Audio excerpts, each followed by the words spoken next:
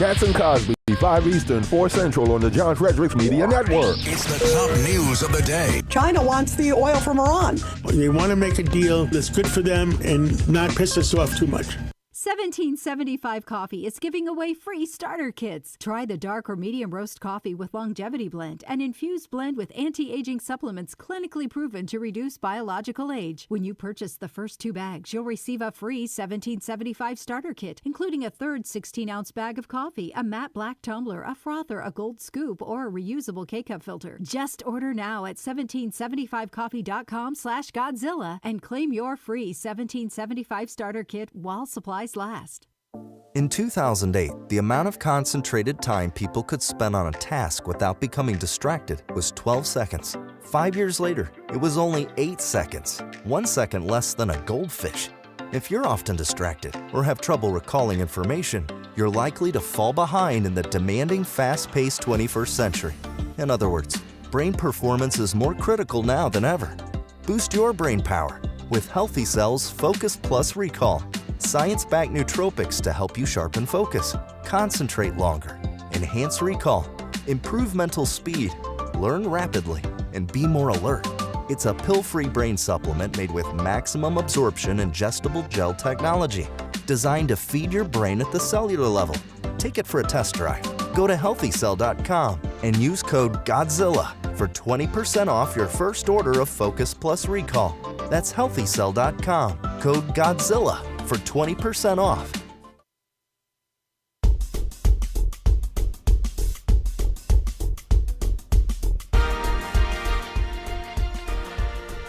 Well, happy Monday morning, everybody.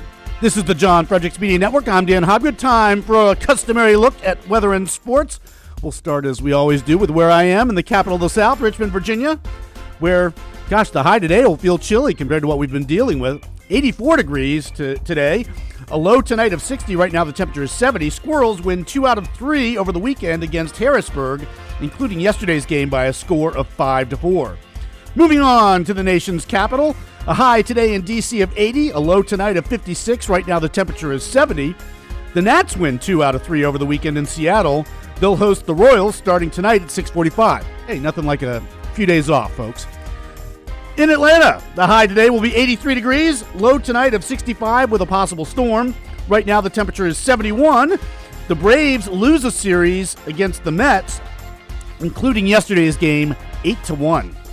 Boy, what a weekend for Mom Donnie, I guess. Ugh. In Nashville, you're going to see a high today of 81, a low tonight of 61. Right now the temperature is 64 degrees in Middle Tennessee. Philadelphia, well, you dropped 2 out of 3 over the weekend to the Brew Crew in Milwaukee. Up next, the Phils will host the Streaking Marlins starting at 6:40 tonight. In the meantime, a high in the city of brotherly love of 78, a low tonight of 58. Right now, the temperature is 69 degrees. Well, Morgantown was sort of up and down over the weekend. West Virginia won the College World Series opener against Troy, but fell to North Carolina last night 5-2. They'll have to win out from here to get to the finals next week. A high in, by God, West Virginia of 71 today, a low tonight of 47. Right now, the temperature is 61 degrees. All right, Pittsburgh. Well, the Mega Maids dropped 2 out of 3 to the Marlins over the weekend. Obviously, Marlins going across the state to face the Phillies from here. All I can say is hurry back soon, Connor and O'Neill. A high in the 412 of 71, a low of 52 tonight. Right now, the temperature is 60 degrees. The Knicks win the NBA Finals in 5 games on Saturday night. And Carolina Hurricanes are your Stanley Cup champions after they won Game 6 against Vegas last night in Las Vegas. Bringing you today's weather and sports update is the Godzilla Wins radio show for the best insight, analysis, and picks. Watch and listen to Godzilla Wins Saturday mornings from 9 to 11 all across the John Fredericks Media Network. Plus, to get John's daily sports pick, go to GodzillaWins.com. Once again, that's GodzillaWins.com. This has been Dan Hobgood for the John Fredericks Media Network. Outside the Box with the Ox is next, followed by the John Fredericks Show. Stay tuned, everyone.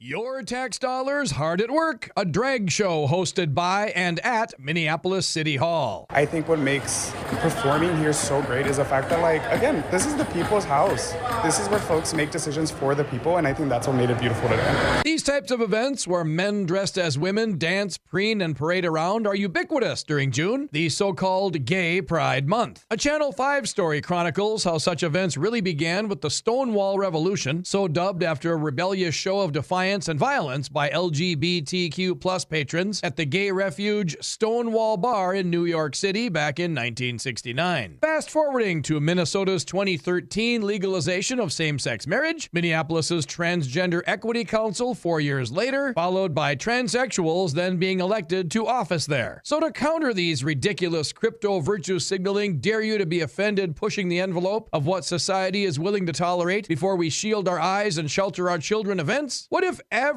heterosexual, non-cross-dressing white people staged an event of their own, showing off who can out-heterosexual, non-cross-dress the other guys? Thinking outside the box, it's not a hypothetical. It's called the Benton County Fair, every first weekend in August, and compared to drag shows, it can be equally disturbing. Only two things scare me. Nuclear war. What's the other thing that scares you? Carnies. Here outside the box with the Ox in the Eastern Time Zone and now in West Virginia on the John Fredericks Media Network. John Fredericks. It is the most egregious thing I've seen in a lifetime. President Trump. The whole thing is ridiculous. When politics start getting wild. They want to have every single thing that you don't want. Raise taxes, men and women's sports. They're going to open up their border. Trump hits the speed dial. Thank you for calling in on such short notice. You came first, John. Wake up with the John Fredericks Show weekday morning, 6 Eastern, 5 Central on JFMN.TV, the massive J-Fred radio network, and all across the socials. You came first, John. Thank you very much, and you do a great job.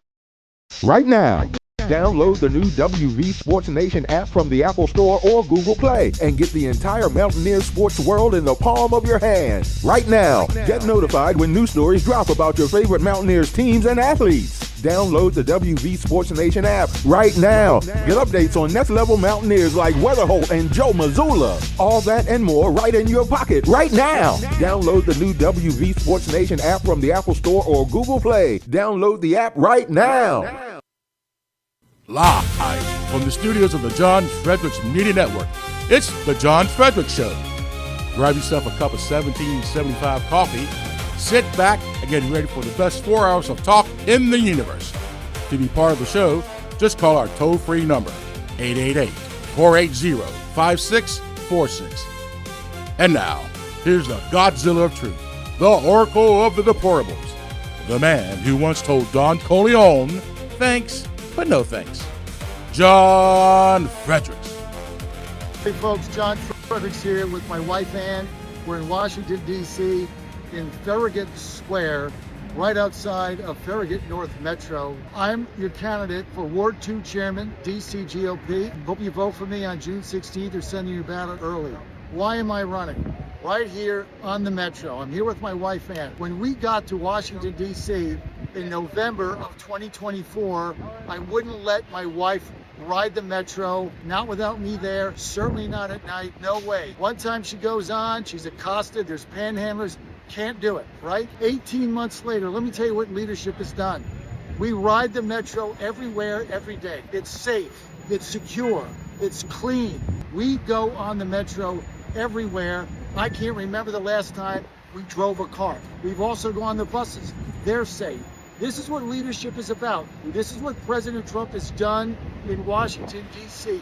In 18 months, we went from never being able to ride the Metro to now here we are riding it every single day as so many people have come up to us. When you see the National Guard people, they've made this city so much safer. Our cops have made it safer. The Metro police are fantastic. The park police, we have to support our blue and support our Metro. Now, the bottom line is we have a choice. We can live in squalor and filth and crime and dirty metros, and you can't ride it, people jumping turnstiles, or we can live in peace and harmony with safety and cleanliness. And that is what we've done here. That is what President Trump's done. And as your Ward 2 chairman, I am going to continue to fight for you every single day to make sure that our ward and our city is clean, it's safe, and it's beautiful. This is my wife, Ann Fredericks. I'm John Fredericks, candidate, chairman, DC GOP, War II. This message has been paid for by Fredericks for Jim. Don't forget to vote. Good morning. You're on the John Fredericks Media Network and all the John Fredericks radio apps. Happy Monday. Well, it's great to have you with us today. Big USC fight at the White House went out without a hitch. Democrats complaining about it right and left. They just complain about everything. They want to be miserable. They want your life to be miserable. They want you to suffer. They want Iran to win the war. They want to say we lost. Everything the president does in Washington, D.C., they criticize. I went to the reflecting pool on Saturday with Ann. I'm going to do a video there tonight. I'm just going to do it. It was absolutely gorgeous. Not a scrap of paper, not trash anywhere. You know, got my picture with the National Guard. They're doing a super job. And now, here we are. It is Monday, June 16th. And as I've told you, for 3 months since this war with Iran began, or 2 months, however long it's been, right? It was actually a week of fighting. I mean, if you look at the fighting, it was actually a week. If you just combine the fighting days. But regardless, 2.5 month war. What did I tell you? It was going to end. It was going to end in June. They're going to sign the peace agreement on Friday. You got the naysayers out there. It's not perfect. Nothing is. But here's the bottom line. Oil just fell to $83 a barrel overnight. It is going to continue to come down because in this agreement, which is going to be signed Friday in Switzerland, which the Iranians have agreed to, the straits get opened right now. Now, there's still some mines there. They have to go find them. Some are floating around. Could be a little while before it's opened at 100%, but it's going to be opened at 85% now. Not tomorrow, not Sunday, today. It's open today. Our blockade is ending today. So there was a peace treaty that was negotiated, and basically we won. 60 days in order to figure out how we're going to get the nuclear enriched uranium out of there. They have no Navy. They have no military. They have no air defense. They have no money. And the straits get open and oil starts to go to $70 a barrel and then down to 60. When it's down to 60, gas will be under $3. Right now, it's dropping. It dropped 4 cents on average overnight. Gas will continue to drop. We are a net exporter of energy. As I have told you, when the gas prices go down and inflation goes down and affordability becomes less of an issue, as everything goes down,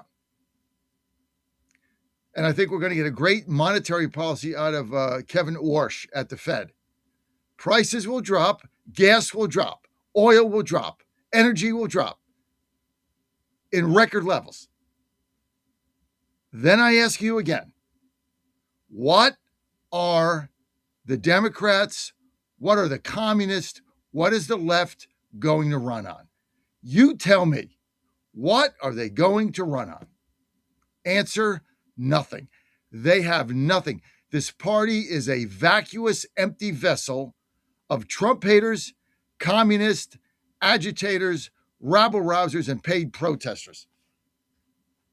And old white women running around with 2 masks on. That is what this party, the Democrats, have become.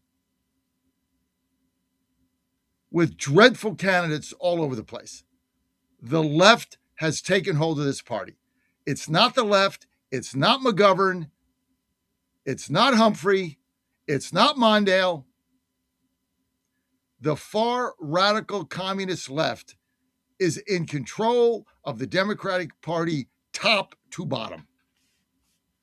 And that's the dilemma that they have. This is why I'm so optimistic about the midterms. Now, we can run all the clips we want about the Democrats blasting this deal and saying we lost and what did we gain? What did we gain? They can't get a nuclear bomb as of today. We gained that. The straits are opened. Fine. They were open before we got there. But now they're never going to get control of them again. This is the thing. This is the buried lead. Not only the straits open, we're in control of it. They'll never be able to control the straits again. There'll be no tolls. There'll be no mines. There'll be nothing. Otherwise, we'll go in there and take Carg Island and bomb them into oblivion. And they know this. Look, the Iranian leaders had a choice. Compromise with us or die. I thought they'd probably choose death. They didn't. They chose to not go to the 72 virgins or whatever it is that those radicals believe in. Not my problem. This is what's got to make sense to you. We did what we had to do. It was 2 months. Gas went up. Now it's coming down. When your entire campaign, folks, is built on one thing, gas prices, and the gas prices plummet, what on earth do you have to run on? This was the danger of what they did. It's short term.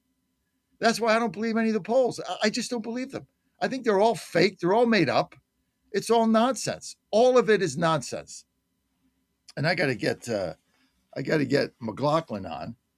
That's my main thing. Let me actually jot that down so that I don't forget because I've been tied up with this campaign. But I'm going to get McLaughlin on this week, pollster, find out what's going on. I got a great show for you today. I want your calls, 888-480-JOHN, 888-480-5646. President Trump did a masterful job in negotiating this deal. He didn't want more bloodshed. He didn't want more death.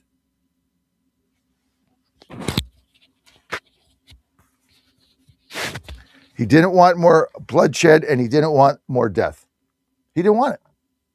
What he wanted was a negotiated peace. But everything he does, the Democrats hate. It doesn't matter what it is. And the fact that Washington, D.C., they challenge everything he does here. And then you get a poll out the other day that says 53% of Washingtonians think the city is heading in the wrong direction. The hell kind of poll is that? This is the most beautiful, safest, cleanest city, urban area in the nation. And President Trump did this in 18 months. This is why I have run this campaign. I cannot believe what I'm hearing and seeing. Like, do you live in the same city I do? You had Rob Crilly on the other day say, well, I don't think the National Guard matters because, crime is down all over the country. Stop. It's down all over the country. Three cops just got shot in Philadelphia. The hell are you talking about? Crime is down all over the country. It's up everywhere. You can't, in these cities, you can't go 2 blocks without taking your life in your hands. And in Washington, D.C., we're down 900 cops. 900. We can't recruit them because we don't stand behind them. Now, maybe we will now, but not if this Janice Lewis George is mayor. It's going to be the same thing. I tell you what, if she wins, Trump's going to end home rule. If we keep the House and the Senate and this communist wins, Janice Lewis George mayor, Trump is going to go to Congress and scrap home rule, and I'm 100% for it. She's running on a campaign to stop Trump. What does that do for my life here? Stop Trump. Free D.C. Free D.C. from what? The lack of trash, squalor, rats. City is overrun with when I got here, with the tents, the needles, the drugs, the crime, the carjackings, the gangs. It was a hellhole. Now it's Disneyland of the North. We're heading in the wrong direction. What the hell does that mean? Who does these polls? Who are you polling? Unbelievable. Anyway, I'm fired up today. Great job by President Trump. You had the patience of Job dealing with these radicals, dealing with these religious fanatics. Now, look, you say, oh, well, the Iranians said they won and it was a great deal for them. Well, what else are they going to say? Oh, we conceded everything. We lost. Hope the U.S. wins the soccer cup. I mean, what are they going to say? They're going to put out nonsense like they always do. They put out nonsense. So who cares what the Iranian officials say? Treaty is signed. Straits are opened. Oh, well, they're going to get $24 billion. Oh, my God, they're going to get their $24 billion. Obama only gave them $2 billion. They're going to get $24 billion. Oh, my God, what a horrible deal. They're going to get $24 billion. No, they're not. First of all, let me just explain the difference. The $1.7 billion that Obama sent him on pallets and dumped in Tehran was taxpayer money, was our money. Came from our coffers, came from the Federal Reserve, was our money that you worked your ass off for every day. We gave them that money to then export terror around the globe. We gave them that. Obama gave them that. The $24 billion in question is their money. They earned it. It's theirs. However they got it, we do not know, but it's their money that we froze. So it's not like our money that Obama gave them. It's their money. And Trump says he's going to unfreeze it and give them limited access to it as they comply with the treaty agreements. Well, it's their money that we have, in effect, frozen. Now, you can say, well, we ought to take it and pay for the oil. Some people say that, or pay for whatever happened. Some people say that. But it's their money. It's part of the negotiation. You're going to get your money back in increments, provided you follow the outline of the agreement, which you signed. Simple. They're not going to get it all Monday or Friday. It's going to get piecemealed out, and hopefully they'll use it to help their people, which I doubt, but they're a sovereign country. They want to burn the cash. It's up to them. We can't be monitoring what they do, except they can't have a nuclear bomb. I never wanted regime change from the beginning. If it happened, it happened. It's never going to happen there. 20% of the Iranians want regime change. The other 80% are happy with the mullahs. So you know what? It's their life. Who cares? If you can't get a bomb, straits are open, oil goes down, Democrats have nothing. Now, all these naysayers, my friend Steve Bannon, one of them, all these naysayers, and I'm not criticizing Steve. I know you guys love Steve. I'm not criticizing him. But I have a right to disagree with them with class. Okay? This is a classy disagreement. I don't agree with them. I don't think we're going to lose the Senate. I don't think we're going to lose 40 seats in the House. I just don't agree. I think the breakup of MAGA is way overstated. I don't think it's real. I think there's a fraction that don't like what's going on. I get it, but things will settle in. So I respectfully disagree with that position. I respectfully disagree with Joe Rogan. Oh, I don't know what Trump is doing. I know exactly what he's doing. He's building a country back to where it should be. He's making it great. The fact that he's, put his name on the Kennedy Center, who the hell cares? All I know is the people that don't live in D.C. can complain all they want. If you live here, that's why I'm running this campaign, just so that I can get the message out like you saw in that video. You can't get it out. There's no media here that will let you get your message out. You have to start one like I've done all over the country. You just start it. You start it. That's it. You just start it. Not a hard thing to do. You start it. Well, it is hard, but that's all we can do. Anyway, don't forget, got a big victory party dinner coming up. Put that up on screen. That's going to be tomorrow night. I can't believe it's finally here. Finally, June 16th is coming tomorrow. And look, check it out. We want you to go to our big victory party. Cora Lewandowski, Morgan Griffith is going to be there. Brandon Beach has got the City Tavern. It's a great event, great venue. We've worked really hard on it. And please come out if you can. If not, we are doing Get Out the Vote on Tuesday. It's very expensive. Running these campaigns is expensive, man. Ann and I have already put a lot of money in it. It's expensive to start from nothing. But somebody's got to do it. If you can help us out with a donation, especially now, because I really need this campaign funds to get the GOTV thing out tomorrow.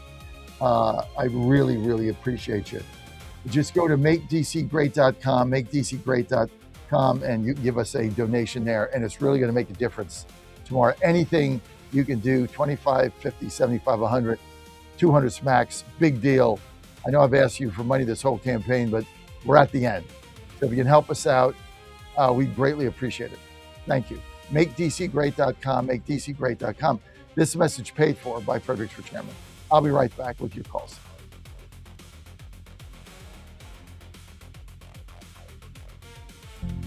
Ponder this. All of God's children, you and I, have been created in God's own image. It's hard to fathom, isn't it? One thing we do know about God is that He is perfectly free. So He created us perfectly free to follow Him and free to deny Him. We have the choice. Our choice, however, has eternal consequences. It is the biggest decision in your life. I'm sure that most of you, if not all of you, want the final elevator ride to go up, not down. How we live on this earth determines our eternal destination, up or down, heaven or hell, and yes, hell is real. God has rules for us to follow in order to be admitted into His heavenly home. Just like the rules you may have for people to enter your home, maybe you do not allow smoking or profane language. God too has rules. There are 10 of them. We are called to obey His rules, not to change them, adapt them, or ignore them. The 10 Commandments guide our entry into eternal life. We must obey His rules in order to enter His heavenly home. I'm Susie Kelly, and I am passionately Catholic. This is Crom Carmichael, CEO of Solti. We got a wonderful email from one of our customers up east named Joe, and here's what he had to say. I started taking Solti almost out of desperation with little hope because I was resigned to the futility that although I was up to taking 2 statins a day, high cholesterol was something I just had to learn to live with. In fact, when I turned 60, after taking a stress cardio test, my doctor called me on a Saturday, which of course is never a good sign, and told me that I was clogged more than 95% of the people my age. I had an angioplasty and a stent procedure done at that time. Today, my stubborn triglycerides are only 1/3 of what they had been before starting taking Solti. My prescription statin dosage has shrunk from 60 milligrams to only 10 milligrams a day. My primary care doctor that I have had for many years still can't believe the results, and neither can I. Thank you, Solti, for providing such a wonderful product. And folks, I want to invite you to take care of your heart also by going to GodzillaHeart.com. That's GodzillaHeart.com. Use the code Godzilla at checkout, and you'll get a 50% discount on your initial shipment. Thanks so much. It's finally here, our second annual mega sale. This sale only comes around once a year, so take advantage of the best offers ever while you can. For example, save 50% on our Giza Dream bed sheets, as low as $29.98. And for the first time ever on TV, MyPillow mattresses and MyPillow mattress toppers, as low as $99.98. And you save 50% on our Lux Pure 6-piece towel sets, regular $69.98, now only $39.98. And our best-selling standard MyPillows, regular $49.98, on sale for $17.98. Wait on it, mega sale only $14.98. But wait, there's more. To make the mega sale even more special, when you order right now, your order's gonna ship absolutely free. To take advantage of the second annual mega sale, go to MyPillow.com or call 800-854-0504 and use promo code Godzilla. A groundbreaking new study shows that there is a safe and inexpensive potential cancer treatment, and it's a drug that many of us already know about, ivermectin. This new study shows that individuals who took ivermectin, the parasite-fighting medication that gained fame during the COVID pandemic, along with the drug mebendazole, saw remarkable results in their battles with cancer. These incredibly promising results have many Americans wondering where they can obtain U.S.-made ivermectin and mebendazole. And that's where the Wellness Company comes in. You see and hear from Wellness Company doctors all the time on this network, and you know that their products are the gold standard for keeping you and your family safe and healthy. The Wellness Company is making 100% American-made ivermectin and mebendazole available at an incredibly affordable price point. Say no to Big Pharma's greed and no to Big Pharma's poisons, and say yes to a company that you can trust to bring you safe, affordable, and effective treatments. If you or someone you love is interested in trying ivermectin and mebendazole, then I urge you to go to twc.health/Godzilla today and order. That's twc.health/Godzilla. Use the promo code Godzilla to save 10%. In 2008, the amount of concentrated time people could spend on a task without becoming distracted was 12 seconds. 5 years later, it was only 8 seconds, 1 second less than a goldfish. If you're often distracted or have trouble recalling information, you're likely to fall behind in the demanding, fast-paced 21st century. In other words, brain performance is more critical now than ever. Boost your brain power with Healthy Cells Focus Plus Recall. Science-backed nootropics to help you sharpen focus, concentrate longer, enhance recall, improve mental speed, learn rapidly, and be more alert. It's a pill-free brain supplement made with maximum absorption ingestible gel technology, designed to feed your brain at the cellular level. Take it for a test drive. Go to HealthyCell.com and use code GODZILLA for 20% off your first order of Focus Plus Recall. That's HealthyCell.com. Code GODZILLA for 20% off. Stop. Really? Is that the first question? We won the game 20-10. Try another question. We played the game to win the game. All right. How about third down then? What is going on with third down? It's one game. Last game, we were great on third down. You're looking at this from the wrong perspective. LSU won the football game. Won the game. I don't know what you want from me. What do you want? You want us to win 70-0 against Florida to keep you happy? No, I think people want to know why you can't run the ball, quite honestly. We can run the ball. Did you see the last play of the game? That's all you need. You just need one. There's ridiculous questions. You know what? You're spoiled. You're spoiled. This team is 17-1 at night. 17-1. Give them some respect. He's the voice of Virginia. No, you can't. You have one of the worst voices I've ever heard in my life. And the commander of common sense. Fire at will, Commander. Now back to the John Fredericks Show.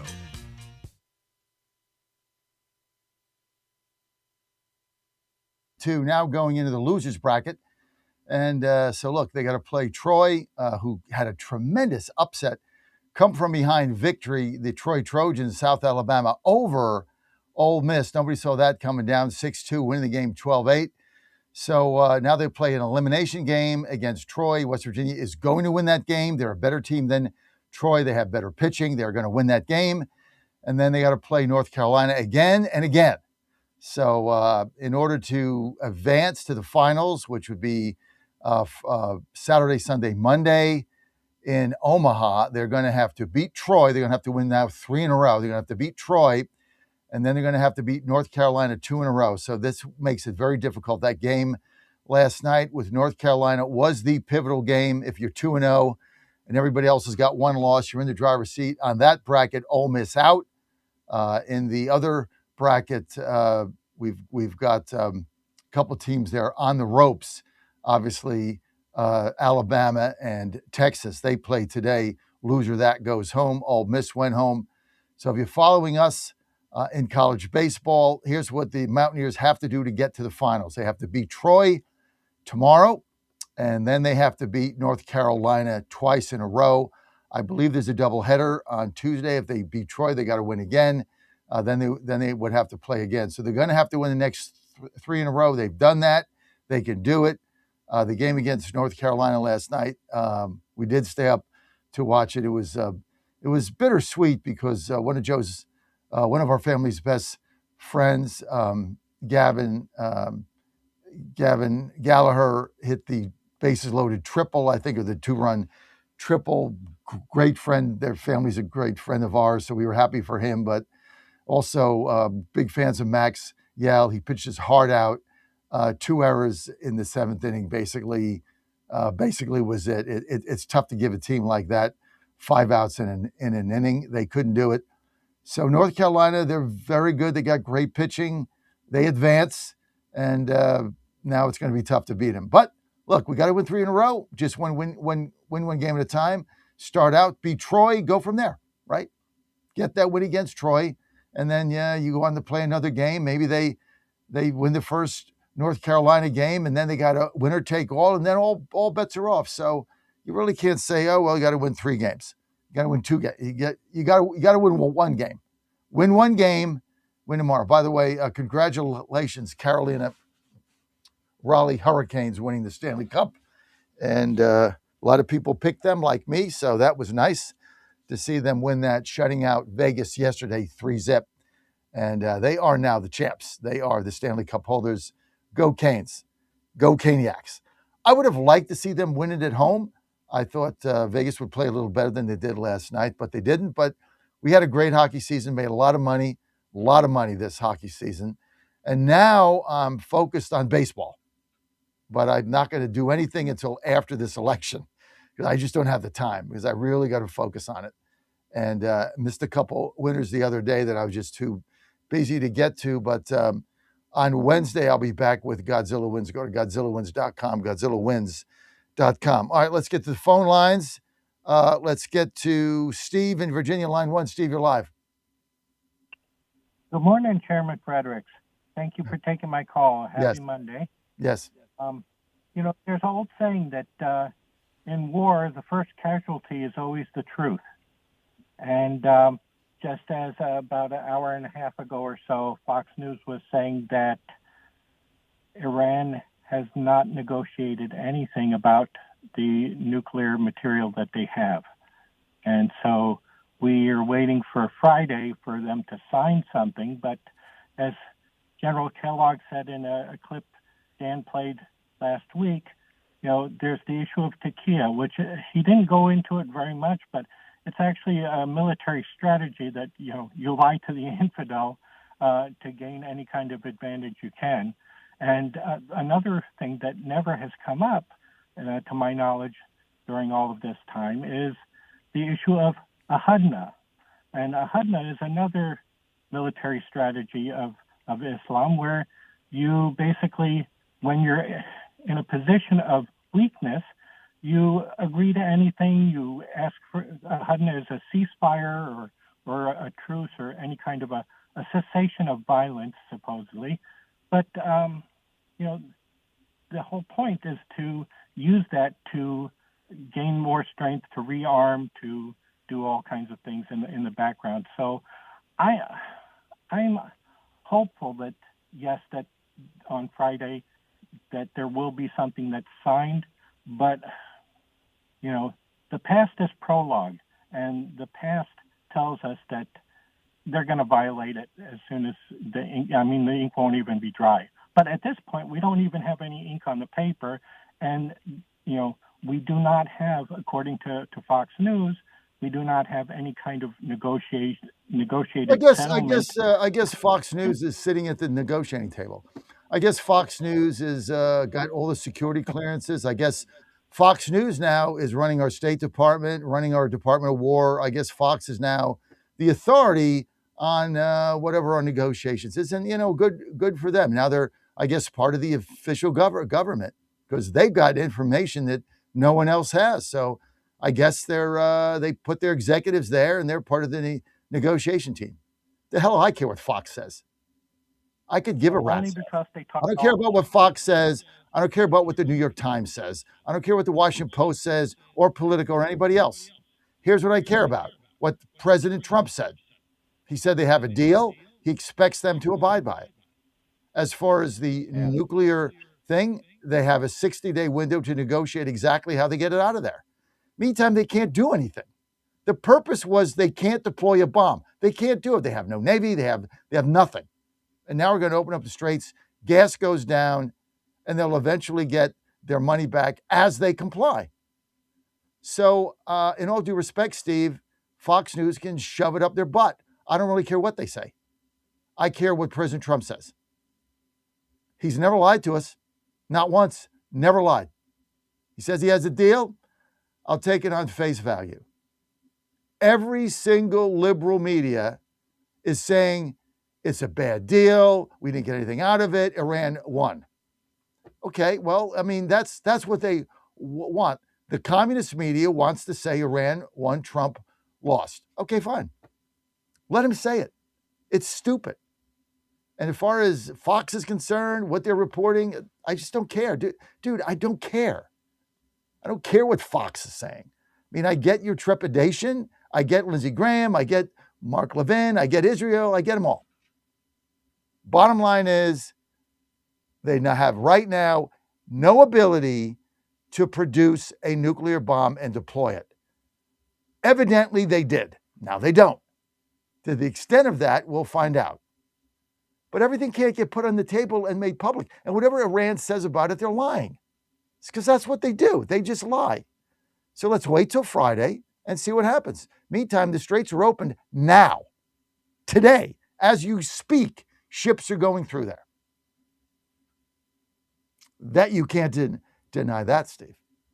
Steve, I'll give you the final word. When it comes to Fox, I don't put a lot of stock in what they have to say about things. However, they do talk to all the leakers. So, that's That's what it's worth. When So people that's want to where be we an are now, anonymous Steve. source. That's where we are now, is where taking on face value discredited leakers talking to Fox. Is that where we've devolved to now as a country? I mean, is that where we are? President says something out, we're not going to believe him. We're going to believe Fox. Okay, Fox is banging the Israeli drum, dude. They bang the drum every day. Bang, but bang, but bang, but bang. Israel first. Bang, but bang. Israel again almost blew this thing up by sending missiles into Beirut. They never stop. Israel tried to gum this up every way from Wednesday. Understand this. This is why I'm done with Israel. They have purposely tried to derail these talks. You want to go take Carg Island, go ahead. Soon as we're done with this, I don't really care what you do. But I am done with Israel. Because what they did yesterday was try to derail these talks again. You want to take out Iran, you want regime change, go in there and do it. Nothing to do with us, our kids, our troops, our money. You want to do it? Do it. You're a sovereign country. But once again, last night or Saturday night, they're bombing Beirut, trying to upend the peace treaty, upend the talks.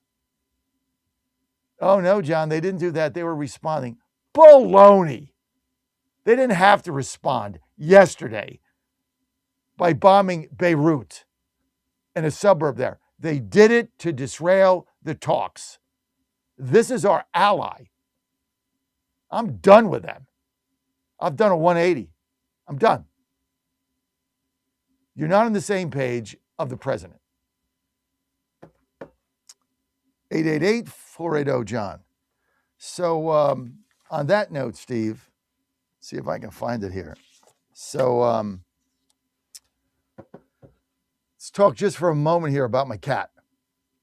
So we live in a high rise by the White House, and there's a big window. There's big windowsills, and there's this one window that he sits at, because we have a little perch there, so we can look out at the window and overlook the park. It's about 10 stories up. So once in a while, the birds will come there and they'll harass him because they know he can't get out the window. Or the birds will come and he'll go crazy and he'll scratch the window and they fly away. So this weekend, he was asleep. So not one, not two, not three, but 4 pigeons come up there. 4. It's a pretty high.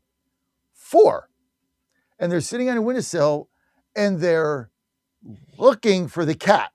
They're actually peering in our window, mocking the cat because he's asleep and too lazy to go up there. Sound asleep, sprawled out in God knows what closet or chair. Sprawled out asleep.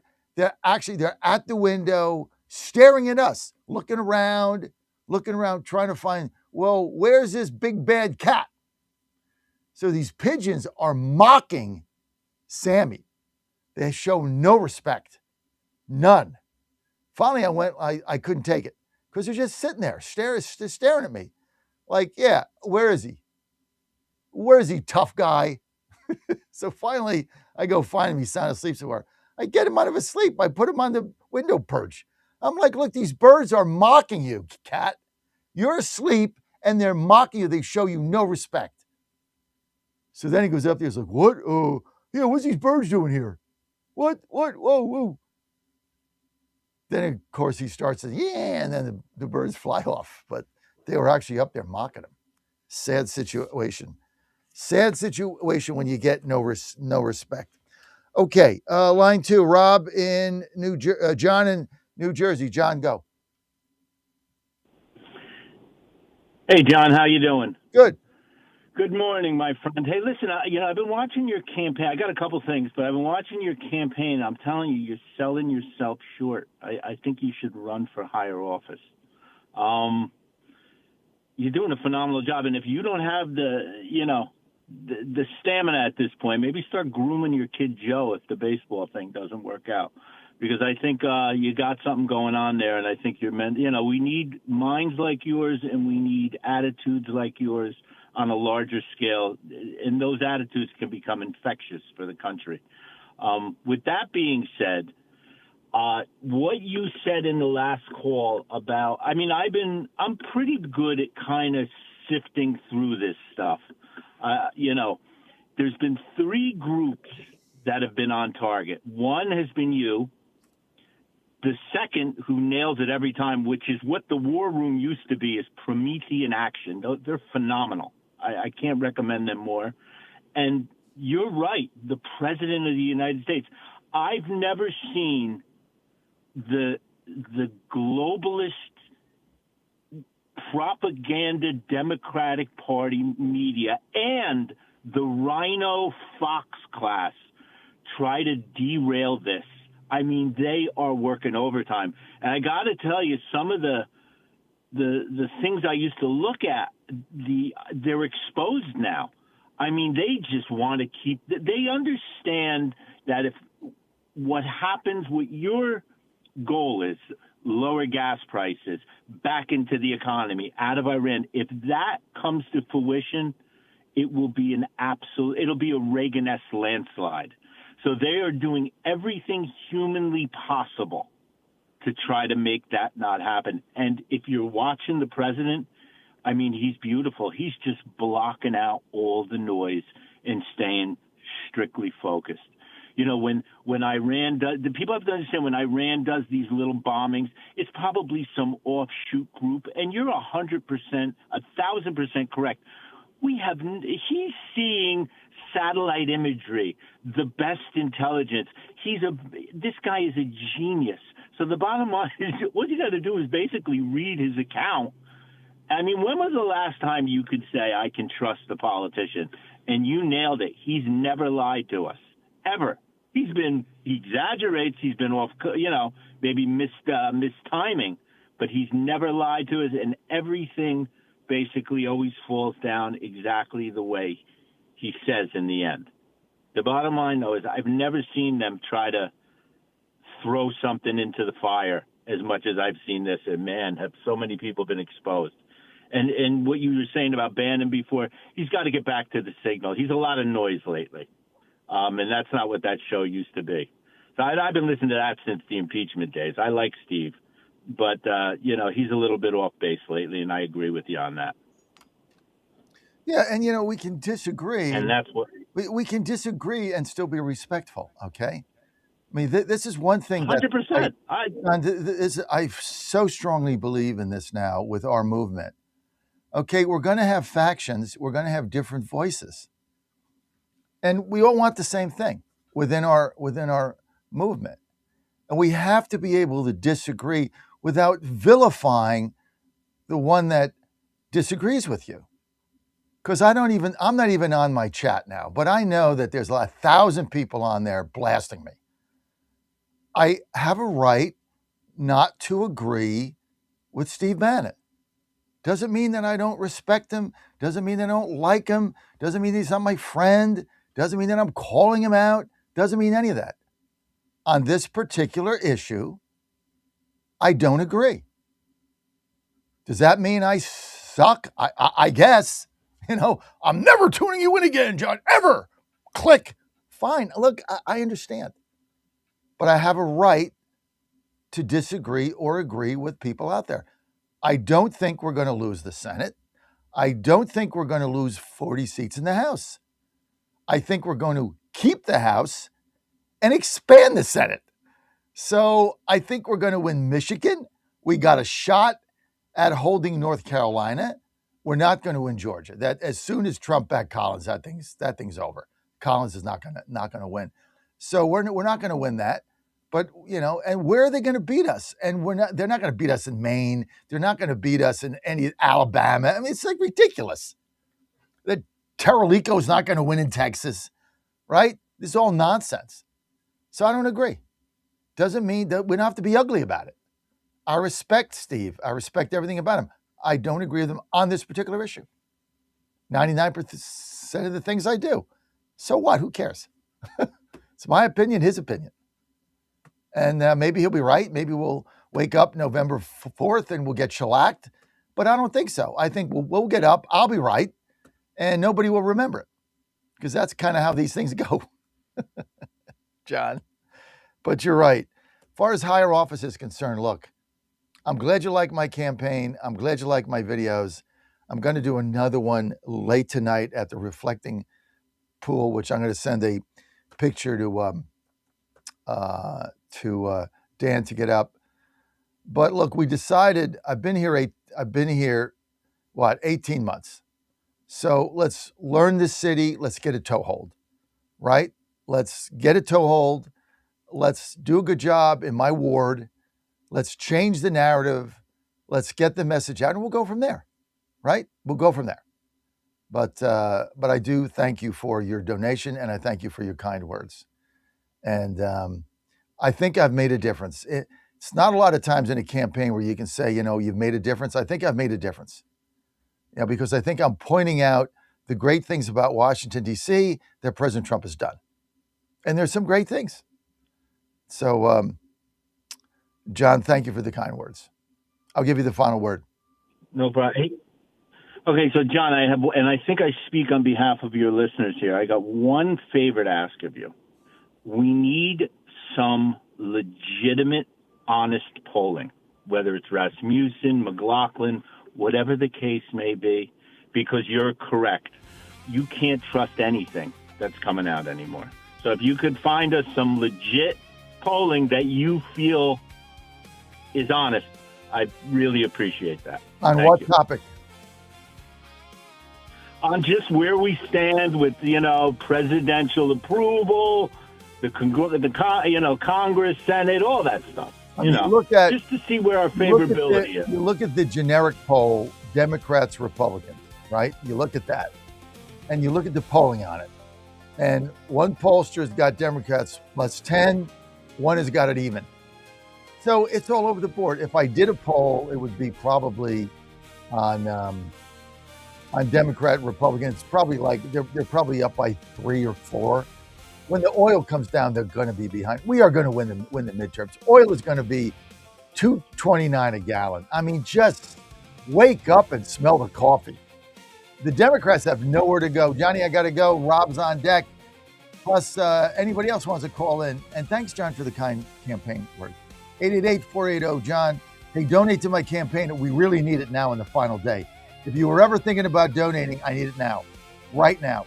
Go to makedcgreat.com, makedcgreat.com. Thank you. 299 DB 107.7 Barn Air, 100.5 FM Goochland, and WJFB Portsmouth. Breaking news this hour from Town Hall. I'm Rich Thomason. Wall Street futures are soaring as oil prices tumble following announcement of a memorandum of understanding between the U.S. and Iran. Vice President J.D. Vance tells Fox News this deal means Iran will never be able to have a nuke. President Trump making the announcement on his Truth Social page, saying the deal with the Islamic Republic of Iran is now complete. Congratulations to all! ! I hereby fully authorize the toll-free opening of the Strait of Hormuz and simultaneously herewith authorize the immediate removal of the United States naval blockade. Ships of the world, start your engines, let the oil flow! Laura Winters reporting. But there are some key differences in the way the U.S. and Iran describe the deal, which in any event may be signed on Friday. Talks on Ukraine and Moldova joining the European Union are underway today. Viktor Orban's loss in the Hungarian election in April and a new position taken by his successor have allowed these talks to begin. They will focus first on democracy in Ukraine. Among other considerations, Kyiv will have to show it's made sufficient progress on tackling corruption. The overall accession process could run for years. With Ukraine's battle-hardened military and cutting-edge drone technology, President Zelensky argues the EU needs his country for the future security of the whole continent. That's the BBC's Nick Beak. Russia unleashed a massive overnight attack on Ukraine's capital, Kiev. A centuries-old religious site heavily damaged, and 5 rescue workers were killed in northeastern Ukraine. The war expected to be discussed at the G7 summit in Geneva. President Trump is on his way to the summit now. Stock futures are sharply higher on Wall Street. Dow futures up 436 points. NASDAQ futures are up 607 points, gain of over 2%. More on these stories at townhall.com. Hey, I'm Kirk Cameron. Is health insurance eating up your budget for 2026?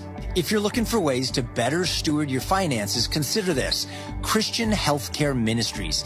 It's a health insurance alternative at half the cost. Join CHM today by visiting chministries.org/wellness. While insurance companies tell you when to join, what to pay, and where to go, CHM is different. As a ministry, CHM allows you to share the burden of medical bills with other Christians. You can enroll, switch programs, or leave at any time. Christian Healthcare Ministries. It's a world of difference. CHM has 4 flexible programs. You can pick any certified doctor, surgeon, or hospital that you want for eligible care. So make the switch. Take your paycheck back from health insurance this year. Join CHM today by visiting chministries.org/wellness. That's chministries.org/wellness. If you're the parent of an infant, there's a recall you should know about. Nara Organics is recalling its organic baby formula after a multi-state outbreak of infant botulism. The product is sold nationwide in Target stores and online. Federal authorities say 3 babies became ill in April and May in California, Pennsylvania, and Washington after ingesting Nara Organics whole milk organic powdered infant formula. The Food and Drug Administration says the children were hospitalized and given FDA-approved treatment for infant botulism. Infant botulism is rare, but serious. It's caused by bacteria that produce a toxin in the gut. I'm Donna Warder. Swiss voters have rejected a proposal to cap the country's population at 10 million. The initiative, led by the right-wing Swiss People's Party, was seen as a move against migration. Preliminary results show nearly 55% oppose the measure, with a turnout of almost 59%. Townhall.com. He lived his life on the very edge, and ultimately that is what led to his demise. He was known as the Spider-Man of Yemen, and he has died after falling into a volcano crater. Authorities say 30-year-old Al-Kwaki Ibn Antar was climbing the steep walls of the Hardad Dam volcanic crater without safety equipment when he lost his grip and fell. Antar had gained fame for his high-risk climbing videos, which often went viral. Jason Walker reporting. President Trump has celebrated his 80th birthday by announcing that preliminary agreement to end the Iran war and with a UFC cage fighting event on the White House lawn. The UFC event, which is also part of the 250th anniversary of the Declaration of Independence, featured 7 fights and thousands of spectators. More on these stories, townhall.com. In 2008, the amount of concentrated time people could spend on a task without becoming distracted was 12 seconds. 5 years later, it was only 8 seconds, 1 second less than a goldfish. If you're often distracted or have trouble recalling information, you're likely to fall behind in the demanding, fast-paced 21st century. In other words, brain performance is more critical now than ever. Boost your brain power with Healthy Cell's Focus Plus Recall. Science-backed nootropics to help you sharpen focus, concentrate longer, enhance recall, improve mental speed, learn rapidly, and be more alert. It's a pill-free brain supplement made with maximum absorption ingestible gel technology, designed to feed your brain at the cellular level. Take it for a test drive. Go to healthycell.com and use code GODZILLA for 20% off your first order of Focus Plus Recall. That's healthycell.com, code GODZILLA for 20% off. Washington is wasting $500 million every year on a federal supervision system that doesn't work. Probation officers are overwhelmed. Resources are going to people who pose zero threat, while actual dangerous individuals slip through the cracks. The Safer Supervision Act stops the waste and refocuses every dollar on protecting families from harm. President Trump's own pollster found about 80% of Trump voters want this fixed. It's time for Congress to get this done. Stop the waste. Protect our communities. Visit safersupervision.com. Paid for by the Reform Action Fund. Tired of fumbling for your phone, wallet, or keys? Don't put it in your pants, put it in your pocket. Meet T-Pocket, the practical tees, the shirt that keeps it all in reach. Designed in the USA, assembled in the South, these tees feature smart built-in pockets for easy access. Long sleeve, short sleeve, available in most colors, with your favorite teams and logos to come later. Shop the full lineup now at tpocket.net. Fast shipping, easy ordering. Grab yours today and level up your everyday carry. Put it in your pocket with T-Pocket. tpocket.net. For the first time ever, we're bringing you My Pillow mattresses and mattress toppers for as low as $99.98. Remember, sleep's all about temperature and pressure points. Whatever sleep needs you have, we have the right technology for you. Like our My Pillow mattress topper, our queen size has over 10,000 individual comfort supports to help relieve your pressure points. And how about our 3-inch Hybrid Plus mattress topper? It's infused with copper and silver to help your body get the restorative sleep it needs. And our My Pillow and Case Coil mattresses, I personally helped develop these mattresses to make sure they have everything needed to give us great sleep. Plus, they're made right here in the USA, and they ship right to your front door, absolutely free. Go to mypillow.com or call 800-854-0504 and use promo code Godzilla to get MyPillow mattresses and toppers for as low as $99.98 and free shipping. A groundbreaking new study shows that there is a safe and inexpensive potential cancer treatment, and it's a drug that many of us already know about, ivermectin.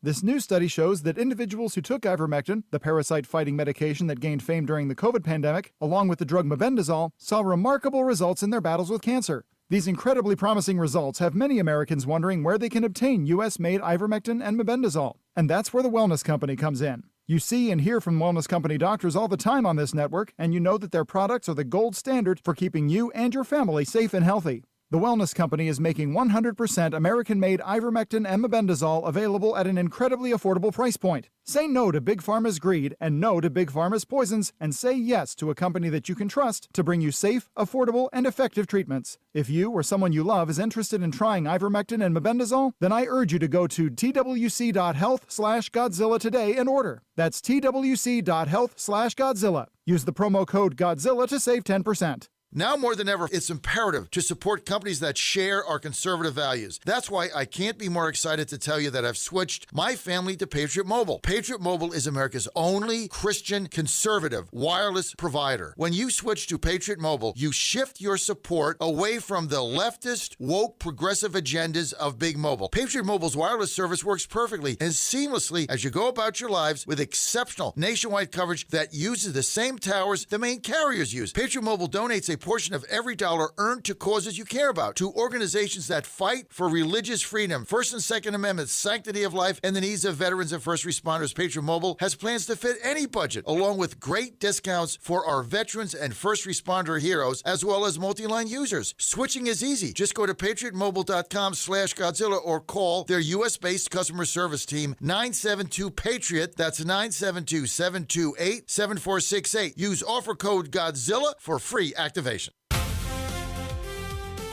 Live from the studios of the John Fredericks Media Network, it's the John Fredericks Show. Grab yourself a cup of 1775 coffee, sit back, and get ready for the best 4 hours of talk in the universe. To be part of the show, just call our toll-free number, 888-480-5646. And now, here's the Godzilla of Truth, the Oracle of the Deplorables, the man who never has a failure to communicate, John Fredericks. Okay, Dan, this is the first time I heard that opening. Was that Larry that did that? Larry from Richmond? Dan? Yeah, that was Larry. Larry and I, we're having fun with these. I hope that's okay. I love it. I love Larry doing that. He's got the voice for it. He's got that booming, like, voiceover thing going. Yeah, and, it sounds like you guys are having fun doing it. Yeah, we've been getting in every other weekend or so to put a few more down. It takes us an hour because we just keep cracking up the whole time. That's pretty funny. You guys are very creative. Larry, I want to give Larry a big shout out. I didn't know anything about it. And finally, the first time I heard it, I'm like, wait a minute, that voice sounds familiar. Who is that? Yeah, Larry from Rich Vegas. Then I'm thinking it's Big Larry from Rich Vegas. Yeah. So hey, why not involve the loyal followers of the show? I love it. You know, this is Now, you look, say all the time. This is their you've show. done So that. yeah, this is their show. You've done a remark. Well, it is. You know what? I love that you said that because you got to really embrace that. Mm-hmm. You got to embrace that. This is their show. That's why we put this on the air. That's why I get up every day at my age so that I can give people a voice. Like, you know, and look, we don't always have to agree. Like, I didn't agree with Steve. I love Steve to death in Virginia. I didn't agree with him. I don't really care what Fox says, but he's got a right to his opinion like I do mine. We got to get every voice out there, right? And if you have something to say, or you want to vent, or you want to disagree with me, or you have a point to make, or you just feel like saying something, 888-480-JOHN. Talk to Dan. He doesn't bite. 888-480-5646. Dan, but I love what you guys are doing. I really do. And thank you. And the next time those pigeons are up there mocking my cat, I'm going to take a video of it. I mean, the four of them they were actually, you know, they were staring in the window, like staring at me. I'm on the 10th floor, like staring at me. Like, what is your deal? I didn't do anything and they were like looking around like, where's the cat? Just mocked him. Oh my God. I said to Sammy, I said, dude, I mean, I know you're a little older now. I know you're 10 or 11 years old. I guess he's 11 years old. I know you're getting a little older, but I mean, you can't allow these birds to come up here and just disrespect you. I mean, they're total disrespect. Like, they know you can't get through the window, so now they come up and torment you while you're asleep. Oh God. And then of course I get up today, I get out of the shower. Oh my God, this is too disgusting to say on air, right? But that's not going to stop you. No, he's thrown up all over the place. With my bare feet on, I'm like, you gross cat, why did you throw up? And of course, you know, this weekend we brought in a new plant. So what does he do? You know, no matter where we put the plant, he climbs up, he eats the plant in the middle of the night, he eats the plant and then throws up all over the place. That's like, cat, you know what? The birds are disrespecting you. You're throwing up all over the place. You're eating my plant. And, you know, now you're on my S list. So hit the road. And he's like, where's my snacks, Dad? Like, I'm not giving you crap, cat. Hit the road. So off he went into Joe's room. And I had to get some out of there. He's asleep on his bed. I'm like, hit the road. So that's the deal with that. That's my Sammy update. Let me give a couple of, I got Rob plus other callers. Anyway, Dan, excellent job. Thank you. Let me give a shout out to a couple of donations I got just right now. Jim Forrestal, Jim in Peachtree City, Georgia. Jim, thank you. I really appreciate it, Jim. Thank you so much. Really makes a difference and very inspiring. And also very nice what John said about my campaign. Because, you know, you try to make a difference. You don't think you're breaking through. Although, Dan, I did get a front page article on the Washington Post about my campaign. And one of the Post reporters, not the one that did the story, called me and said, we got the hottest mayor's race going on in the country. And the only front page story so far in the Washington Post was you. So I guess we're getting out there, right? We are trying to make a difference, but I'll have another video out. And I got to send you that picture, Dan, on the reflecting pool. Jim from Peachtree City, Georgia. Jim, thank you. Thank you for your very generous and kind donation. Also want to give a shout out to Paul De Palma in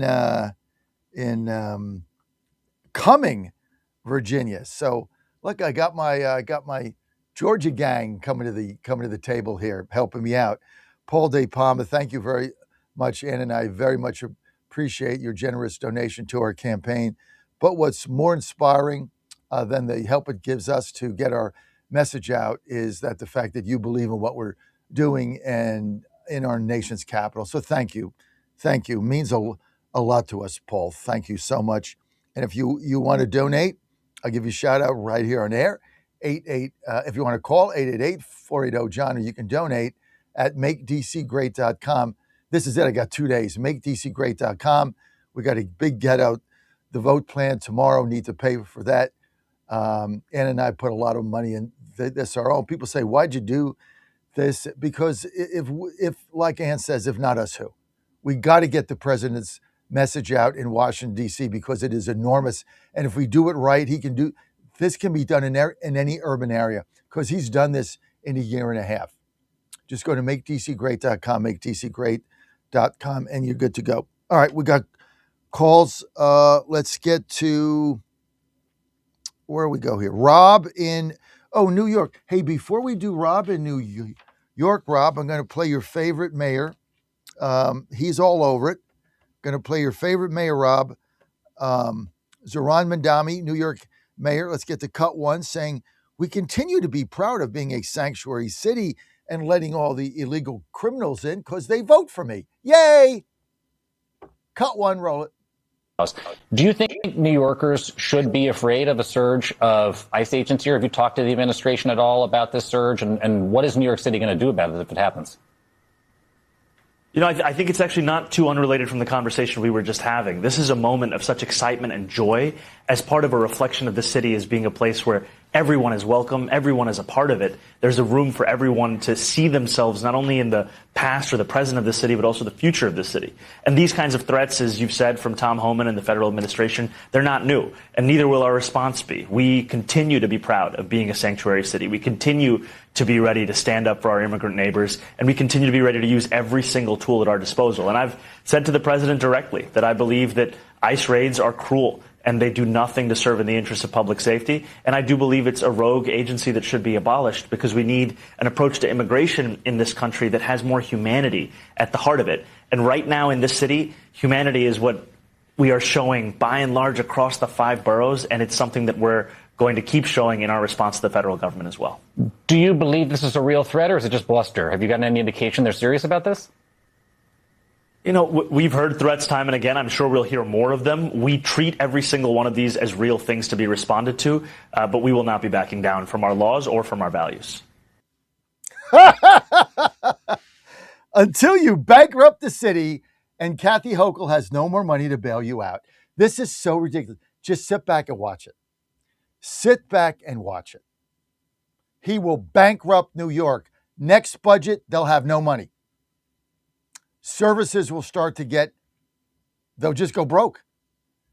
You can't open your doors and give people hotel rooms and food and money and healthcare and education with no money coming in because everybody's leaving. This is your utopia that will collapse around you. Just get out of the way, folks. Let him do it. What President Trump should do is pat him on the head. Nice job. Keep doing what you're doing because this thing is going to collapse and we are not bailing him out. And when the riots come and the burning comes and the fires come and the looting comes, there'll be no National Guard, dude. Get your immigrant army to do it. Look, this is what they want. They want chaos, they want bankruptcy, and they want all the illegals there that become their power base. This guy's got a power base he's building through illegals, criminals, what you name it. They're all going to go there, and they're all his foot soldiers. That's his plan. Get out of the way. Get out of the way. Let him do it. Let him bankrupt the city. The flight out of New York is going to be, it's going to make your head spin. It is coming. And they will have no money. So they have no ability to raise it. And anybody that's staying there is an idiot. Why would you stay there and they're going to take everything you have. They will eventually strip you of everything. They're going to start confiscating your property. That is next. That's why they put in the comrades in their housing and building division. You can't move. You can't sell it. They'll simply confiscate it because they don't like you. He said that on the camera. People just got to wake up, man. Am I the only one saying this? He said it right in the camera. If we don't like you as a landlord, we're going to confiscate your property and turn it over to a nonprofit and give you a fair value. I don't know, $1? If you want to sell and move out, well, you got to go through our coding process, which could take 5 years to put your property on the market. You can't move. You're in jail. You can't escape New York.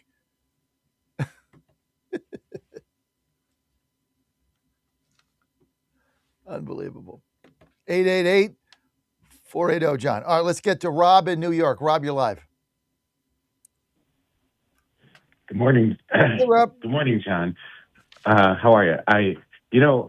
Part of me was sympathetic to what Steve was saying. So I hope this deal goes, is able to hold. I'm not that optimistic that the Iranians will hold on it. But here's something interesting I read from Joel Pollack that he posted to X. And Joel, just in case if your listeners don't know, I believe he's the editor of Breitbart. He said one interesting thing about this is Iran's now dependent on the U.S. And I think he's right on that. I think people are missing that point. Because look what we were able to do with Besant helping destroy their currency. We learned last week that Trump was pulling millions of barrels of oil out of there in the middle of the night. So, yeah, these guys are nuts, and they're going to have a death culture, some of them over there. Not necessarily the people. We're talking those who are supposedly in charge. But I don't see major things changing other than the fact that we set them back pretty far on their nuclear ambitions. And we showed that unlike other presidents, this president, Donald Trump, is willing to drop a hammer on these guys. And I think a lot of people are missing that point. So, yeah, there's going to be a lot of unhappy people. They thought maybe we would knock out everybody, bomb them to turn the place to glass, do regime change, or do other crap that's gotten us into 20-year conflicts that we never win. So I'm very cautiously optimistic here. And I also don't think that Israel is going to be stopped. And I know you're saying you did a 180, and I know some people got really annoyed with Netanyahu. I get it. But I don't see Israel stopping cleaning up the mess with Hezbollah now that this MOU is supposedly signed. Let them flush that out. That helps the Israelis living up north live in security. And it also helps the Lebanese people. There are plenty of good people in Lebanon that their lives were turned upside down because of Hezbollah. So I'm very optimistic, especially when you see those oil prices go down. So I'm not going to be a party pooper over this. Is it a perfect deal? No. But as you say all the time, don't let perfect be the enemy of the good. It's a great line. It's true. I mean, I'll be honest. I'm not jumping for joy over this deal, but it could have been a hell of a lot worse. A hell of a lot worse. And why don't you like the deal? The one thing I don't like is I just don't trust these guys in Iran. That's my main thing. I really don't trust them. So, but we got to trust the president. He's reshaped the Middle East. So what would your alternative be? If you say you don't trust them, Rob, then you wouldn't trust any deal we made. The deal could be, we're going to give up everything and you get everything, but you wouldn't trust that either. So if you don't trust them, that means you don't trust any deals. So which is a legitimate position to take. What do you think we should do? I trust deals when we have someone who's really serious on the other side. Like for example, but they're not serious. They're not serious on the other side. I'm not disputing. Right, that's what I'm saying. Okay, but I'm not disputing your hesitation on this deal. But the point you made was, I don't trust any deal. I don't trust them. So what is your alternative to that? What do you think we should have done? The only problem, the only other alternative would have been to bomb them to smithereens, but that's not a good solution either, because you would have wound up literally murdering a whole bunch of people who have nothing to do with this. Okay, so again, if you don't like the deal, so I don't. The problem, John, I'll be honest, I don't have an alternative. That's the problem. So that's why I'm cautiously optimistic over this. Okay, I'm not joining the crowd that says, oh, we sold out to Iran. Oh, we did this. This is just JCPOA too. We just did the same thing as Obama. No, I don't agree with that either. But I could be unhappy with some things, but at the same time understand the bigger picture. And the bigger picture is a lot of the things that you discussed and others discussed. That Strait has to be open. We can't have these nut jobs having bombs, and we got to get back to business as usual. Not business as usual. We got to get back to good business because there's a midterm coming up. I don't want to see a blowout because you get a lot of people pissed off at $5 gasoline. I'd rather be looking at 2 something as we go into the midterms, or maybe even less. Gasoline was $3.99 down the road for me yesterday. There was a massive line because it's been closer to $5. Now it's at $3.99. We're moving in the right direction. And you live in New York. Right, and that's with the high New York taxes. Can you imagine that?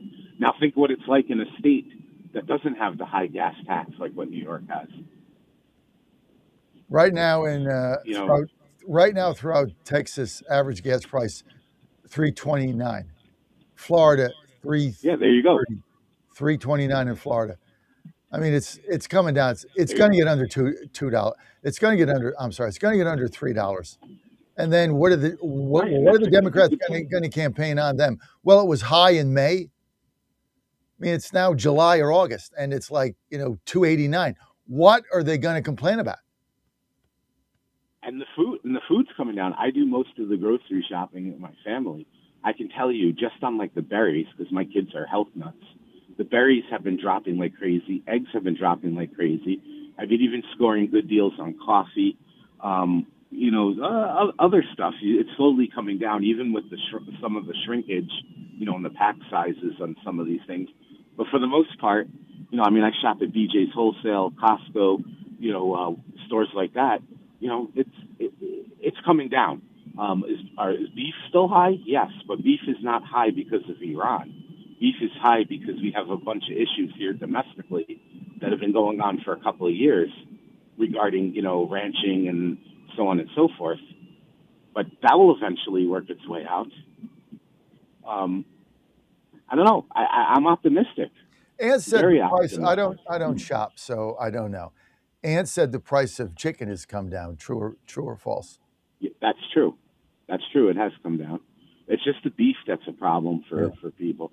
Tell you, we eat a lot. We don't eat as much of it. Well, we eat a lot of chicken in our home. We eat a ton of chicken and fish. We eat a lot of fish, a lot of chicken. We eat beef, but we're not big. Like we're not eating steak three times a week, but a lot of chicken. So she was happy about Same here. All right, Rob. Thank you. Thank you for your perspective. Always appreciate it, Rob. Thank you. Be well, John. Very insightful. Rob, New York, with his communist mayor there. Thanks, Rob. Too funny. The Trump administration has brought a lot of positive changes when it comes to fixing our broken healthcare system. The reality is, however, that there's only so much government can do.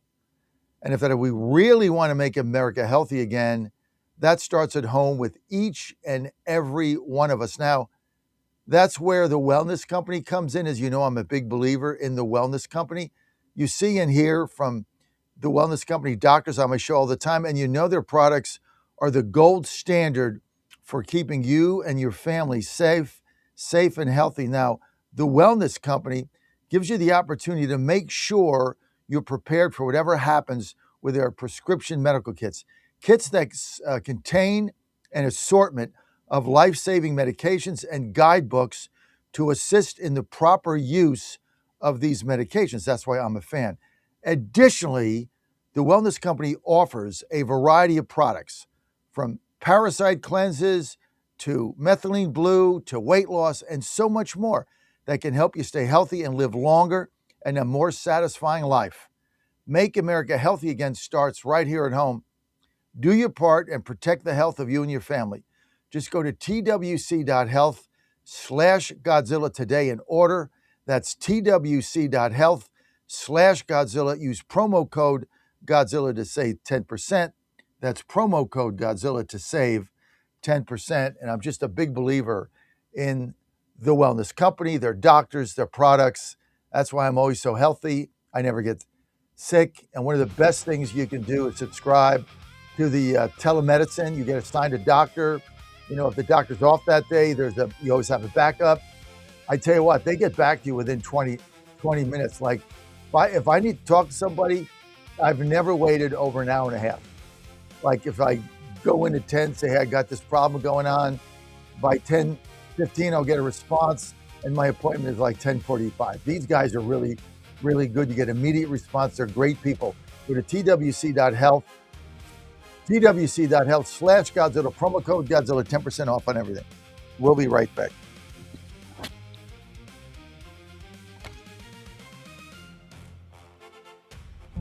Ponder this. Have you ever been so hungry that not only is your stomach growling, but you become lightheaded and shaky? Your blood sugar has hit an all-time low. It seems that when this occurs, no amount of food can satisfy this type of hunger.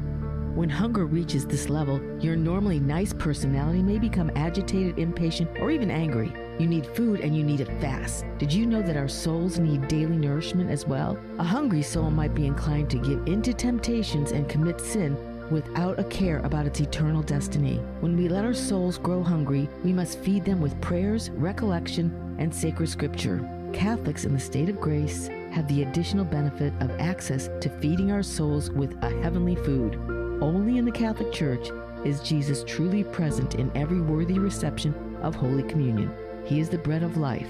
His words, come and see. I'm Susie Kelly and I am passionately Catholic.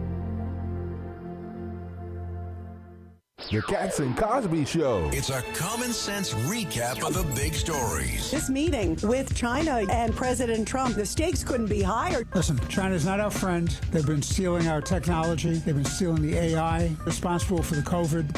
We have to be very, very careful about giving stuff to China. Cats and Cosby, 5 Eastern, 4 Central on the John Fredericks Media Network. It's the top news of the day. China wants the oil from Iran. They want to make a deal that's good for them and not piss us off too much. All right, folks, I need you to do something right now. Go to johnfredericksradio.com and take our brand new 2028 Republican presidential straw poll. Who do you want leading the ticket? Don't let the elites decide. Make your voice heard. While you're there, weigh in on 2 huge issues: eminent domain reform and President Trump's tariff policies. Are they protecting American workers or hurting growth? This is your movement, your vote, your voice, your choice. Go to johnfredericksradio.com right now and take the poll. This summer, as we prepare to celebrate Independence Day, Hudson Paint Electronics Corporation reminds us that for 250 years, American pride has lived in the hearts of its people, reflected in every sacrifice and every flag raised high. This salute to America is underwritten by Hudson Paint Electronics Corporation in Madison Heights, your full-service commercial alarm and surveillance system specialist. For the highest grade security and fire alarms, HD night vision, and life safety systems, call 434-847-5583. Hudson Paint Electronics Corporation says this summer, fly your flag high. Happy 250th birthday, America. 1775 Coffee is giving away free starter kits. Try the dark or medium roast coffee with longevity blend, an infused blend with anti-aging calcium alpha-ketoglutarate, which has been clinically proven to reduce biological age. When you purchase the first 2 bags, you'll receive a free 1775 starter kit, including a third 16-ounce bag of coffee, a matte black tumbler, a frother, a gold scoop, or a reusable K-cup filter. Just order now at 1775coffee.com/Godzilla and claim your free 1775 starter kit while supplies last. Money for the ballroom comes up for a vote. You're in Congress. Yay or nay? Right now, I don't feel it's a priority, but the president, I think we could get a lot of views on vote. There's 2 cards, red, green. There's only 2 Listen, cards. I bleed red. Are you going to vote yes or no for the ballroom? It's a simple question. Ola. I don't think it'll ever hit the floor or hit a. There are other things that are Political answer. priority before the ballroom. So you're not going to answer the question. Here's the problem. You're running for Congress. People want truth and clarity. I've given you 2 questions. You hedged on. I don't think that the ballroom is a priority. So you'd vote no. See, this is the thing. I don't think it's a priority, but I will never go against the president. You can't. He's the voice of Virginia. No, you can't. You have one of the worst voices I've ever heard in my life. And the commander of common sense. Fire at will, Commander. Now back to the John Fredericks Show. You got me on the John Fredericks Media Network. Great to have you with us. I am your Godzilla of the truth in America, your oracle of the deplorables, Dr. Peter McCullough coming up. Hey, there's never a better Monday than having the doc on. It's all good. And I should be their poster. I should be the wellness companies. Like, I should be on the billboards, like those sandwich boards that they have, like walking around. Like, look at this guy, 68. Look how healthy he is. He never gets sick because I follow the wellness company, Dr. McCullough, Dr. Kelly Victory, all my great doctors there. So, I take all their stuff and I got my medical emergency kit. I got my contagion kit. Where's that? Right here. I got it all, man. So I don't want to get sick and lose time. And who wants to do that, right? Suffer? No way. Well, life's too short, man. Every day is an important day in the life. Speaking of that, the scripture of the day, Peter 4:8, above all, love each other deeply because love covers over a multitude of sins. Peter 4:8. That's my verse of the day. Dr. Peter McCullough coming up momentarily. And first, though, let's get to the phone lines and let's get to Larry in Rich Vegas. Larry, your voiceovers are great. I never really expected it, but great job. Thank you, John. I appreciate that. I just wanted to thank you for allowing me to be just a little small part of the show. I've been listening to you ever since you started back in Chesapeake when I had to, on my other job, had to drive for 2 hours from Richmond to Chesapeake to pick up my parts for my customers. And me and Dan just have a blast. And give a shout out to Dan. That studio looks fantastic now. And like you said, we have a great time. It's so much fun. And I just want to thank you for that, especially when I was going through my cancer and everything. You all support me, and we got to meet each other up in Northern Virginia at the Republican meeting that Saturday night, and I got to meet everybody, and that's what it's all about is the people, and you do that so well, John. Well, I want to thank you guys for the whole thing, and it's been great. So I want to thank you for all you do. Thank you so much. Thank you so much. You're very welcome. Dan, I keep tell Dan he's the man because your show has just gotten on such a higher level now, and the production is everything. And I know you can depend on him, and I know he loves you and Ann. And this is what about it is. It's about a team, and you got to have the right team and keep that team swinging. And that's what Dan does. He laces them tight every morning, and that's what the show is all about. Is how we communicate with each other. And the greatest thing we have is our free speech here in this country, and you allow that to happen. Well, thank you, Larry, and thank you for all you do, and thank you for the call. Dr. Peter McCullough coming up in just a moment, and I just want to tell everybody our big victory party tomorrow, Tuesday. Got one more day to help us out. Big get out the vote. My election tomorrow, Tuesday, running for DC Ward 2 chairman. If you're in the area, you want to pop by, we'd love to have you. Tickets only $50.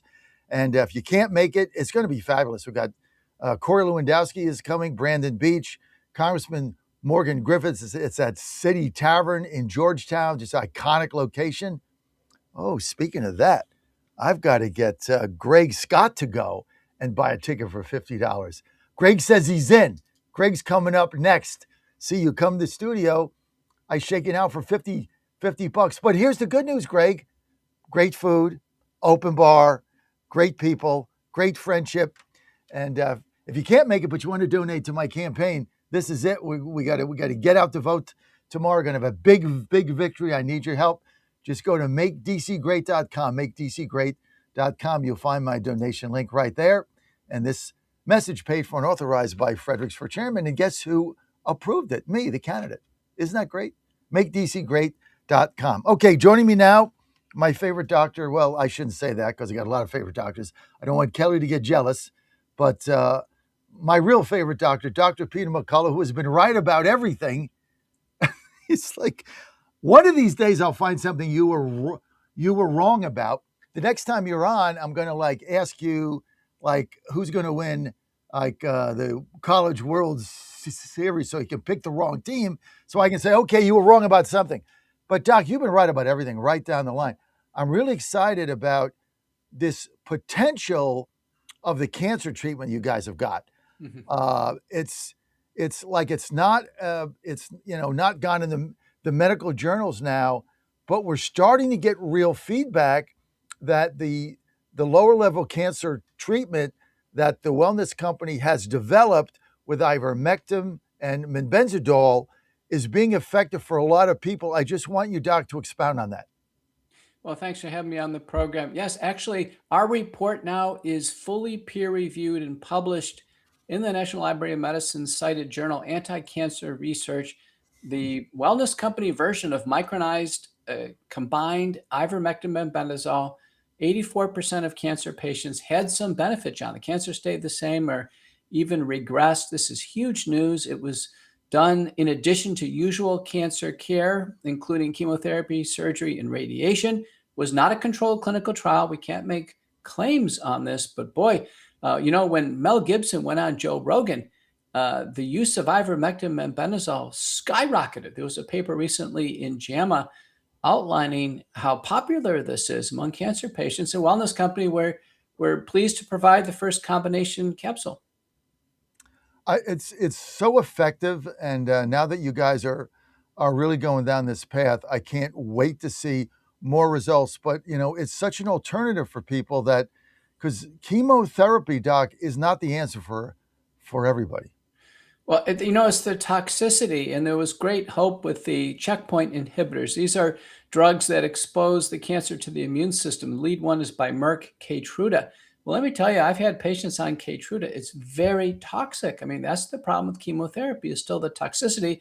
With ivermectin and benzodol, it's free of serious toxicity. There's about 25% of patients who had side effects, but over 90% were able to stay on it.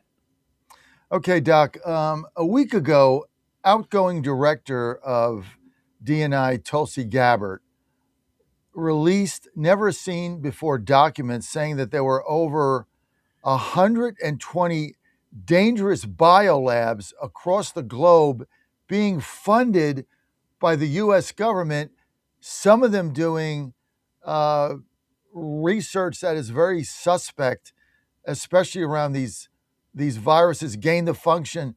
What is your reaction to this?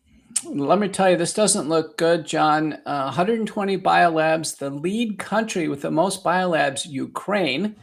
U.S., multiple agencies were working on things to directly make people sick. There's no doubt about it. Anthrax and others. And now that Russia is annexing Ukraine, now invariably some of these labs are going to come under Russian control. That's been a huge blunder. And to make matters worse, guess which lab is not on the 120 list from Tulsi Gabbard? The Wuhan lab. So they're still covering up the Wuhan lab. So we had Avril Haines before Tulsi Gabbard and now Tulsi Gabbard. So the ODNI is still part of the Wuhan cover-up. Why? Fauci's got a 10-year preemptive pardon. He seems to be untouchable. The whole world got sick from what went on there. We've had a couple low-level reports from ODNI. There was a unanimous House vote, John, a few years ago. It's the only unanimous U.S. House Representative vote that I can remember in the last few years to release all the Wuhan documents. Who was involved in Wuhan from the U.S. government? And right now, that cover-up is still ironclad. I just want to ask you this question. I don't want to get into geopolitics, Dr. McCullough, but you've been on the front end of this since the beginning. I mean, you opposed Fauci from day one. Now we find out. So I got a couple things here. Now we find out that basically Fauci has said that they wanted to stoke fear in the American public in order to get them to buy in to their closures and mandates. What is your reaction to that? Yeah, I think that was all leading up to getting people to accept a new genetic vaccine. That's what this was all about. All the roads led to taking vaccines. And, here we are. It's 2026. You just think Trump, RFK, that they would drop this COVID vaccine booster program. No one's taking them. Guess what, John? Another booster was announced for this fall. United States is still pouring billions of dollars into unwanted boosters from Pfizer, Moderna, and Novavax. Doc, who would take one of these? I mean, all of the injuries now that are being reported, and the fact that people that took one shot, like my Ann and me, well, we took the spike detox for, I don't know, 18 months after that because of all the problems with it, heart and everything else. Why on earth are they still promoting and paying for the taxpayers these stupid shots? It's a stupendous observation. You know, every time they come up with a booster, the virus is mutated to where the booster is obsolete. So I think they throw most of the doses down the drain. And you know who could have used spike detox for several years? Kyle Busch, the NASCAR race driver, died within 24 hours of a hemorrhagic pulmonary syndrome, a pneumonia. We described an exact similar case to a man his age in Dallas, and it was due to the vaccine. When is this all going to come out, Dr. Peter McCullough? You know, one of the constructive steps, if Tulsi Gabbard is outgoing, she needs to comply with the U.S. House of Representatives vote. And actually, Josh Hawley from the Senate wrote ODNI years ago and said, release all the Wuhan documents. We need incredible press and public pressure on Gabbard to finally release all the Wuhan documents. There's probably a ton in there to figure out who is doing what and how they got the whole world sick. Unbelievable. You know, the more we dig into this, the worse it is. And that Fauci report, I think it came out, it was buried over the weekend. You know, basically, people close to him say that, you know, his whole objective was to stoke fear within the American public. Here's my question, though. It's off, kind of off the topic, and then I'll get back to Ukraine.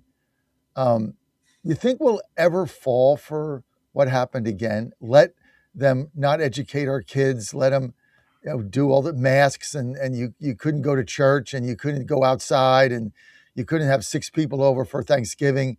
You think we'll ever fall for that again? I think it's 50-50 right now. A Rasmussen poll indicates 54% of Americans believe the vaccines have caused large numbers of deaths, but there's another 50% who think the vaccines are perfectly fine, who probably think all the lockdowns and measures are fine. I went and saw my mom in a nursing home yesterday, and the gal sits at the front desk. This has gone on for years now, John. She's still wearing a mask. She's nowhere near the patients. So it's now part of people's permanent facial, expression is to wear a mask. You see these people in the airports all over. I mean, it's embarrassing. I mean, it's like they look like clowns. And, you know, you just go by them, and I always shake my head because I'm thinking to myself, they don't do anything. Like, all they do is you breathe in your own carbon monoxide. Like, it doesn't do anything. It's virtue signaling. Look at me. I'm a left-wing communist liberal. I mean, that's basically all it is. It's so ridiculous. You know, you see him here in Washington, D.C., and, you know, what you notice about him, none of the people here that wear masks on the street live here. They all come from Montgomery County, Maryland, or Northern Virginia. They're gated communities, and they show up on the metro wearing a mask. And I swear to God, it looks like they look like clowns. Like, why don't you stick a rubber hose on and you'll be all set for the circus? You know, it's ridiculous. Have you ever seen people handling your luggage at TSA or other places and they're wearing rubber gloves? Why are people wearing rubber gloves? Actually transmit germs from one thing to another. The human hand actually has some innate immunity. The human hand, if you watch the human hand, it can't be beat by rubber gloves. These wasting latex rubber gloves everywhere is completely ridiculous. The masks, you know, when people wear a mask, John, the fibers go down in the lungs and you can't get them out. I mean, this poor lady who I've seen her for 6 years continuously wear a mask. I worry about her pulmonary health. Unbelievable. Let's get back to Ukraine. Why would we be funding biolabs in war zones? How does that make sense? Well, most of this started back in 2014 or so. And And I think it was a complete blunder. I was in Russia 2008, 2010. They were talking then in Russia about annexing Ukraine back. So listen, Russia's aspirations to reacquire Ukraine, that's been going on a long time. Why in the world would anybody plant biolabs there for the Russians to be able to take over? It's like a huge geopolitical blunder by the U.S. Unbelievable. It's just like, why are we doing this? It seems like it doesn't matter what we do. These bureaucrats in the government just do whatever they want. I mean, it's very frustrating. And the fact that there's another booster shot coming out, like, who would take it? But it's funded by the taxpayer. So the pharmaceutical companies make money whether they take it or not. Like you said earlier, they throw the majority of them down the drain. They flush them down the toilet, but they got paid for them. Right. It's pure waste of money. Moderna is going to, I think last year got $1.8 billion. Do you know how hard a drug company has to work to earn over $1 billion? That's considered a blockbuster drug. Moderna spent no money on developing, marketing. That's just gravy. That's just U.S. funds going right into the hands of Moderna executives. Unbelievable. Dr. Peter McCullough from us, The Wellness Company. Dr. Peter McCullough's been right about everything. You name it, he's been right about it. Doc, let's get to the summer here and tick season. Now, everybody knows about ticks, Lyme disease, etc. But it seems that I'm reading more and more this spring. There seems to be a proliferation of ticks out there, people getting bitten all over the place. What do you recommend? Why is it happening, and what do you recommend? Well, a couple important points. Now, if it's the deer tick, which is all over where you are, is certainly down in Oklahoma and Texas, the concern is Lyme disease. And Lyme disease is a disaster if you don't treat it early. So you need a medical emergency kit. The Aqua Color kit has doxycycline. The protocol is you get a tick bite, within 72 hours, take a dose of doxycycline. It's a big capsule, but it's going to help prevent this disaster of Lyme disease. The other tick story, John, is the tick with a white dot on it is called the Lone Star tick. And the Lone Star tick transmits alpha-gal syndrome. And John, you're not going to like this, but alpha-gal syndrome causes somebody to become allergic to red meat about 3 to 6 months later. I don't like that. So, but why more tick bites now than normal for the spring? Like, what? There's got to be a reason for that. It seems like the ticks are proliferating, and we may be in a zoonotic cycle where there's more and more ticks. I just had a patient get a Lone Star tick bite, and concerned about developing alpha-gal syndrome. Where one of the leading tick research centers is, John. Pennsylvania well. Yes. It's actually in Stroudsburg, Pennsylvania. Really? Yeah. And that's where, believe it or not, the state of Pennsylvania pours a ton of money into this tick research center, and the ticks are carrying all kinds of diseases. What, other than what we're going to tell you after you get bit in a minute, what is the best thing to do to stop getting bit? To certainly wear long sleeve clothes. And if you see a tick on you, get it off ASAP. I was biking this weekend, and I brushed past some bushes, and I just looked down at my legs, and I thought I felt something there, and it wasn't a tick. But boy, if it was a tick starting to try to make its path to the skin, then you've got to get it off. Fortunately, us guys have hairy legs, thank goodness. The girls don't, so the ticks attach. The most common place for a tick to bite you, John, is on the back of your arm, the triceps area, and you never see it because you don't look back there. Right, that's right. Now, if you do get a tick bite, what can the wellness company do in order to help you immediately, Doc? Well, our medical emergency kits certainly have the sterilization pads and things that you need. The tick needs to be removed. You can use some tweezers, but make sure you get the whole tick out. The tick buries its head. It's kind of like an animal sticks its head in the sand. It buries its head in the skin. You've got to get the head out, clean it really good. I advised some Benadryl. I didn't know if the alpha-gal syndrome was going to be immune-mediated or not for the Lone Star tick. If it would have been a deer tick, and you can tell them apart easily, the deer tick does not have the white dot, and the Lone Star does. So if it's a deer tick, doxycycline immediately from a wellness company emergency kit. Okay, so here, I've got my contagion kit here. Wellness company, I got 2 of them at home, 1 on the bus. Doc, I can't remember the last time that I've missed a day from work and been sick or been in bed. It's got to be a long time. Why? Because whenever I start to feel anything, sickness, when you get up and you've got that sore throat and you know it's coming, right? You know it's coming. You can feel it. Or you're stuffed up. You know it's coming. If you can get to your medical emergency kit and your contagion kit immediately, Doc, go in there, look at the guidebook, Z-Pack, ivermectin, antibiotics. Your symptoms are there. If you want to get in touch with your doctor, if you have the subscription like I do to get the telemedicine, you can do that, but you don't have to. It's right in the guidebook. So I take my stuff preventative immediately, and the next day, the day after that, I'm fine. And that's why I'm never on my back. I'm never sick in bed. Why waste time being sick? Go to the doc in a box, sit there for 2 hours with all these illegals in there. Why would you put yourself through that when you can get your contagion kit and your medical emergency kit right now?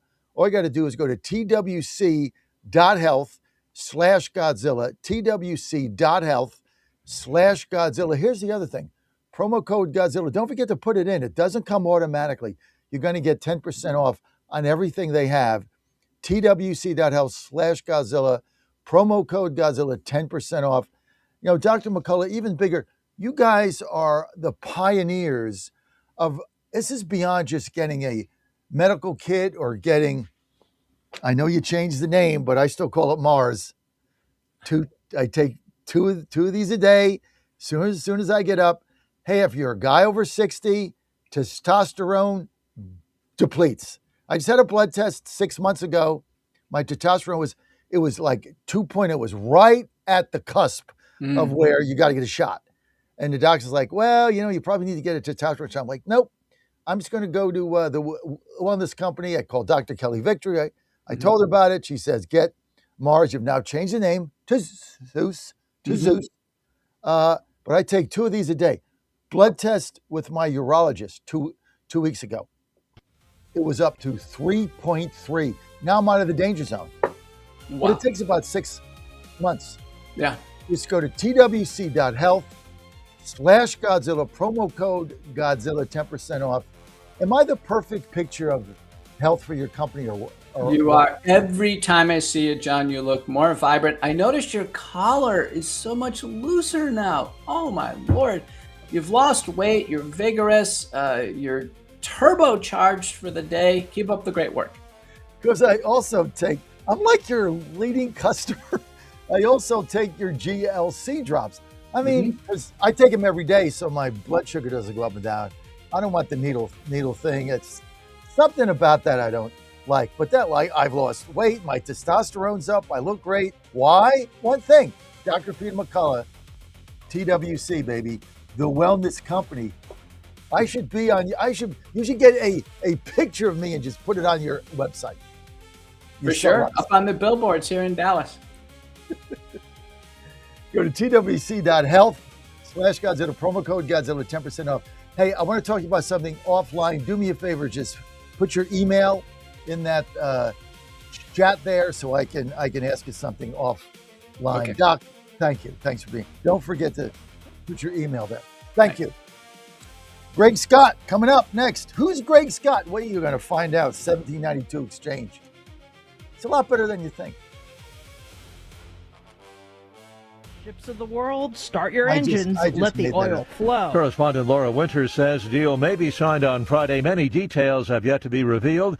Uncertainty does remain over the future of the Iran nuclear program. President Trump is on his way to Europe for the G7 summit. Along with the Iran situation, Russia's war on Ukraine will be discussed. Russia has launched another massive attack on its neighbor. Joining a growing list of countries, Britain plans to ban the under-16 crowd from using a range of social media apps. Prime Minister Keir Starmer has told a news conference he will fight back if technology companies resist the social media apps ban intended to protect children from harmful content and excessive screen time. He says he is not prepared to compromise on the safety and happiness of our children. The move makes the UK part of a growing global movement to tighten online safety for children. Australia, Canada, Brazil and Indonesia have introduced legislation or requirements for children's access to social media, whereas France, Spain, Denmark, Thailand and South Korea are among others studying or developing similar approaches. I'm Charles Phillips. A dozen people died in the crash of a plane on a skydiving outing yesterday, Butler, Missouri. The aircraft went down in a field and burst into flames. Watching Wall Street, the Dow futures are up 488 points. NASDAQ futures 652 points higher for a gain of just over 2%. More on these stories at townhall.com. The following is a real-life story from Trinity Debt Management. When I was feeling the stress of too much credit card debt, I looked at two different options: debt settlement and debt management. They may sound the same, but guess what? They're not. Debt settlement seemed like a quick fix, but I found out it would destroy my credit, create tax headaches, and hit me with huge fees. They actually told me to stop paying my bills. No way, not me. Then I turned to a debt management plan developed by the team at Trinity. They worked with my creditors, lowered my payments, reduced my interest, saved me thousands, and paid off my debt. And Trinity is a Christian company, which is important to me. If credit card debt has you down, call Trinity at 1-800-990-6976. My name is Heather. Please forget debt settlement and remember Trinity Debt Management. 1-800-990-6976. Optimism over the prospects for an end of the Iran war is sending the cost of crude down sharply. A new week of trading on global oil markets began approximately half an hour after President Trump announced a deal had been done with Iran. Despite the lack of details, oil prices fell, reflecting traders' belief that global supplies will increase as a result of the agreement. The president's post ended by saying, "Let the oil flow." How quickly that will happen remains to be seen, giving shipping companies are concerned about the safety of their crews and ships. The BBC's Jonathan Josephs. The mid-air collision of two helicopters over Rio de Janeiro has killed all 6 people on board the aircraft.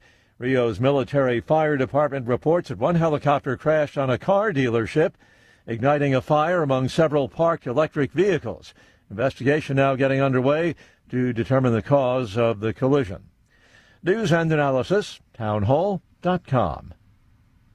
In Georgia, a U.S. Senate hopeful is celebrating being President Trump's latest MAGA pick in the GOP primary. Representative Mike Collins celebrated his 11th hour endorsement from President Trump on Sunday and dismissed any ideas that the Republican president's stamp of approval is a risky bet in a potential showdown with Democratic Senator Jon Ossoff in November. Mr. Trump disclosed his choice of Collins over former football coach Derek Dooley in a middle-of-the-night social media post that praised the second-term congressman for his loyalty. The Republican candidates are competing Tuesday for the chance to unseat Ossoff in one of the most closely watched campaigns in the November midterm elections. Bernie Bennett reporting. The Congolese Ministry of Health is reporting confirmed Ebola cases in Congo, increasing to 782 with 181 deaths.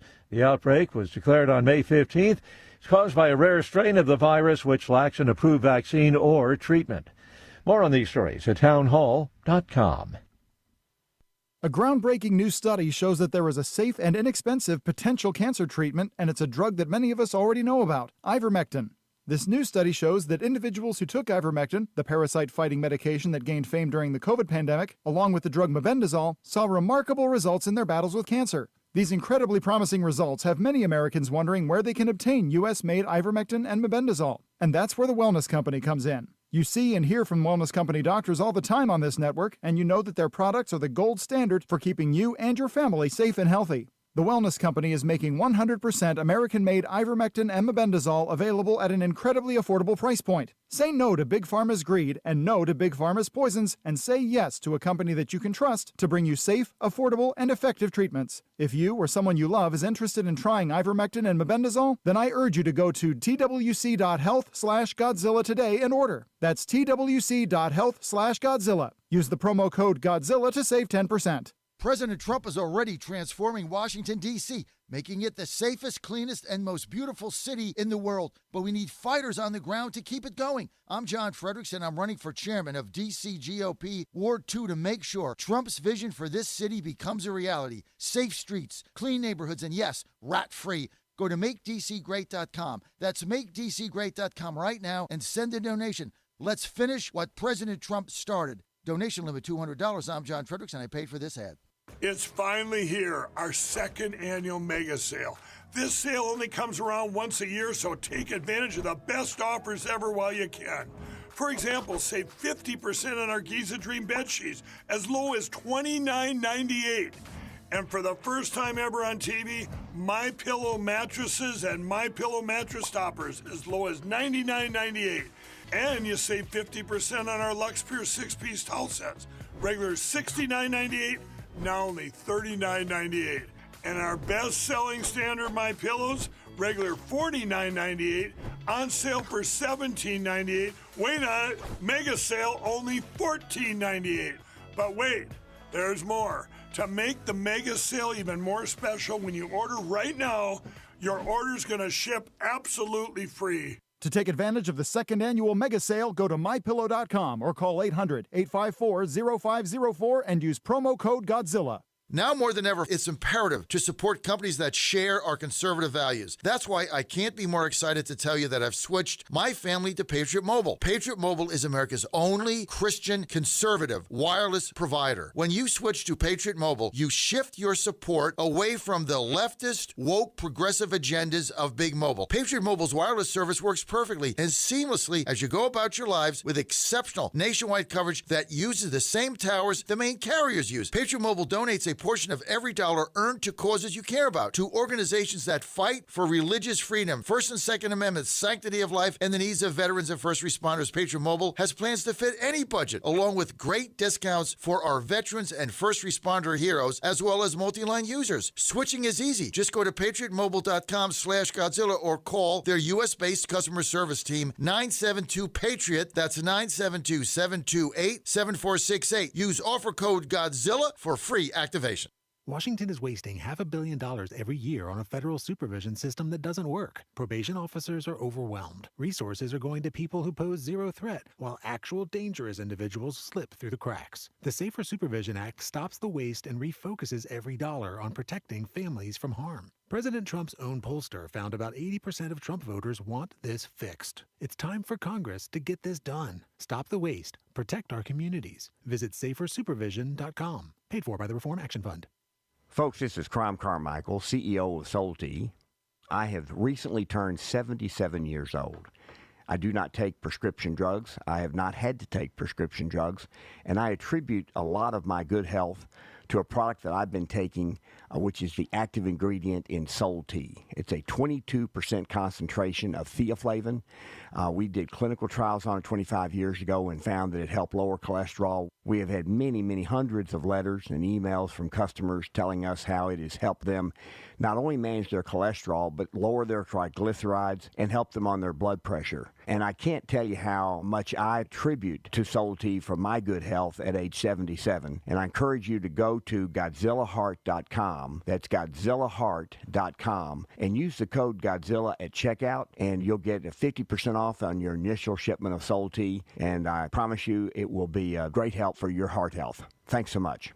1775 Coffee is giving away free starter kits. Try the dark or medium roast coffee with longevity blend, an infused blend with anti-aging supplements clinically proven to reduce biological age. When you purchase the first 2 bags, you'll receive a free 1775 starter kit, including a third 16-ounce bag of coffee, a matte black tumbler, a frother, a gold scoop, or a reusable K-cup filter. Just order now at 1775coffee.com/Godzilla and claim your free 1775 starter kit while supplies last.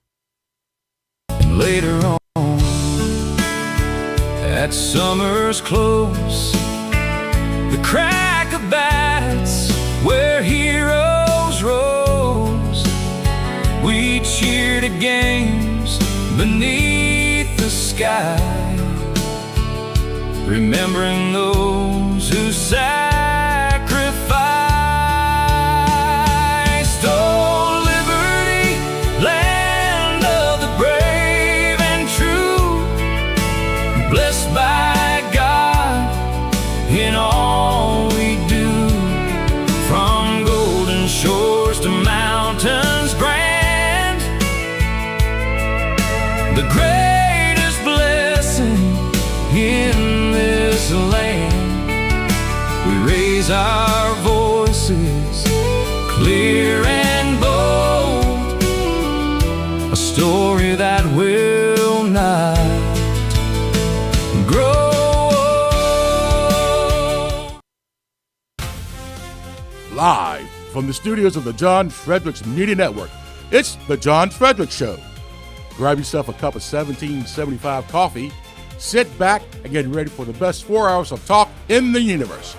To be part of the show, just call our toll-free number, 888-480-5646. And now, here's the Godzilla of Truth, the Oracle of the Deplorables, the man who always says to lace them up and lace them tight, John Fredericks. You're on the John Fredericks Media Network. Great to have you with us. I am your Godzilla of the Truth in America, coming to you live from your nation's capital. Saturday, went down to the Lincoln Memorial with Ann. It was a beautiful day, and saw the reflecting pool, the new reflecting pool that President Trump has fixed. Took a picture of it, sent it to Dan. Dan, when you get it, you might let me know when you put it up. It was absolutely gorgeous. I mean, the last time we were there, it was algae in it. It looked like crap. There was stuff growing in it, garbage all over the place. Boy, we walked by there, and then we walked from the Lincoln Memorial to the Washington Monument, which is where the reflecting pool is, and it was absolutely stunning. National Guard was there, got my picture taken with them, thanked them for all they do. Not a paper cup, not a piece of garbage, not a wrapper, nothing, not a cigarette butt. Everything was just absolutely gorgeous. The reflecting pool looked great. This is what leadership can do. 18 months, President Trump has transformed Washington, D.C. into one of the biggest crap holes in the United States, where you couldn't go down the street. Everything was absolutely gross and filthy and garbage and graffiti and dirty and tense and homeless and panhandlers and crime and carjackings. It was disgusting. 18 months later, he's turned it into the Disneyland of the North. This is what leadership can do. This is why we're here. And by the way, this is why I'm running for Ward 2 chairman. He can help us out. I really appreciate it. If you can come to our event tomorrow, that'd be great. Just go to makedcgreat.com, makedcgreat.com. You can give your donation there. We're trying to get out the vote tomorrow. We're making a difference, and really appreciate it. And I want to give a shout out to Amy from Wilmington, longtime fan of the John Fredericks Show, and just gave us a donation. Amy, thank you. Don't know if you're coming tomorrow, but either way, thank you very much, Amy. And I saw Amy and her husband at our suite one time at Colonial Downs. They're great people, and they're my eyes and ears in Wilmington, our big station out there, WJFP, AM 740, blasting through Wilmington, Delaware. So whenever they're off the air, I get a text from Amy like, hey, what's going on with my station? So thank you, Amy, for being my eyes and ears out there. Thank you. Thank you for all you do. Let's get to the reflecting pool on Saturday. Let's just get to that. You have that, Dan? Have that up? Kind of, maybe. All right, here it is. Look at that. Greg, tell me that's not gorgeous. That was Saturday afternoon. The ongoing transformation has been amazing. As the president said when he first took office, that the greatest country in the world deserves the greatest and most beautiful capital in the world, and we're well on our way. He's doing it. I mean, you just look at that. If Dan, when you get time tomorrow, get a before and after. That'll be the after. Just find a before with all the garbage in it floating around and the algae, and it was just disgusting. It was so disgusting. And you look, yeah. There it is now, Biden, Trump. I mean, there it is. That's the difference. Trump, Biden. You can see it now on screen. Dan, do me a favor. Send that to Tina. Tell her to put it up on my website, makedcgreat.com. Dan, do that. We have to put that up. That is so gross. That's where it was, and that's where it is now. This is what leadership can do. This is what leadership is. That's why we're so excited. Okay, joining me now from the 1792 exchange, Greg Scott. Greg, thanks for being with us. John, thank you, and Appreciate you being with us. I love it. Tell us about 1792 exchange and the coalition you guys are putting together. It's exciting. Absolutely. So 1792 Exchange was founded in 2021. We've been flying under the radar since that time. So I don't blame your audience for never having heard our name, but you are going to in the future. So just simply spoken, 1792 Exchange is America's leading provider on actionable data on corporate bias. Now, what that means is we compile publicly available information, and now our database, our flagship product, the corporate bias rating database, is up to more than 4,500 companies. We evaluate their behaviors and their policies and their involvement in things like DEI, ESG, and other political partisan entanglements that companies just shouldn't be involved in. And our audiences for that are government, state financial officers, members of Congress, investment advisors, wealth managers, and others who are managing America's money. And America's money should not be going toward ideological extremism. And really our primary customer, though, are the companies themselves. The companies need to know that their policies are not good for America. They're not good for free enterprise. They're not good for free speech. And we're actually there to help them. We're there to help them get back to business and disentangle themselves from the partisan politics and really make money, create jobs, and bless America. Tell us about the birth of 1792, trying to inform people, because, you put money in, you pick different funds, right? If you do that for your 401k or whatever. So you invest in different things, but you want to make the public aware, if you're investing in a company, what their liberal bias is, DEI, or whatever things that they're funding, like the SPLC and things of that nature, that's going to be counter to what your value system is.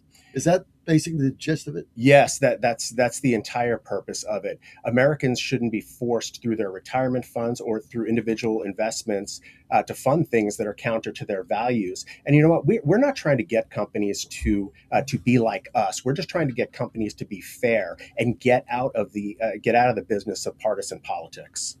So, I love what you're doing, because nobody's got time to go research every single company that their stock portfolio might be in, or that they might make an investment, or they might buy their product. We don't know, there's certain things we know, obviously the super libtard companies that there's been a boycott of, whether it be Target or something else. But how do you guys go about, how do you get to the public? How do you tell them what you found? What's your apparatus of communication?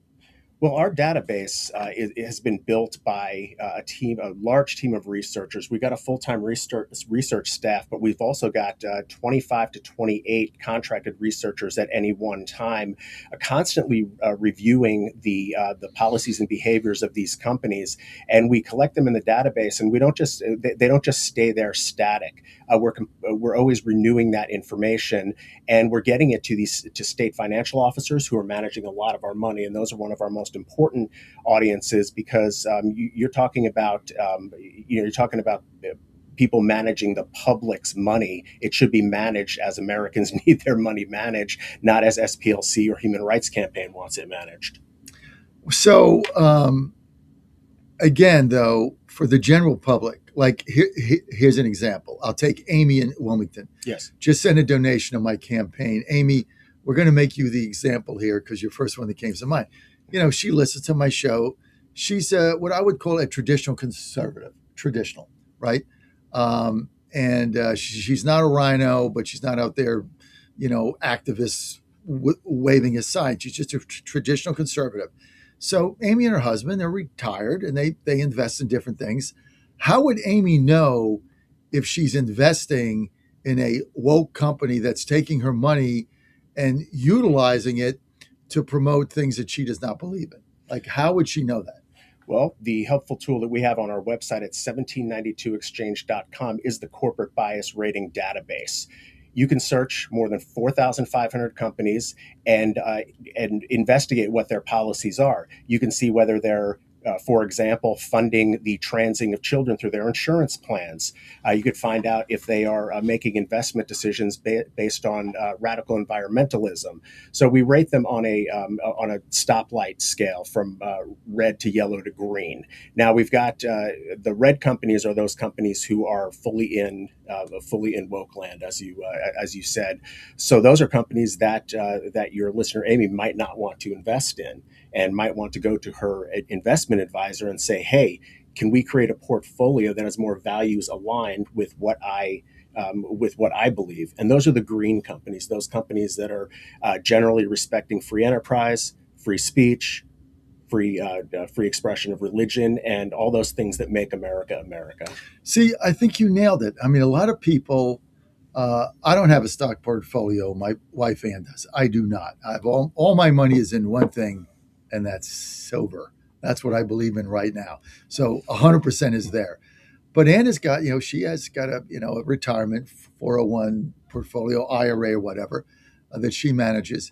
So, but what I like about what you're doing is, like, there were other funds out there that said, oh, we only invest in X companies, yes, right? And they started a niche.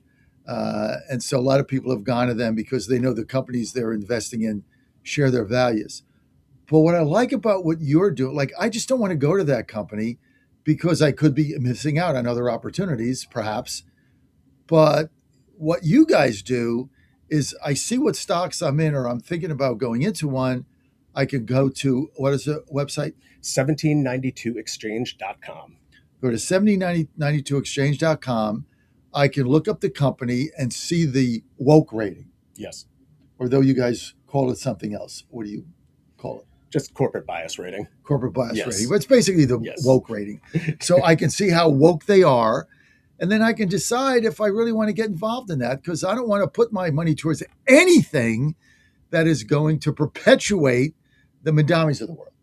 Yes, exactly. And, there's two bits of good news here. One, values-aligned investing is entering a golden age right now. In fact, an investment vehicle that was just introduced to the New York Stock Exchange at the end of last year was through Trump Media, and these are the Truth Social Exchange Traded Funds, ETFs. These ETFs rely on 1792 Exchange's corporate bias rating database to decide which companies that they are going to invest in.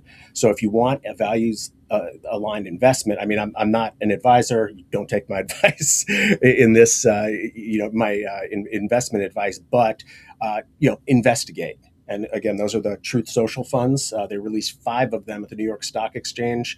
And the corporate bias rating database data was so important to these funds that my boss and I were on the balcony ringing the bell at the New York Stock Exchange back in January to introduce these funds.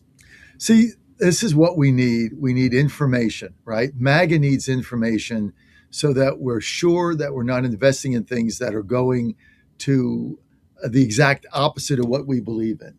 And what you've done is given us a vehicle to get the information without telling us what to do. It's like, here's the information. We've done it. How do you get your funding? We're completely privately funded, individual donors and foundations. Outstanding. We're with Greg Scott. He's the executive vice president of 1792 Exchange, here live with us in studio. By the way, thanks for coming in. We love when people come in the studio. Greg, also, are you coming to our big event tomorrow night? I just found out about it about 30 minutes ago, and I'm in. Okay, Greg's coming, so you can meet him there. And if you want to go to our event, time is running out. Our big victory party Tuesday. It's at the City Tavern. It's going to be so much fun in Georgetown. And Corey Lewandowski, Morgan Griffith, the congressman, he's on my show all the time. U.S. Treasurer Brandon Beach. Just go to makedcgreat.com. You can buy a ticket there, only $50. And here's what's great about it. Open bar, great food. If Ann's ever involved in an event, you always know there's going to be great food there. Also, the City Tavern is an iconic place. Apparently, It's been there since 1792, Oh, just like you guys. Perfect. And so it's been there forever. We understand that George Washington went there to get a couple beers when he got a little stressed out. We understand that John Adams was there for a while when they were building the White House. So it's got a lot of history to it, this City Tavern. Just go to makedcgreat.com, makedcgreat.com. Let's open the phone lines up for Greg Scott. If you want to give him a call, 888-480-JOHN, 888-480-5646. While we're doing that, you guys have done another big thing.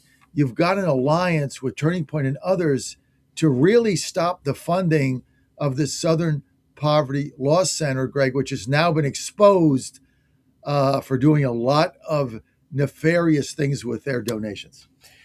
Yes. Unfortunately, many corporations rely upon and even partner with Southern Poverty Law Center, which is an absolutely noxious organization that exists to manufacture hate. They don't exist to be helpful. They exist to destroy, and they've even admitted as much. So there's a company called Benevity that manages the corporate donation or corporate charitable giving programs at various companies. So if you work at a company and you want to give to a charity, you can go through, and sometimes the companies will match, but Benevity is the software that manages that.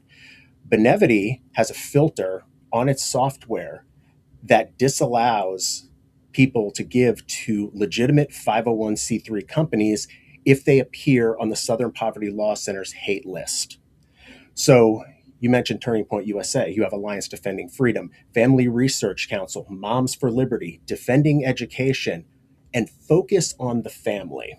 Okay, listen, some of us are a little bit spicy. I've worked at a couple of those organizations that have been identified as SPLC hate groups. And, I can get a little spicy myself. So I'm like, okay, maybe I get it. I don't. But Focus on the Family.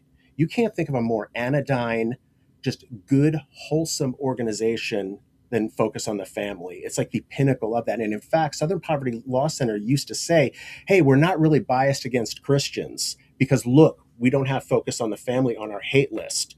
They added them to the hate list, took that disclaimer off, and then you had the interim president of Southern Poverty Law Center sitting in front of Jim Jordan's committee last week, babbling and blubbering about why they're not actually anti-Christian when they definitely are. So Benevity uses this list to exclude good organizations like TPUSA, Moms for Liberty, and the others that I mentioned from charitable giving programs. And we know that about a quarter of Fortune 1000 companies use Benevity. That's a market cap of $57 trillion. That's millions of employees that are forbidden from giving to those organizations in their charitable giving because they're listed by the Southern Poverty Law Center. How do you stop it? Well, we launched a campaign. The reason why we got into this was we got a message from somebody who works for a Fortune 100 company after Charlie Kirk was assassinated. And by the way, Southern Poverty Law Center put TPUSA on their hate list in, I believe, 2024, and then sent out a nasty email about Charlie Kirk just days before he was assassinated. Charlie's assassinated. This friend of ours from a Fortune 100 company decides, hey, I'm going to change my charitable giving to Turning Point USA. Tries to do it through his company's portal, and he can't do it. He sees TPUSA there, but he can't click in the box. So he called us. He let us know that, and we are already aware that Benevity was using Southern Poverty Law Center's hate list because their CEO bragged about it back in 2021 on a PowerPoint, which they've since deleted from their website. But of course we got, because the internet's forever. And we sent a letter to Benevity saying, hey, you need to knock it off. This organization is a bad actor. They exist to destroy. They exist to manufacture hate to make money. And you should not use them to weaponize charitable giving against these good organizations who are doing great work for America. It's really just frightening to how the far left has gotten their claws into everything, and how they direct so much money away from us and towards them that were under the radar screen that you wouldn't have even known without you guys pointing it out, Greg. Yeah, so we collected a great list of allied organizations to sign on to this letter. And in fact, we just added 4 in the last month. We announced the 3 we added last week. That was Turning Point USA, PragerU, and Focus on the Family. And some of the organizations that are on here do not sign joint letters. And they told me that when I talked to them. They said, hey, we don't sign joint letters. But on something as important as this, where you have this now indicted organization, we could talk about that, deciding who can get charitable donations, they signed on. Just got another one last week. I was with my friend Nikki Neely down in Kansas City, and I said, hey, why isn't Defending Education on our letter? She said, well, we are now. Add us. So we've got Defending Education on there now. We're up to 16 organizations. We're going to add more. And we're going to keep the pressure on Benevity. We've sent another letter to them, to the CEO, demanding that she dissociate publicly with the Southern Poverty Law Center. Well, I love what you guys are doing. Can you hang with us a couple more minutes? Yes, sir. All right, we're going to go to a quick break. When I get back, I want you to break down for us, for our audience, in detail, exactly what the Southern Poverty Law Center did in giving money to right-wing groups like in Charlottesville to foment discord. If you look at what they did, it is unconscionable. I mean, they're supposed to be defending the have-nots. What they did was give money to people that would stir things up so that they could then react to it. I mean, it's nefarious, it's diabolical. I mean, it's crazy. But it's real. More of Greg Scott when I get back. Let's get under the Southern Poverty Law Center, see exactly what this organization has done. You're on the John Fredericks Media Network, trucking the truth across America, live, Washington, D.C. Greg Scott and I will be right back with your calls, 888-480-JOHN.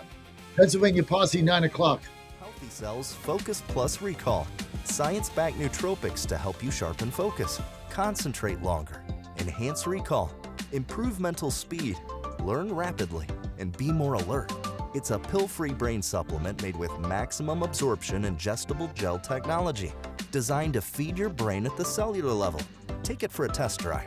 Go to healthycell.com and use code GODZILLA for 20% off your first order of Focus Plus Recall.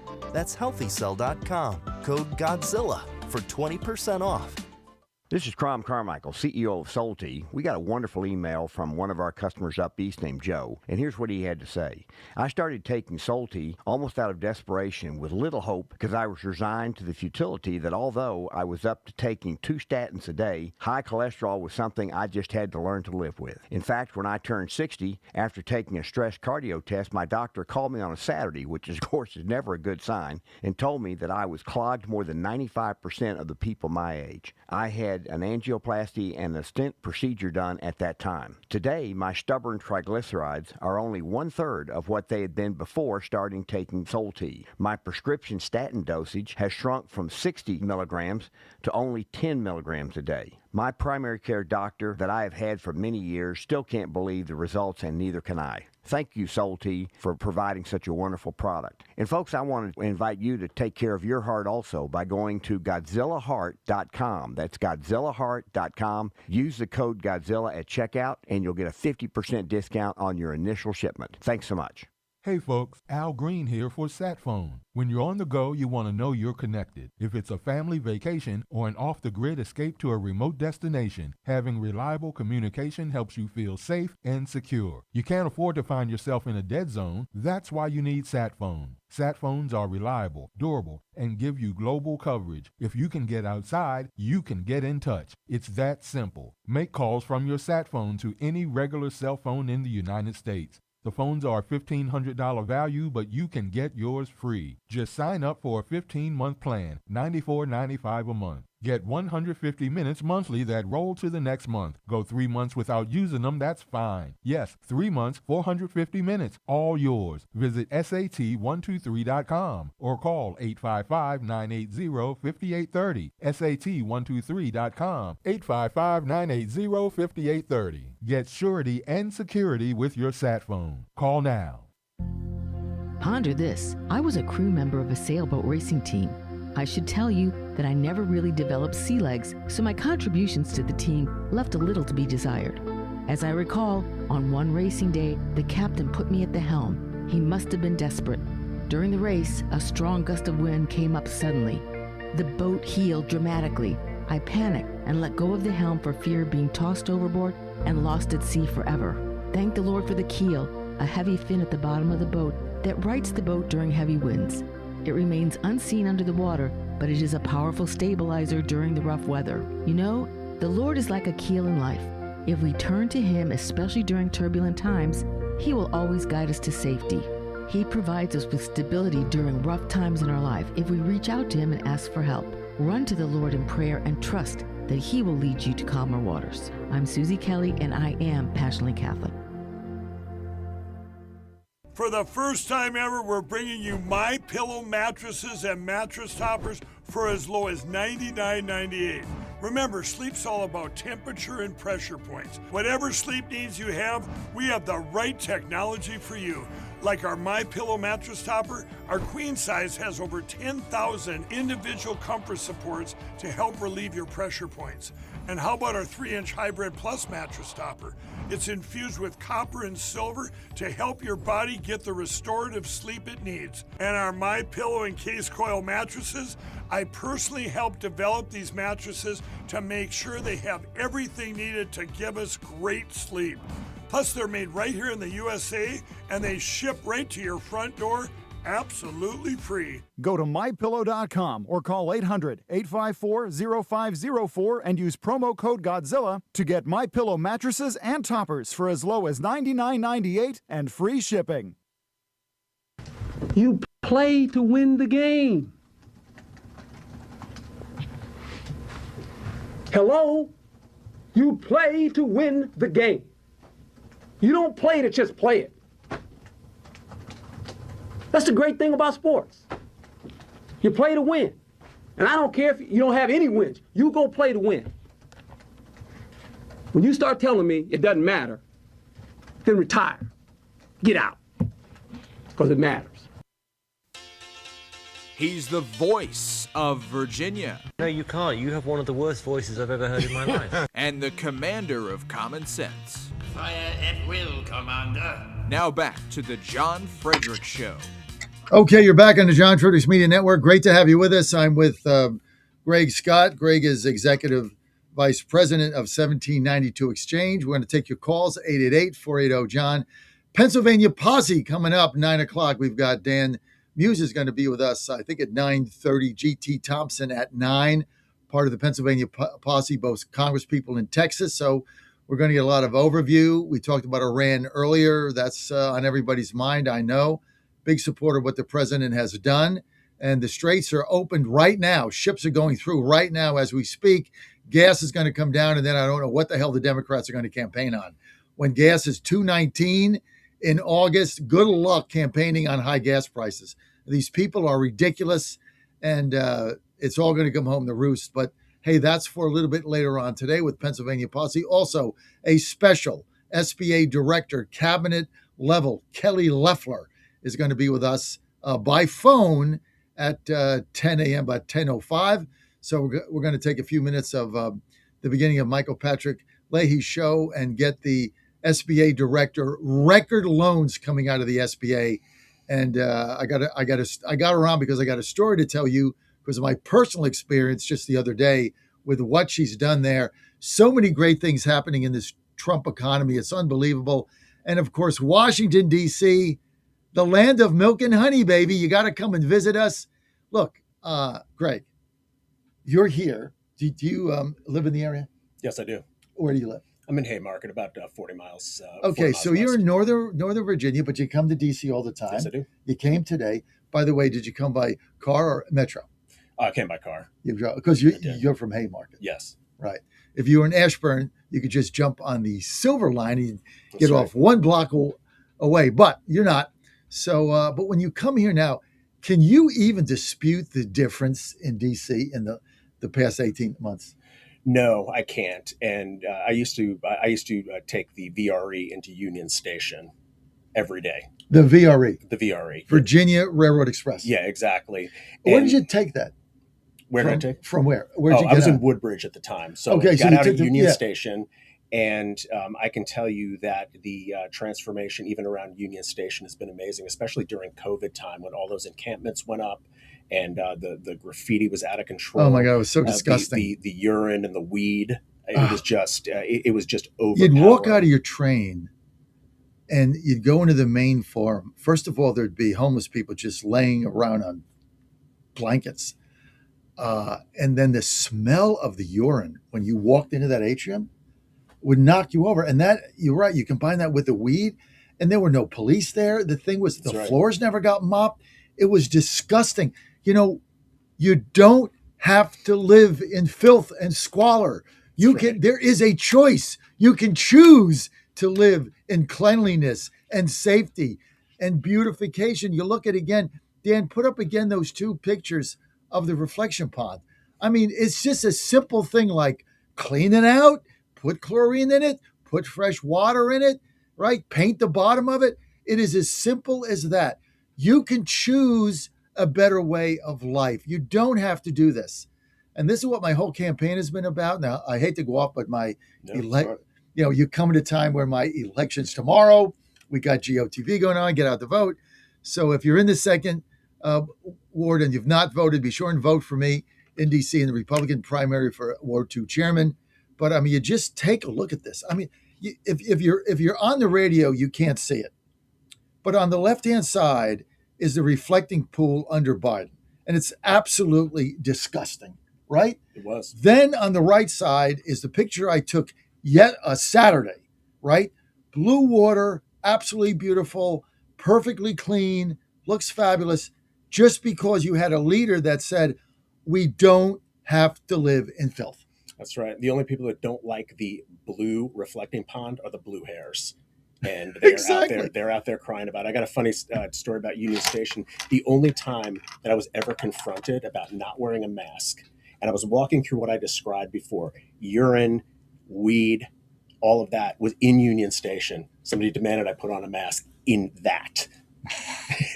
I said no. Yeah, politely. Good for you. It's so disgusting, but it's ironic. It can be done, and I know my campaign is I got on the front page of the Washington Post, obviously, because I'm the only person out there this whole campaign promoting what the president's done, and nobody wants to acknowledge it. I mean, there's he got sued the other day for not to stop the UFC freedom fight, to stop it. Now, obviously, the judge allowed it to go on, but that was a beautiful thing last night. It was gorgeous. If you saw it on TV, it was gorgeous. I mean, you gave pride in your city. What was wrong with that fight last night, right? It was beautiful. Now, I'm not particularly a UFC fan, but it was the way it was staged was beautiful. It gives pride in your city that we can actually do things. That's why I ask you to support my campaign today. Got to get out the vote, got to win big, got to send the message. Just go to makedcgreat.com, makedcgreat.com. Any donation that you give now is helpful. I've only got two days. Now or never, it's going to makedcgreat.com. Every little bit helps, and we appreciate it. This message paid for by Fredericks for Chairman and approved by me. And I'm so excited. I got Greg coming. Now I got to get his CEO to come. So you're going to have a lot of fun tomorrow. Sounds like it's going to be a good party. You got to be part of the action, man. You can get change. What I'm so excited about what Trump has done in this city is he's proven, I don't care where you live, what city you live in, Chicago, Philadelphia, it doesn't matter, Boston, how bad it is, New York. With leadership, you can fix it. You can fix it. And you're part of that leadership coalition. Greg Scott with us. Greg, thank you. Executive Vice President, 1792 Exchange. What has the Southern Poverty Law Center, Greg Scott, been up to? Southern Poverty Law Center has been up to it for a long time. They're founded in 1971 for an ostensibly good purpose, to end groups like the KKK, Aryan Nation, groups like that were in existence at the time. They had a strategy in the 1980s to bankrupt the KKK through the court system, and they were pretty successful. But I will caveat that with saying that at the time, in the 80s, the KKK wasn't really that really that much in operation. They're more, when you detach a lizard tail and it's still kind of flopping around. And so they finally stomped on it with this legal strategy. But the purpose was good. Problem is that Southern Poverty Law Center really lost its reason to exist. I will compare them to another organization to show you two paths they could have gone down. There was an organization founded in 2001 called Freedom to Marry. It was founded by a guy named Evan Wilson, and his mission was to get same-sex marriage legalized across the country. That happened under Obergefell in 2015. Do you know what Evan Wilson did? He shut down Freedom to Marry because he accomplished his mission. Not that we agreed with that mission, but he did the honorable thing. Southern Poverty Law Center didn't do that in the 1980s. Instead of closing up shop because they accomplished their mission, they went on a different mission, and that was to manufacture hate. And the recent indictments that have come down, the first one in April and the superseding indictment that came down 2 weeks ago, shows that Southern Poverty Law Center was not fighting hate.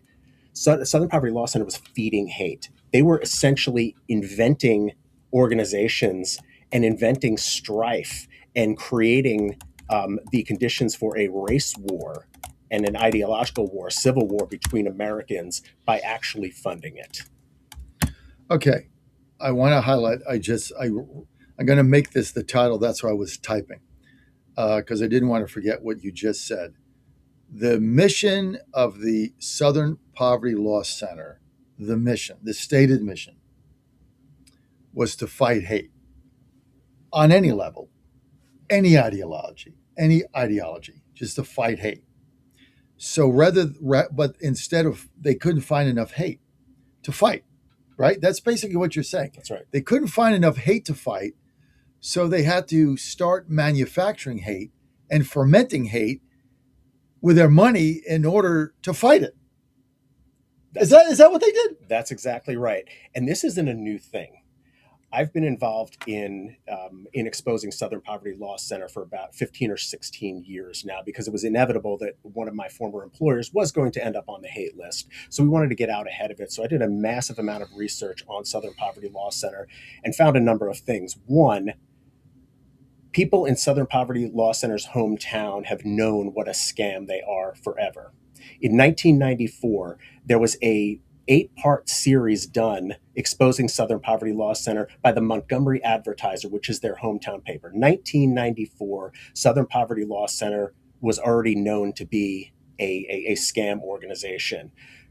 In the year 2000, Harper's Magazine, very, very right-wing magazine, did an expose on Southern Poverty Law Center. Well, of course, yeah. Of course. And then 2019, a former staffer named Bob Moser from Southern Poverty Law Center wrote in the New Yorker a massive expose on this organization.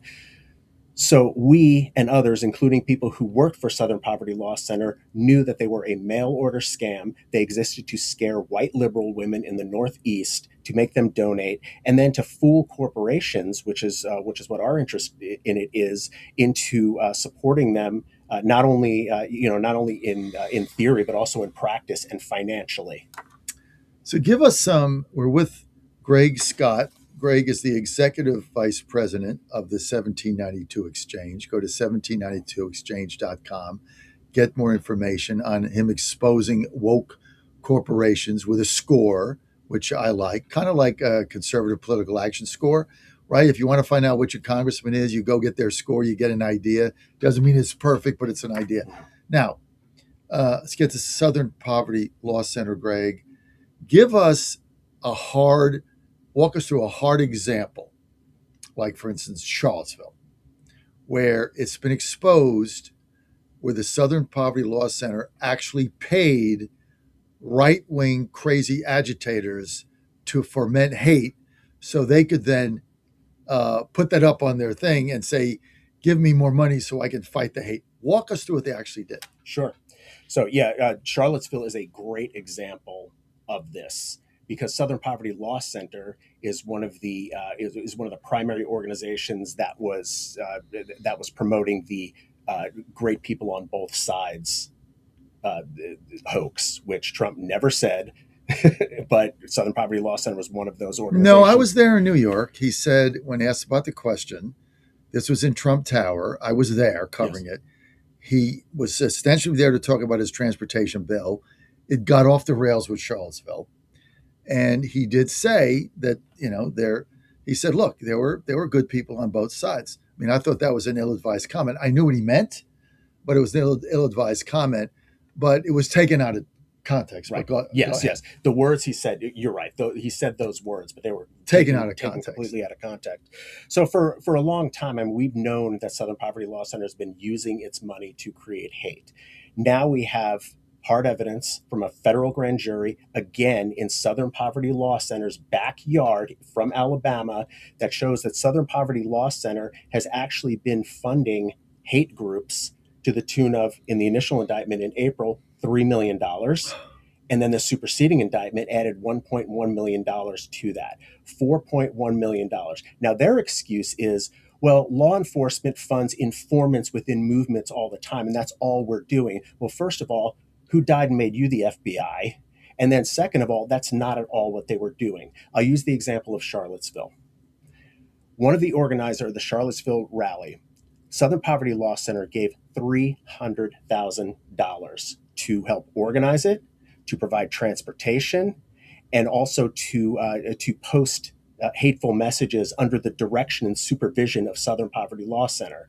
Now, a guy named Norm Eisen on X said, well, $300,000 isn't all that much. These organizations are not raising any money. So for one guy involved in Charlottesville in the Unite the Right rally to get $300,000 from Southern Poverty Law Center, that's a lot of lawn chairs, that's a lot of vapes, and that's a lot of that's a lot of rent money for a guy like that who was not surviving otherwise. And I joked on another podcast about a month ago, before the superseding indictment came out, I said, hey, I'm surprised Southern Poverty Law Center isn't funding like the dry cleaning bills for KKK robes. Well, guess what, John? Superseding indictment alleges that Southern Poverty Law Center actually paid for materials for cross burnings and to make KKK robes and hoods. So they get money from their white liberal women donors in New York and the Northeast. They take part of that money. They give it to a guy, whoever the guy's name is, that ran Unite to Right, which is running around the state capitol in Charlottesville, running around Charlottesville with tiki torches saying blood to soil. Now, we all know what that means, especially if you're of German descent like me. You know what that means. Simple. You know what it means. I have to get into it on the radio, but blood to soil and tiki torches, the imagery is very clear if you're of German descent like our family is. Okay? And it's not good. So they pay them $300,000 to get a rally going there, to get their people there to do that. And then obviously you have the incident with the counter rally, and then you have the clash and the woman that got run over. And so it caused a death. And then they turn around and they put Charlottesville up as the signing hate example that they funded. I mean, it is incredible that they're getting away with this. I mean, think about what they did. The hoaxes that go on in the United States, the fake news jumped on it, and Charlottesville, and Terry McAuliffe ran for governor again, and he wrote a book on it. And, of course, McAuliffe told everybody to stand down. So he was actually part of it, although I'm a friend of Terry's. He wrote a book, but he told everybody to stand down. I mean, this whole thing was a hoax. Yes, it was. But you know what? Because if they didn't get the $300,000, maybe there is no rally. Yeah, maybe they have, instead of having 500 people, they have 10. Yeah, and you know what? That's the that's the big that's the big scam here. They are inventing hate, they're manufacturing it, but they're getting paid for it too. Back in 2015, Southern Poverty Law Center's budget was under $40 million. You know what it was in 2023? $160 million. They have created they have created a crisis that does not exist in the United States of America. They have been responsible for a lot of the a lot of the strife that Americans have between and among each other, and they're making a lot of money for it. So it is good that this indictment came down. 11 counts, including wire fraud, false statements to a federally insured bank, and conspiracy to commit concealment money laundering. Now, this is that there are there are people that say, "Oh, this is not a big deal. This is just a political witch hunt by the Trump administration." But it's not. I mean, we've been following this for a long time. My friend Tyler O'Neill wrote a book called I don't remember the name of it now, but he wrote a book, the comprehensive book on Making Hate Pay is the name of it, on Southern Poverty Law Center. This was known for a long time. SPLC was doing this, but now we've got the receipts, literally. It's unbelievable the number of hoaxes by the left that go on in this country, from the Russia hoax to, the Southern to the Charlottesville hoax to the Southern Poverty Law Center hoax. I mean, they just put these things out there and the fake news runs with it. Like the fake news who tell you that, they actually take Southern Poverty Law Center like there's some, a totally legit organization that's trying to help the downtrodden and they're against hate, where they're actually giving money to hate groups to fight the hate that they create. I mean, it's incredible. You know that meme? They fight the hate that they create. You know that meme where the guy's laying on the sidewalk and the woman is above him administering CPR and says, "Don't die on me now, I need you." The woman is Southern Poverty Law Center. The guy on the ground is white extremist groups. And Southern Poverty Law Center is breathing life into things that really don't exist. So $4.1 million. So they can perpetuate themselves. That's right. And that's what it is. It is a self-perpetuation cycle. Yep, that's exactly what it is. But, here's the good news. We have been, we have not heard back from Benevity yet, but we're going to stay on Benevity, make sure that they publicly remove the Southern Poverty Law Center filter. We've contacted all the companies that we know that use Benevity, and we've had some success. And several companies have removed those filters and dissociated themselves with Southern Poverty Law Center. MasterCard, Texas Instruments, Salesforce, Meta, others have said we're not going to have anything to do with this organization anymore. It's gotten too hot. It's gotten too political. And we said, okay, thank you, but about time. So we're going to stay on this. There have been several financial institutions also that have dissociated from Southern Poverty Law Center. Fidelity Charitable, Vanguard, and Schwab. And Fidelity actually bans fund holders from donating to SPLC. So we're making progress here. SPLC has been exposed. We thank the Judiciary Committee. We thank the AG for doing the work to help us finally take down Southern Poverty Law Center. Incredible work. Another hoax. And they've been around forever and people take them seriously, and fomenting the hate to perpetuate anti-hate is just incredible. And where's the New York Times? Where's the Washington Post? Where's CNN? Where's MS Now? Where is all these, where's the LA Times? Nowhere to be found. Where's the Chicago Tribune? That once great paper, now a rag. Total freaking rag. When I was there at Tribune Company back in the day, that was a formidable institution. Now it's just a rag. And it's, where are they? Where are any of them? Like, nowhere to be found. You think this thing would be exposed? No, because that's part of their web of lies in order to gain power. Greg, I want to thank you for being with us. Thank you so much. I want to thank Greg Scott. Greg, again, where do people go? 1792exchange.com. And I encourage you to sign up for our new newsletter called the Buttonwood Brief. You can get it right on the home page. Sign up for newsletter. We just launched it last week, and there's a lot of great information on corporate behavior and what you can do to make a difference. Greg Scott, good job, Greg. Normally we don't get people in here for 2 segments, but you did excellent. It was a fascinating report on Southern Poverty Law Center and these woke companies you guys are exposing. I will see you Tuesday night. Yes, sir. And then I got to corral your boss. Excellent. Thanks, John. Really Thank you. Appreciate it. We're going to be right back. Pennsylvania Posse next.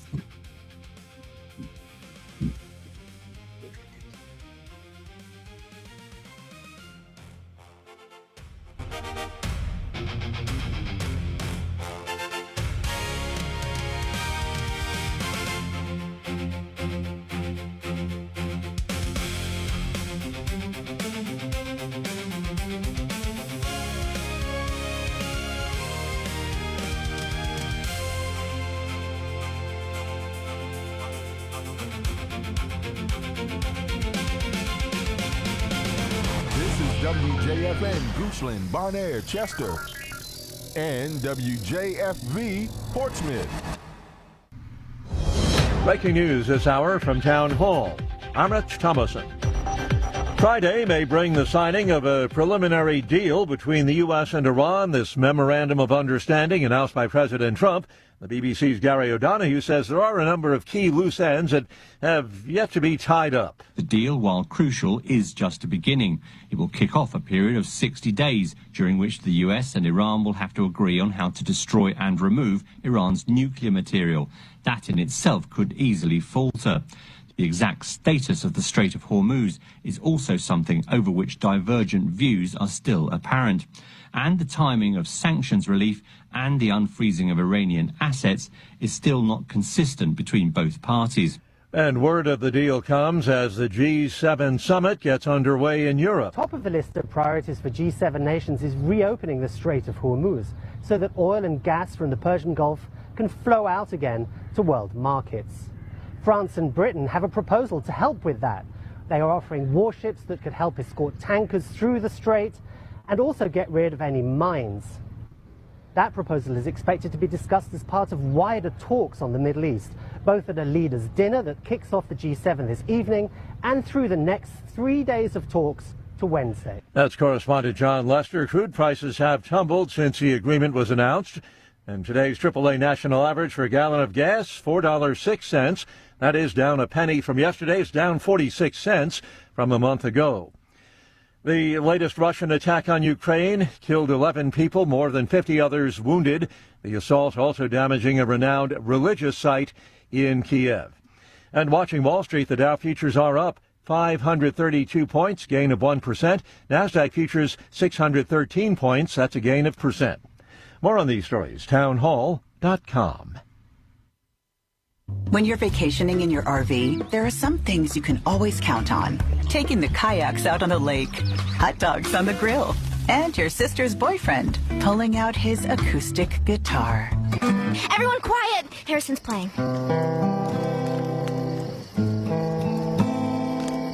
Wow, you're so good, Harrison. With Progressive, your RV is protected 24/7, so you're prepared for whatever you don't see coming. Progressive Casualty Insurance Company and affiliates, not available in D.C. In the military, the mission was clear. You knew what to do. Now, the mission has changed. Stepping into civilian life isn't about finding a job. It's finding your purpose. I wanted a career that would leverage the skills and discipline I gained in the military. IT just felt right. My Computer Career offers class schedules that fit into your life and skills in high demand. Put your VA benefits to work. Visit mycomputercareer.edu/CWP to jumpstart your IT career today. An elite CompTIA certification partner. Financial aid is available to those who qualify, including VA benefits.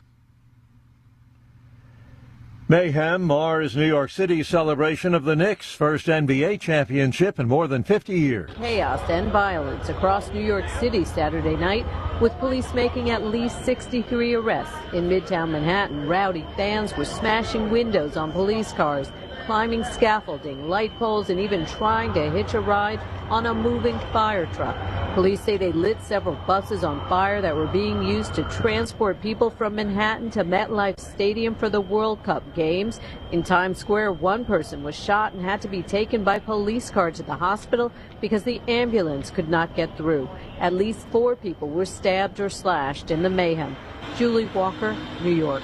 Swiss voters have rejected a proposal to cap the country's population at 10 million. The initiative, seen as a move against migration, was backed by the right-wing Swiss People's Party. News and analysis, townhall.com.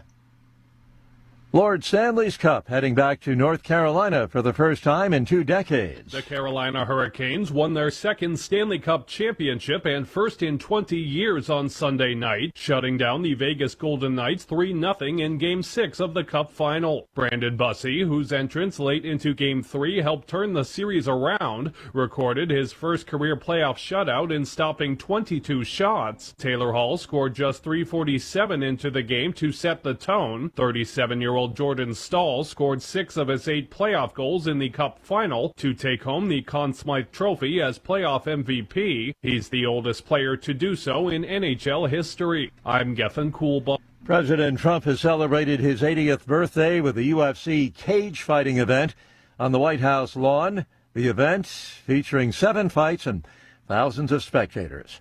More on these stories, townhall.com. 1775 Coffee is giving away free starter kits. Try the dark or medium roast coffee with longevity blend, an infused blend with anti-aging calcium alpha-ketoglutarate, which has been clinically proven to reduce biological age. When you purchase the first 2 bags, you'll receive a free 1775 starter kit, including a third 16-ounce bag of coffee, a matte black tumbler, a frother, a gold scoop, or a reusable K-cup filter. Just order now at 1775coffee.com/Godzilla and claim your free 1775 starter kit while supplies last. All right, folks, I need you to do something right now. Go to johnfredericksradio.com and take our brand new 2028 Republican presidential straw poll. Who do you want leading the ticket? Don't let the elites decide.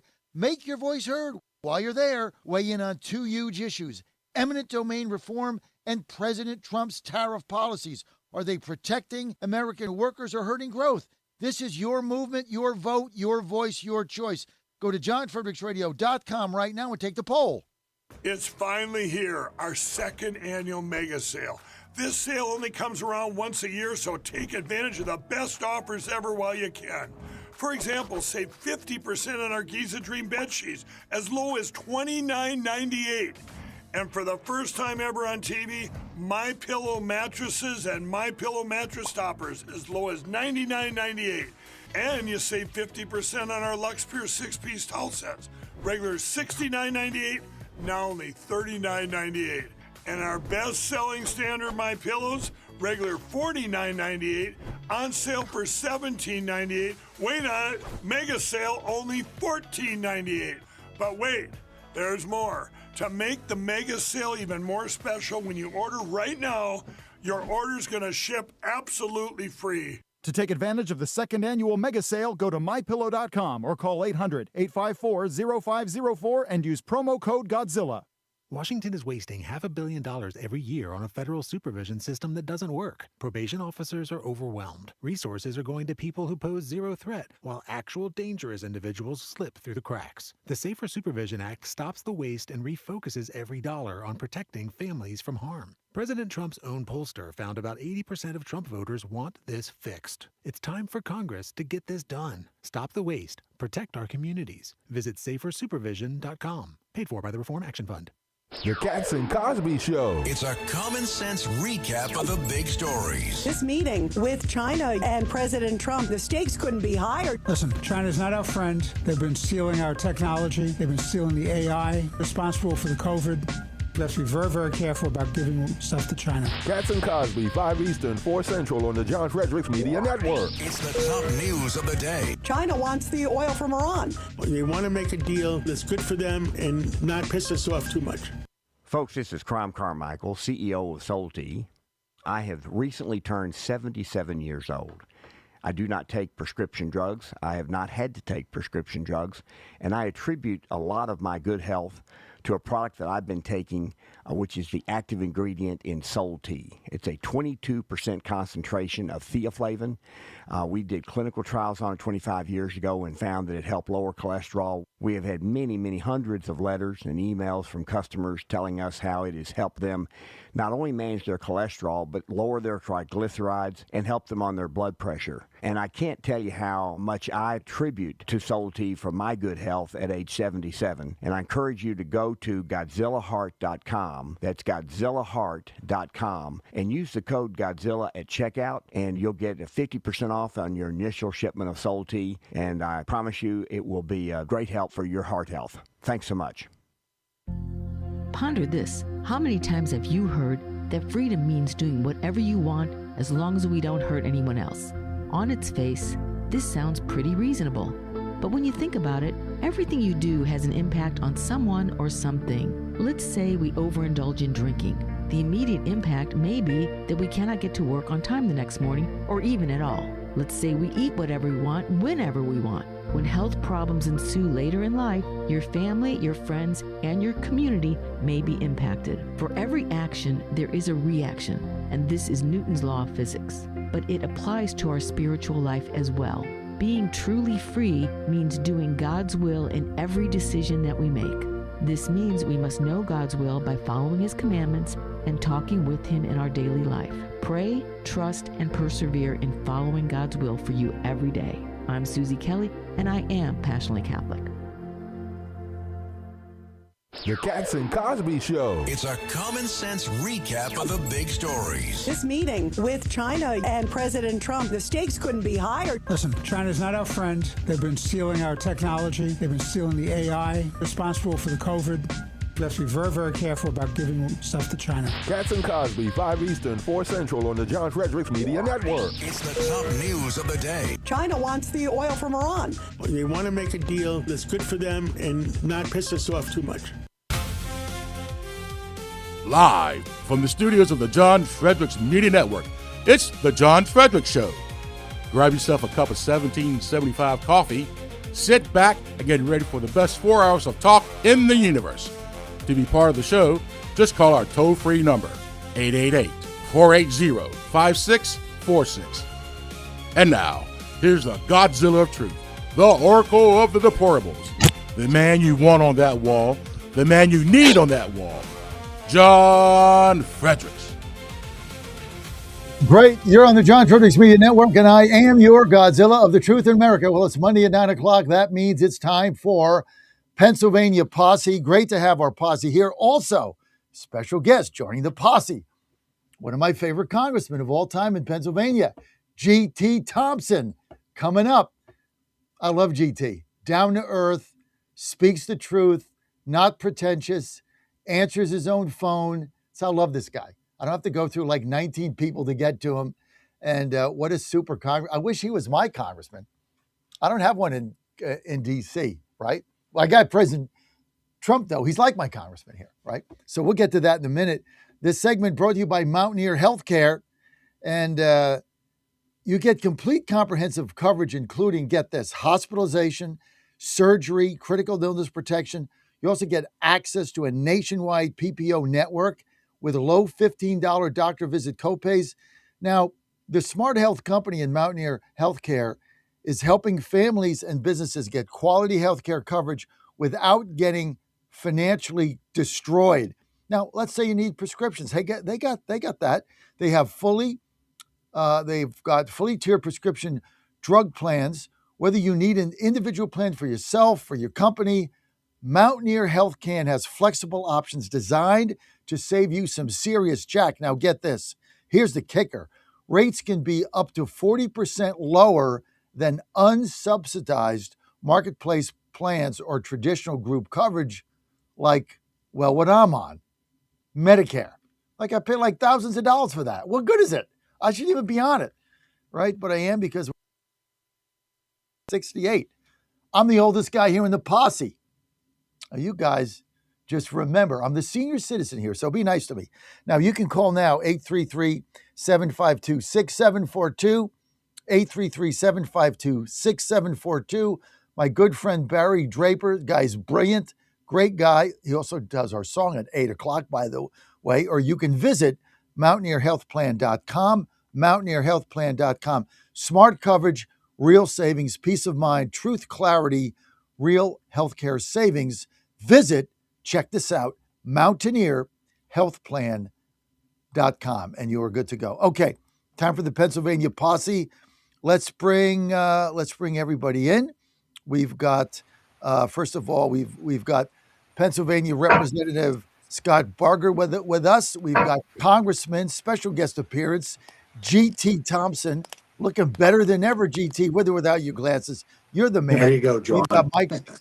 You always good, G.T., you're my favorite, right? I can't even help saying it.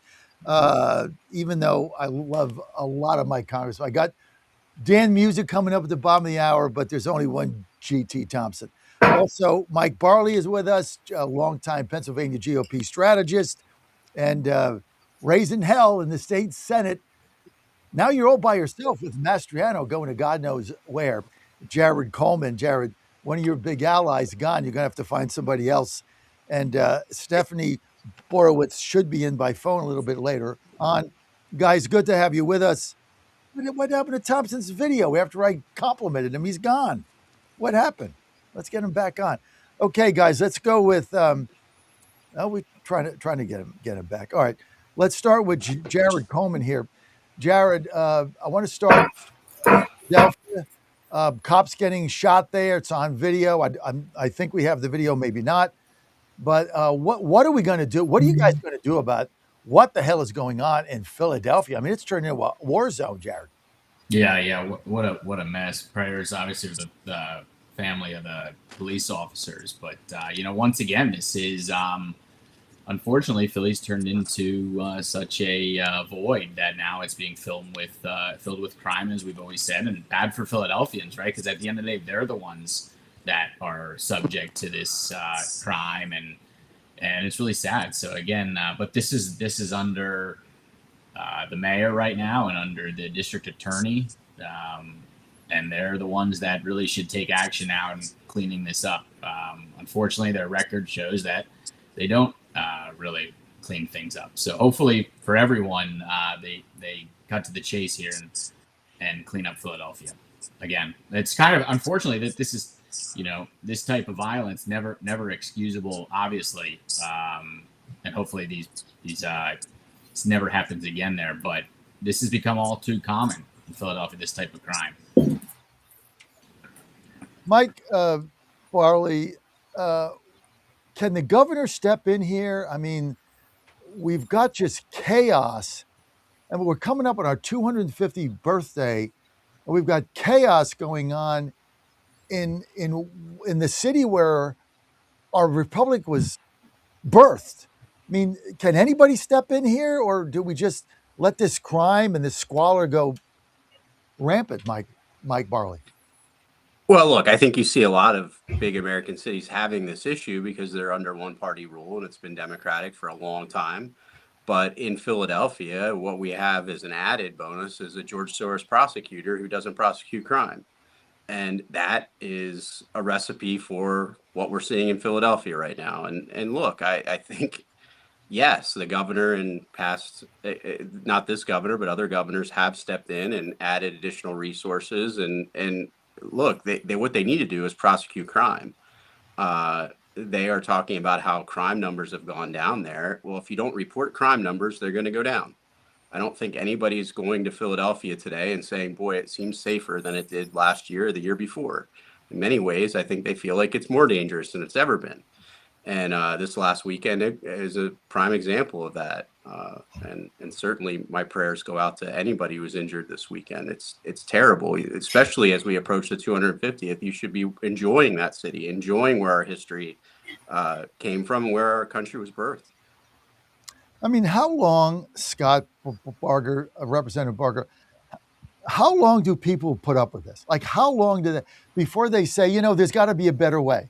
Like, I use Washington, D.C. as my example all the time. Not only am I running for office here, everybody knows that, Scott, but just the whole thing is just like, you see the difference in D.C., what leadership can do. When are people that live in these inner cities like Chicago and Philadelphia going to say, hey, there's a better way? We don't have to live this way. As soon as the people who live in those cities decide that they've had enough. I represent a pretty rural part of the state. For us, Philadelphia is out of sight, out of mind oftentimes, but even where we are in Blair County, we have to deal with the crime overflow coming out of the city of the first class. I mean, I reached out not many months ago to our district attorney and asked, out of curiosity, how many people are we housing in our county prison with a Philadelphia address? And he got back to me and said, it's about 15%. So 15% of the inmates that the people of Blair County are paying to house and to prosecute, to go through the entire legal process to make sure they get their day in court, aren't even from Blair County. They're from Philadelphia. So we're feeling it where we are. The people in Philadelphia have to decide that, what, we want better than this. We want to be safe in our streets. We want to be able to own homes. We want to be able to use mass transit. We want to be able to go to work and not feel like we're going to get stabbed in the neck, on a bus someplace. It is up to them to decide. They have to do it for themselves. I mean, for those of us on the outside, when I visit Philadelphia, I get in, John, I get out. And but I don't have to live there. The people who live there have to take their city back from Democrat control far too long. You see what the policies are getting you. It's time for a change there, like it is in many of the bigger cities in our nation. Let's get to Stephanie Borowitz, who's on here by telephone, Pennsylvania House of Representatives, District 76. Stephanie, I think you said you couldn't be on video today because you've got to leave the Capitol. You're in some sort of a budget meeting. When you talk to people about Philadelphia and the disaster going on there, the DA you have that's just letting people out of jail, I mean, it's turned into just one of the disaster city now, right up there with Chicago, Baltimore, whatever. I mean, don't people in the House care? Stephanie, you there? We don't have. Are you guys there? Yes. Did you get my question? Yeah, I said it's sad because the representatives from Philadelphia act as if, they don't realize what's going on in the crime. I'm on Judiciary Committee, and many Philadelphia representatives are actively having bills that release criminals on our streets or decrease penalties for second-degree murder.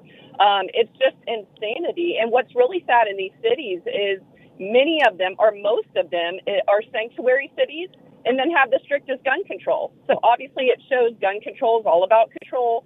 It doesn't prevent crime, obviously. We know that. And it's sad, most of them are sanctuary cities, and I think the Department of Homeland Security just did a press conference explaining how many lost kids they're finding in these sanctuary cities. So it needs to change, but like Scott said, it's not going to change until the people rise up, and someone has to stand up. We need godly and God-fearing man or woman to rise up and run for office in these cities.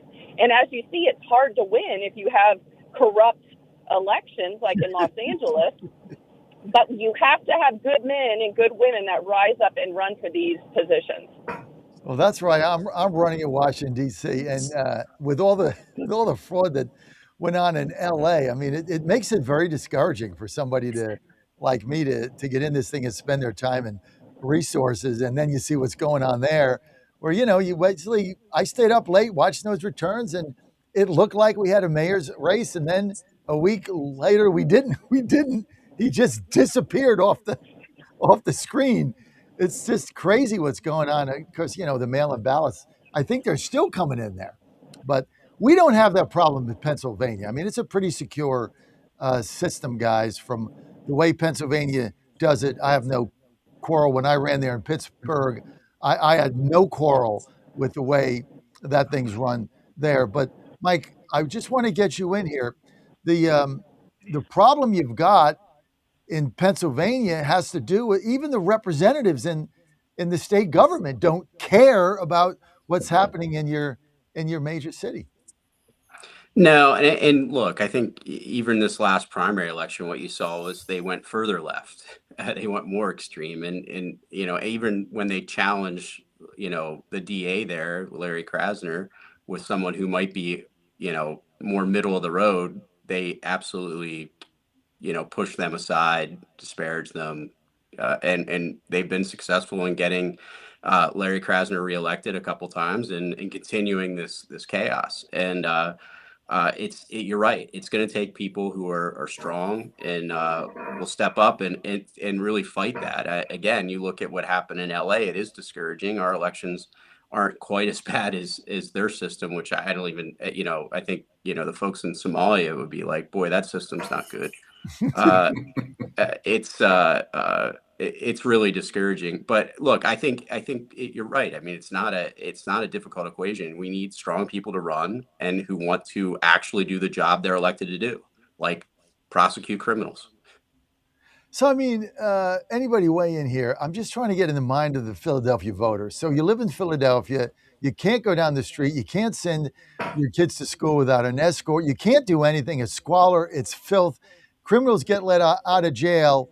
But you go and you vote to reelect Larry Krasner, whose number one objective is to stop Trump, does nothing to help your city, nothing to help your life, nothing to help your safety, lets criminals out. What is it? Somebody weighing like, what is in the mind of the Philadelphia voter? Like, let me keep voting for the guy that makes me live in misery and fear. What is in their head? Yeah, Democrat no machine, idea. right? It's Yeah. a Democrat machine. They're out there getting the votes back, and people pull the lever based on based on party. Again, like it shouldn't be surprising to think that, like, large Democrat cities ridden by crime, it's not part of the playbook. You want people holed up. You want them scared to go out. You want them relying on the government. Then the government will tell you, we need more money, so we need to raise your taxes more so we can stop the crime. It's just, think about San Francisco. San Francisco used to be beautiful. I remember San Francisco prior to COVID, and then going during COVID, everything was boarded up in San Francisco. Now, it's gotten so terrible. You can't go there. I mean, look at Los Angeles. You can't right? walk down the sidewalk without stepping over needles or waste, human waste. I mean, it's just like, how did we get here? Why don't we bring in Congressman G.T. Thompson, my favorite congressman? Okay, it is what it is, from Pennsylvania, agriculture. Is he your favorite congressman, John? I have a lot of favorite congressmen, but yeah, he's right up there. Because he's just G.T. Thompson. I mean, the guy's like such a great leader. Anyway, we got him by phone, but thank you for saying that. G.T., thanks for being with us. I want to get to Iran, what you think of the deal, and what you think that's going to do to gas prices in Pennsylvania. Congressman G.T. Thompson. Hey, John, thanks so much for having me on. I apologize for some technical issues here with I always say I have a face for radio, so maybe that's why we wound up just on the telephone here. It is, I have complete confidence in President Trump that he would get us to this point with what has been announced. He knew how to inflict the injury in our really targeting military communications, intelligence, leadership. Really to get to the point where they would be forced to come to the table. And I'm very excited about the fact that this agreement is slated to be signed in Switzerland on Friday. The vice president will be there. I wouldn't be surprised if the president goes to be a part of that as well. I think that I've already seen signs of Texas oil being coming down into the 80s. Actually, I saw about $81 per barrel. Based on the speculators in the market, when this deal was announced and when the pens are applied to this agreement, the Straits of Hormuz will be open. The announcements this morning that finally, the French and the British are going to be willing to come in and help clear mines and help to escort ships through the Straits. I'm not surprised that President Trump got to this point. This was not easy, but he accomplished this in a relatively short period of time when you really put it into perspective. Let's get to to center here for a second.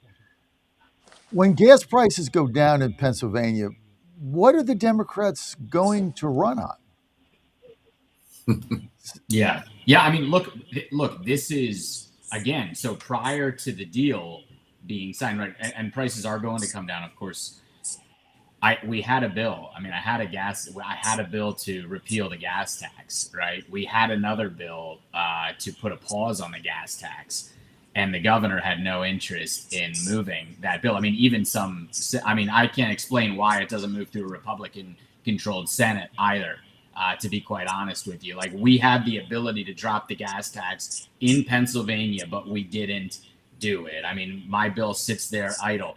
I think that's because for Democrats, as you point out, for Shapiro, the pain that people feel is good for him. And so he exploits that to his gain. Because he could have been a leader on that during this whole conflict and say, you know what, they have a bill and they have Coleman's bill in the Senate, Boscola's bill in the Senate to reduce the gas tax, give people some breathing room. But no, because it's all about going after Trump, John. That's all what his whole campaign. I think he's running for president half the time. He's not the governor, or he's a pundit, because he's constantly posting about Donald Trump. And I think that's getting, he needs to focus on doing his job as governor, not spending millions of dollars, some speculate $100 million on taking Trump to court. This is just out of control. So the point is, he had the option to reduce the gas tax. He could have dropped the gas tax by almost $1 if he wanted to, but he wants people to feel the pain. He wants that pressure so that he can try to get political, political decision out of it. So now we'll see what's going to happen. Look, I wouldn't be surprised tomorrow. It's going to be that Trump didn't do it quick enough. It's that he didn't do it quick enough. Well, and he waited. that's the whole thing. Right. I mean, right. that's He waited why they until won't it was lower. sunny. That's Well, going to be the problem. You nailed it. The reason why they won't lower the gas tax is because that's the pain they need in order to win the midterms. Let's get to Congressman G.T. Thompson, Pennsylvania Republican, runs the Agriculture Committee. GT, gas prices go down. Shapiro won't have them go down for another dollar for obvious reasons. Let's get to agriculture.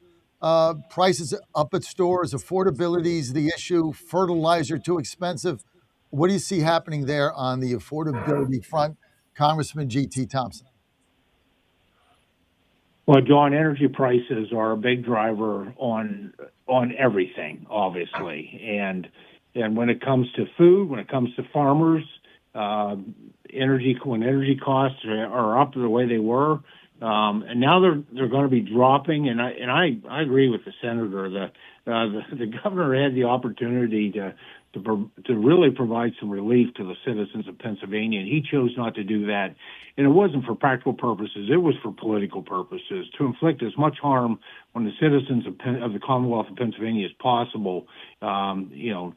Really to have as a political wedge or advantage for not just this election, but I think the guy actually foolishly thinks that he could be president of the United States, and to set him up for the future.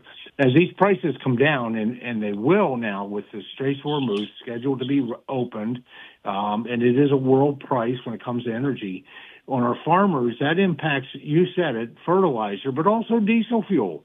I mean, diesel fuel has just been outrageous, and we're going to see those. I think we're going to start to see those drop, and I think they're going to drop significantly. All of our food, and it's just not on the farm. It's the cost of production. It's the cost to transport those agriculture commodities to eventually to the grocery store and to the consumer. And so energy costs has a significant impact and bearing on the cost. I also I've been honored to work with the president's team, with Secretary Rollins, Secretary Wright, who's the Secretary of Energy, with the Corps of Engineers, General at the Department of War that handles the Corps, really looking at an all-of-government approach to really developing domestic production of fertilizer. That's something that we need to do. Fertilizer is energy. It's energy for growing and producing our food, whether you're talking livestock or crops. And I'm really pleased with this administration really taking that on and bringing folks like myself and Senator John Bozeman, who chairs the Senate Ag Committee, to the table to be a part of that. Congressman, what is driving up the cost of beef in the United States? It's the New World screwworm, John. This is kind of a rerun from the 1960s. This is something that came from Central America, and it impacts livestock. It can be carried by pets and wild animals as well. And right now there's a hold at the border, probably at least 1 million head of cattle that normally would be in, say, a Texas feedlot at this point and eventually go into the food chain.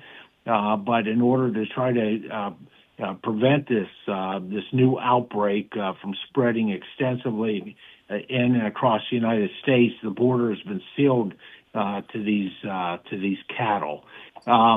It doesn't impact the quality or the quality or the ability to eat this meat, but it is, it is something we don't want to have to deal with in an extensive way. And we in the 1960s we were very successful at eradicating this. Believe it or not, what we used was the production of sterile flies. It takes about 400 million sterile flies produced a week to be able to do this. In the 1960s, they kind of rested. After they eradicated, they rested on their laurels. They only produced about 100 million per week. I, as chair of the House Ag Committee, and my committee have provided resources. U.S. Department of Agriculture. There's 2 new facilities are opening up, and we are fastly getting to being able to produce 400 million sterile flies. When they reproduce, obviously that's the end. There's no next generation. But that is the primary issue at this point. It has, and then it's simple economics from there. You have just fewer, this is the lowest, smallest herd size of cattle in the United States in a very long time. And it really is all a result of this New World screwworm. Unbelievable. Mike Barley, you're a GOP strategist, okay? Here's my question to you in Pennsylvania. All they're running on is inflation and gas prices. If gas prices go down to, by August to $2.59, which I think they'll be at, and the price of food goes down because of all the things that Congressman G.T. Thompson just said, what exactly are the Democrats going to run on, Mike?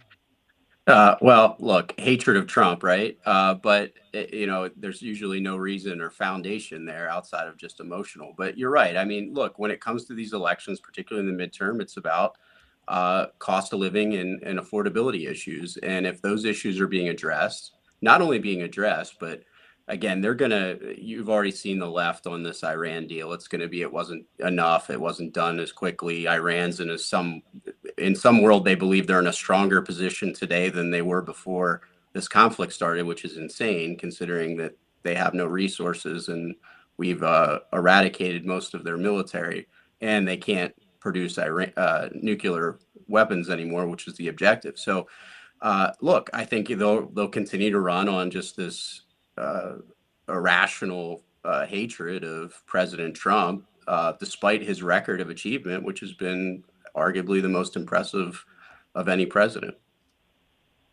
All right, Jared, go ahead. Yeah, I just want to echo what, I think obviously we're getting to a point here that the play is going, as the Democrats like to talk about affordability. There's a misunderstanding that affordability is they don't want to talk about. Sorry, I have a visitor here, but they don't want to talk about. They don't want to talk. They're not running on the inflation. They're trying to talk about affordability. The problem is their solutions for affordability are things like raising the minimum wage 100% in Pennsylvania to $15 an hour from $7, which will only make things more unaffordable, right? Because what we know is that less than 1% are actually making the minimum wage. But that would be like 100% increase and will ultimately cause the prices and the cost to be offset on consumers, right? People are going to raise the cost to cover that. And again, that's because they don't realize that that's not part of affordability at all. You need to actually deal with the problem, which is making things cheaper and making things more affordable, reducing costs. So that's kind of what we have to stay focused on. But again, it's like trying to make it now the government's going to give you money, right? Like this is like the Obama phone 2.0. Right. So anyways, just want to dovetail. No, I think that's good. Okay, let's bring in Congressman Dan Musi with us, Pennsylvania. Congressman, good to have you with us. You're on the Pennsylvania Posse. We've got your colleague, G.T. Thompson, with you. We've got Jared Coleman that's got to fix his little child there. He's getting all fired up to be on video. Mike Barley with us as well, GOP strategist. Dan, thanks for joining us. We have Dan? His video doesn't seem to be on yet there, John. I'm trying to work with him on his technical difficulties. Okay. You guys have figured the video out, which is good. Let's get back to G.T. Thompson then. G.T., Congressman, I guess I'm the only guy in media. I've been saying for weeks, I think we're going to win the midterm. I think you're going to win the House. You're going to keep the House. And I also think you're going to win the Senate. I don't think we're going to lose any seats. Doubt we're going to win Georgia. Bullish on Michigan. Plattner's not going to win Maine. Forget that. And North Carolina toss-up. That might be the pickup wash with Michigan. Georgia, I don't think we're going to win, based on everything I've seen, to be honest. And Ossoff's got $90 bajillion. But GT, are you as bullish as me? Can we win these midterms? Can we keep the House?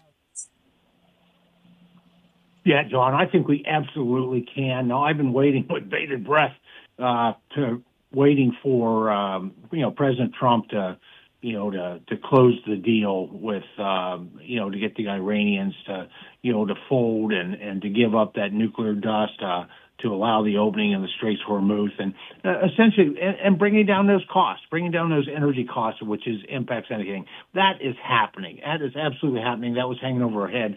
But when it comes to the economy, the thing that we don't talk about enough is, the cost of everything was up because of geopolitical situations that are in the process of being resolved.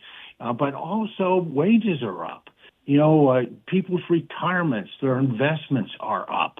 I mean, this economy, and it's largely it's the work that my colleagues with Danny Muser and the rest of the Republicans have done with the One Big Beautiful Bill.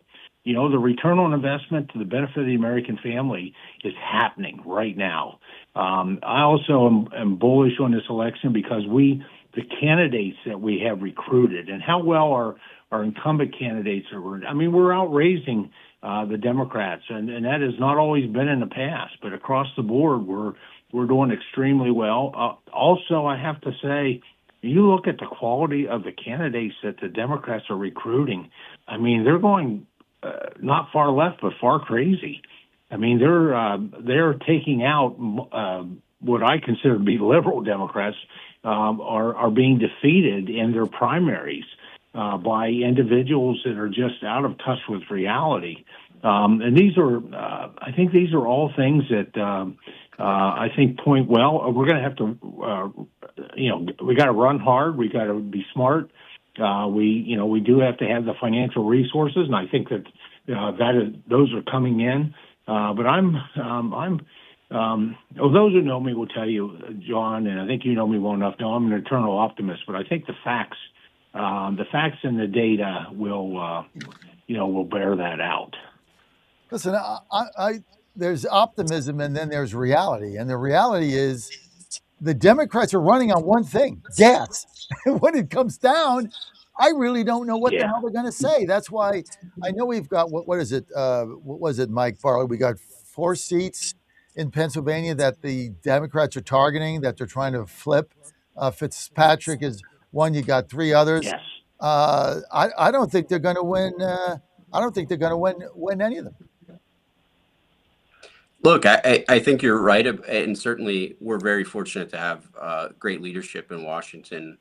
We have 2 of the in Pennsylvania. We have 2 of the great congressmen that we have representing us right now, with G.T. Thompson and Dan Muser. But look, it's going to take a team effort. They are going to come and they're going to spend a lot of money. And I agree. I like the line that the congressman used. They've not gone far left. They've gone far crazy.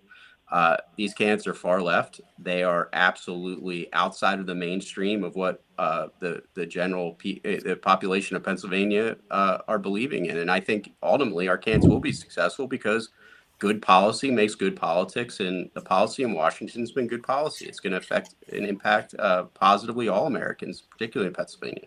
And we should do more to really put everything from the federal, like the One Big Beautiful Bill. Republicans in Pennsylvania, we should have done more to really take advantage of that, right? So part of last year's budget, which was one of the parts scratching my head, again, we voted no on the budget. I voted no on the budget last year, but another thing we did was we stripped out the bonus depreciation for businesses in Pennsylvania that was made possible for the One Big Beautiful Bill. So we have to be able to tap all those resources to get the benefit. Again, that helps reduce those costs, right? Like, again, offsetting, making things more affordable. But in the infinite wisdom, and I say it in jest, of that was the Senate Republicans pulled that out. Like, how do we pull that out?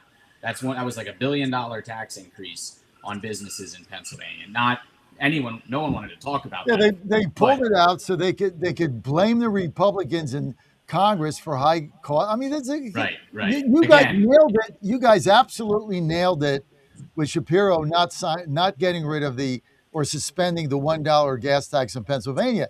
He wants people to suffer, so they vote for the Democrats. I mean, that's what's happening. I'm going to bring in Congressman Dan Muser, Republican Congressman in Pennsylvania. Congressman, thanks for being with us. You're with Mike Barley, GOP strategist on the Pennsylvania Posse. Also with with our good friend now all by himself in the Senate without Mastriano, Jared Coleman, and also G.T. Thompson on the line, your colleague, Dan. So I want to get right here, Congressman Tamuser. You have been on the forefront with GT on major waste, fraud, and abuse bills that passed the House last week. Can you elaborate on them? And is it really going to make a difference, Dan? Well, sure. Meanwhile, we have our Democrat colleagues actually fighting against our fight against waste, abuse, and fraud. Yeah, we passed a number of important bills this past week. In fact, we even referred to it as Anti-Fraud Week, that bolstered the Treasury, that added requirements within our agencies to any mistakes made in payment. They needed to actually follow that up and capture it. We are bringing out the various error rates that exist in different states. Pennsylvania is right there at the top of the list or the bottom of the list, however you want to look at it, particularly when it comes to SNAP and a few other level of error rates, unemployment insurance too. I mean, millions and millions, if not billions of dollars is actually just being paid out to those that are not eligible. And of course, we saw the unbelievable level of scams in LA County, as well as Minneapolis. The LA County is just blows you away. Dr. Oz goes out there, and I brought it up to them. I said, look, we just got to really not just follow the money, but follow these spikes in utilization. And anyway, he found one building that had something like 200 hospice billings taking place, or phony businesses that actually were taking in almost 1/3 of the amount of hospice dollars for Medicaid and Medicare just within one county, almost one building. And you know what's outrageous? And I mentioned this morning. I had a radio hit. There were about 460 different billing operations taking place. When they were pulled and no longer being sent any funding, not one of them called to complain or ask for an appeal, meaning they knew they were guilty and they made a run for it. So yeah, these are the type of bills we're passing. And the shame of it is I had to debate that bill on the House floor with Democrats bringing up all kinds of ridiculous reasons why they weren't going to vote for it. Now, some of them did. I don't recall right now how many did. I think maybe 25 out of 210, something of that nature, maybe 30. But that's what we're dealing with. And, that's what's so important, not just about this election, but also governing. I mean, we are for governing. We are for strengthening, not wokening, if you will, on the state level. A vote for Stacey Garrity is a vote for productivity and strength. A vote for Shapiro is really one of voting for a political machine who, as GT brought up, he thinks he has the chance of being president, but also largely doing nothing in between. I challenge him and the previous, Tom Wolf over a 10-year period. What has gotten better in Pennsylvania? Look, we love Pennsylvania. Quality of life, the economy's pretty good, all of that. But look, if we were a stock, we'd be at 25. We should be at 60, and we can go to 110 with the right plan. And look, on the federal level, I'm absolutely convinced President Trump's America First plan, our Republican plan, is the winning plan. National security, economy, limited government, common sense approach to boys in locker room or girls' locker rooms, idiotic things like that. And correcting wrongs. The president is not here to occupy the Oval Office, as we see. He's willing to take chances, should we call it, but correct some wrongs that have existed for a long time. In Iran's case, 47 years. In the deregulation that we're doing in agencies, to jump to that for a second, it's unbelievable.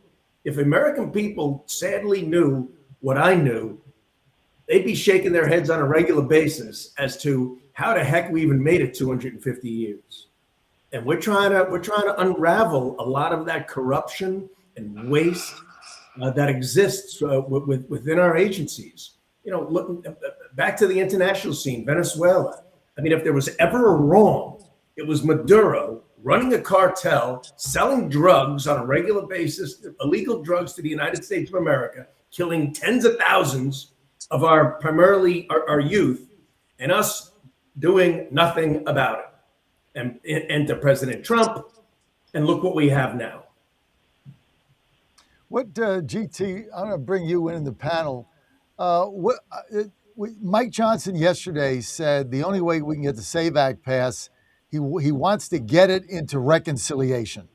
I'm not even sure we have the votes there because there's at least 3 or 4 senators going to vote no, but worth a shot. You run the Agriculture Committee. Dan, GT, is there a way to get the SAVE Act into reconciliation? Is there a real possible way to do that? I'll yield to our dean to answer first, but I'll be happy to jump in, GT, if you're not on the line. All right. Yeah, you betcha, Dan. Well, let me take first stab. Yield to my colleague here, a good friend. I think there is.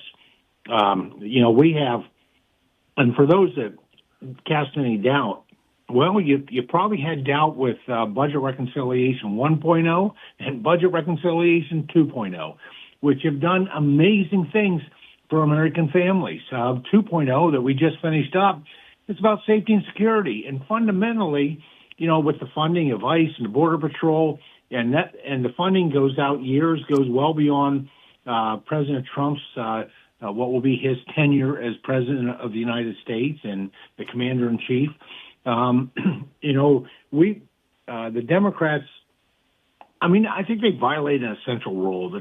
I believe that the first duty of anyone working in government at any level of government is safety and security. It's the safety of the families that we serve, the businesses in our communities, the institutions within our communities. And the fact that we were able to achieve that through Budget Reconciliation 2.0 and 1.0, don't get us started on that. Well, we already did start on it. We talked about the One Big Beautiful Bill, H.R. 1, Working Family Tax Cuts Bill. That also included Farm Bill 1.0, which was a significant needed investment and reauthorization of that part of 20% of the Farm Bill.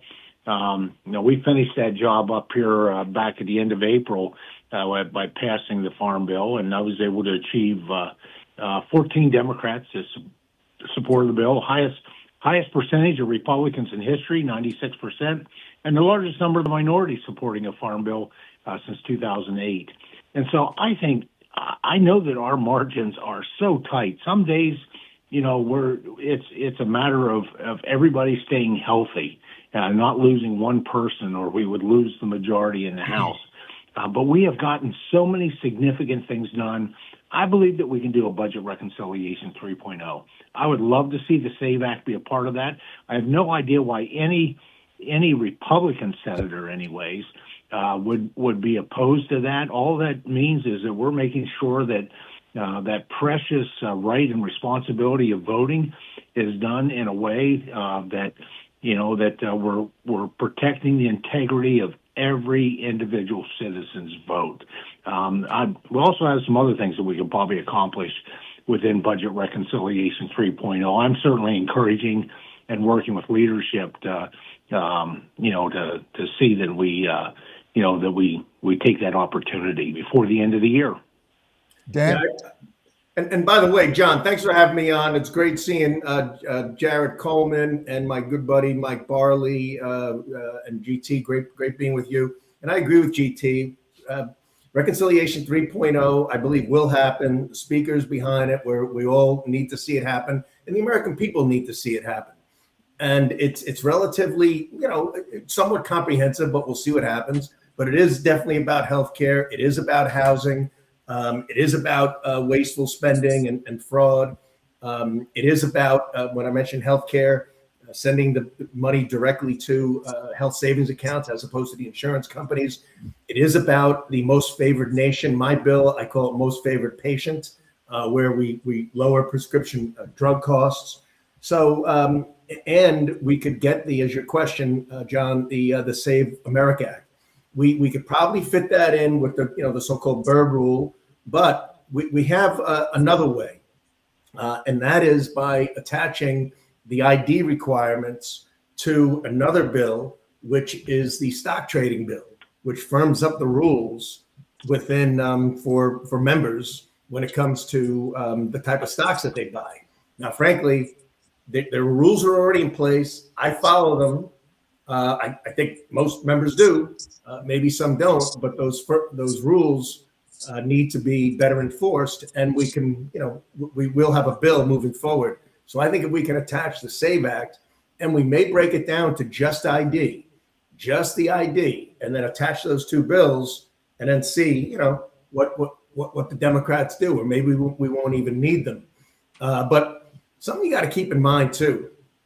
They will die on this hill. They let in more than 13.5 million illegals. We don't even know how many other gotaways. More than the population of the Commonwealth of Pennsylvania. They are not going to. They can do everything they can to keep us from limiting those folks when it comes to the census, to deporting them. We see what's going on. I mean, they had that border open, and guess what, America? If they get back in control, they're going to open that border back up for the whole purpose of census building, as well as turning amnesty eventually, turning them into voters. So that is part of their bigger plan, big time, right? Because how can you relate to a party that is pretty much on the opposite side of everything that makes sense? So they need to build that up. So that's why this bill is very important. And so we got two shots at it. We got Reconciliation 3.0 or the other bill that I mentioned. Well, two shots are better than one. Mike Barley, put your GOP strategist hat on, okay? So it gets into reconciliation. We need 50 votes in the Senate. You've been whipping votes in your capacity for years, so you kind of know where everybody stands. Can we get? So all we need is 50, and then JD is 51. Can we get 50 Republican votes for the SAVE Act if it's in a reconciliation bill in the Senate? I think we can, John. I think we can. Sure hope so, because again, I think it's an easy vote. I think it's the right thing to do. And when you look at some of these folks that are on the fence, they have tough elections. I would want the SAVE Act in place if I were them. I think the congressman's 100% right. You saw the Democratic playbook. They want to flood the zone with folks crossing the border, illegal aliens all over the country. It's totally for politics. It's not for making our country a better place to live. That's for sure. And if they get back in charge, get ready. That border wall is going to be right open again. So Murkowski's a no. Tom Tillis is a no. McConnell's a no, although he's in the hospital. Hope he's all right. But they'll find a way to get him to vote. He's a no. So basically, you're down to Susan Collins, who has said she's going to vote no. But a lot of people in the White House think that when push comes to shove, that President Trump will be able to convince her to save America, and she could be the 50th vote. She's obviously in a tough reelect. Coleman, what do you make it? I mean, we can't even get the Republican voter in the Senate to vote for ID. I mean, what is the deal here? Yeah, I don't know, but I can tell you what, we got to elect Stacey Garrity here in Pennsylvania. That's certainly going to be, that's something everyone can get behind. So, again, I don't know. That's a different ball game. I'm not tracking that one as tightly, but I can tell you what, we need to get a warrior here in the governor's, the taxpayer-funded mansion here in Pennsylvania. She would be great. I hope the president can come to town and help get that accomplished as well. Well, he's going to try. She was, she's going to be on with me later on this week. She was apparently weeding, and got poison ivy. And I'm like, you're running for governor. Like, why are you weeding? Like, just go hire a gardener. Like, get your husband to do it. Yeah, she's going after this little weed that she can't seem to get out right now. He's weeding. Like, you're running for governor, you got poison ivy. Oh my God. You need a little of that therapy sometimes, just to slows it off and pull the weeds literally sometimes as opposed to figuratively, because there's lots of them. Well, I'll tell you this, though, just real quick on the Save America Act. The extensiveness of it, I think, is the only reason that McConnell and others, I don't think there's any way, except for maybe Murkowski, that they'd vote for a very limited portion of it. And we just hit ID, right? I do think then we can get that passed, and I think that'll be very meaningful. Of course, I'd be for the entirety of the bill, because that's truly a Save America through common sense bill. But unfortunately, common sense and Washington aren't all that compatible. So and Harrisburg's in that boat sometimes too, meaning the left side of the aisle.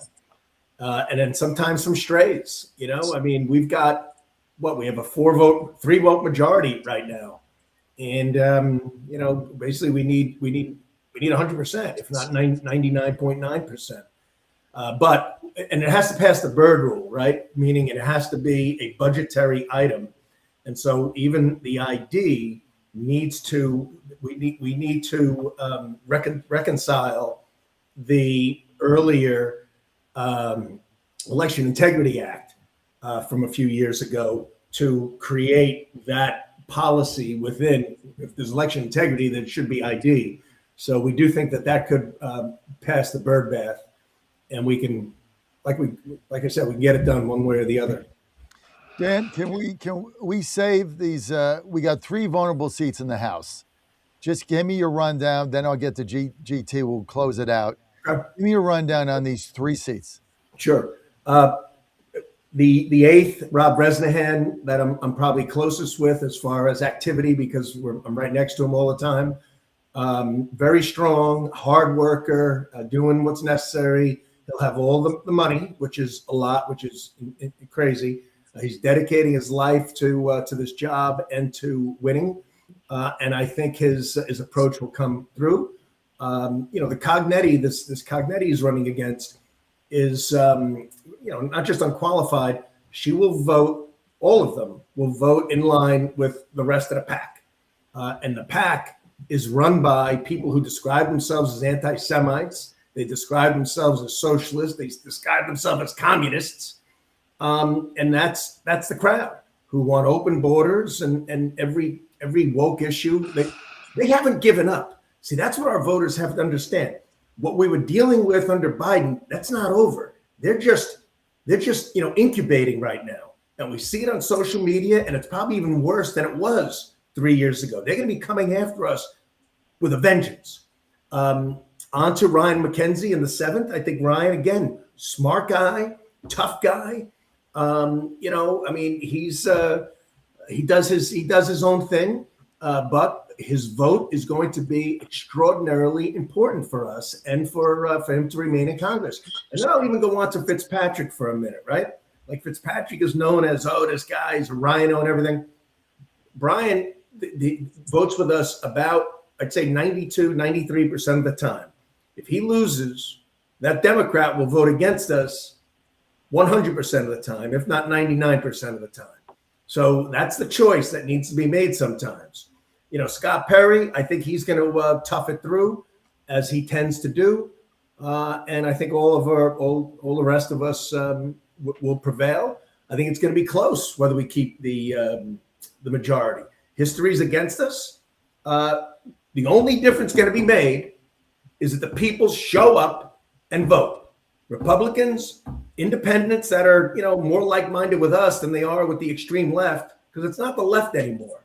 Look at who runs it. Many of the members of the Democrat Party in the House are reasonably sane people, but they vote with the crazy leadership. If you think Pelosi was bad, Pelosi will be viewed as a conservative versus Hakeem Jeffries. No kidding. So that's what our voters have to keep in mind, what we have moving forward. And then the underlying impact is the majority in the Senate in Pennsylvania, right? Keeping the Republican majority. So if that geographical area from Scranton through down Lehigh Valley and into Bucks, if that's protected, Perry's protected, then you reelect a Republican majority in the Pennsylvania Senate, which, Dan, I don't know if you remember, but President President Trump's last election, he came to the Lehigh Valley, came to Allentown, 2 nights before the election. And I'm really hoping we can repeat that rally, because those folks that only came out for him that haven't been coming back, we didn't see him back last fall. If the president can come here 2 days before the election, everyone from Scranton to Philadelphia is going to know it's election day, and they're going to be coming out. So I really hope that happens. That's he's committed, Jarrett. I'm going to update you. Stay tuned. We got some things planned. Great. Listen, I think you're going to hold these. I agree with you on Fitzpatrick. I don't agree with him on everything. I don't care. He votes with us 90% of the time. I mean, I'm going up to a bus tour for Susan Collins, and I got so many people saying, why are you doing that? Because the alternative to Susan Collins is a communist whack job. I mean, come on, guys. Right. We got to be smart here. And Collins has been with us every major issue. She's always there. Is she perfect? No, but she's always there. I want to thank our panel. GT, I'm going to give you the final word. I got Kelly Loeffler coming on. GT, are we going to win the House? Yes or no? We're going to win the House. We're going to win those 4 seats, obviously, and we're going to give President Trump a great additional 2 years. Muser, are we going to win the House, Dan? We are absolutely going to win the House as long as everybody comes out to vote, and that's how I'm going to put it. And it's up to the people. Mike Barley? I agree with the congressman. We got to get people out to vote, but yes, we can win the House. If Barley says we can win the House, I'm in. Okay, let's get to and we got to hold the Republican Senate also, because now we got to replace Mastriano. Coleman, how you look there? No, if we keep the House, we keep the Senate in Pennsylvania. All right, Pennsylvania posse, great show. Want to thank GT Thompson. Okay, Ye's my favorite, Dan, but you're my second. I want to thank Dan. I'll take it. How can you not love GT Thompson? You just can't help yourself. So want to thank him. Want to thank our panel, Scott Barger, representative, Stephanie Borowitz, who was in a budget meeting. Thanks for joining us, Stephanie. Senator Jarrett Coleman. Jarrett, thank you. Always good to have you guys. And Mike Farley, thank you. Thank you for being with us on Pennsylvania Posse. Quick break. Up next, SBA Administrator Kelly Loeffler. I got a story for her. That's why I got her on, because I'm living her genius. She's outstanding. Thank you. Loeffler coming up. We'll be right back.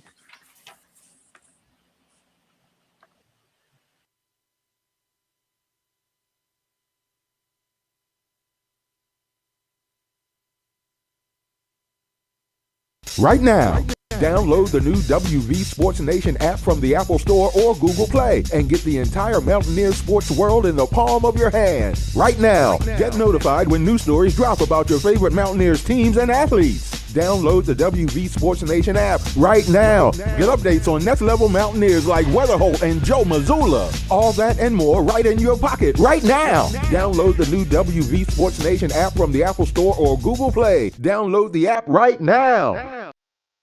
John Fredericks. It is the most egregious thing I've seen in a lifetime. President Trump. The whole thing is ridiculous. When politics start getting wild, They want to have every single thing that you don't want. Raise taxes, men and women's sports. They're going to open up their border. Trump hits the speed dial. Thank you for calling in on such short notice. You came first, John. Wake up with the John Fredericks Show weekday morning, 6 Eastern, 5 Central on JFMN.TV, the massive J-Fred radio network, and all across the social. You came first, John. Thank you very much, and you do a great job.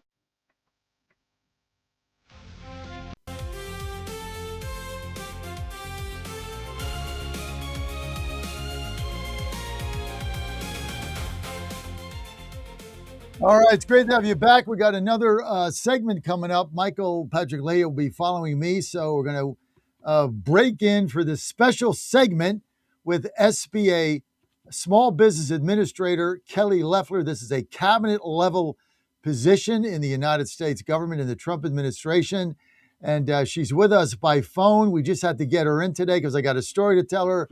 SBA Administrator Kelly Loeffler, thanks for joining us this morning, Kelly. John, I am so thrilled to be on with you. I mean, on the heels of a huge night at the White House last night. I mean, what an epic night. Amazing. Giuseppe Knight, but all the Democrats are blasting it. I mean, these people just all they want is misery, filth, squalor. I mean, I've never seen anything like it. Like we had such a Weakness. fun night. Yeah. We had a Yeah. fun night, I and they know. can't even enjoy it.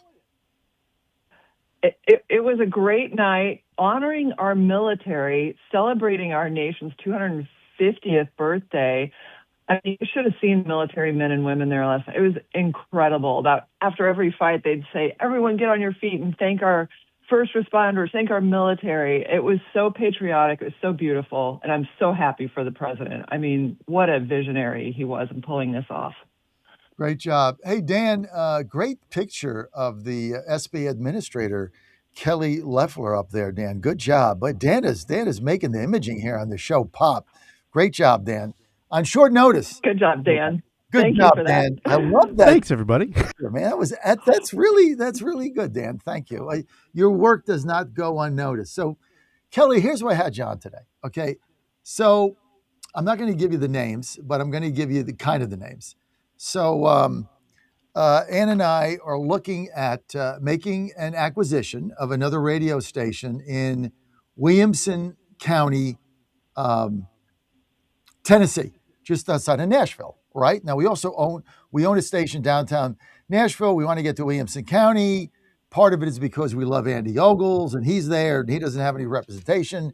And then also they carry the Titans, so you know how I feel about that.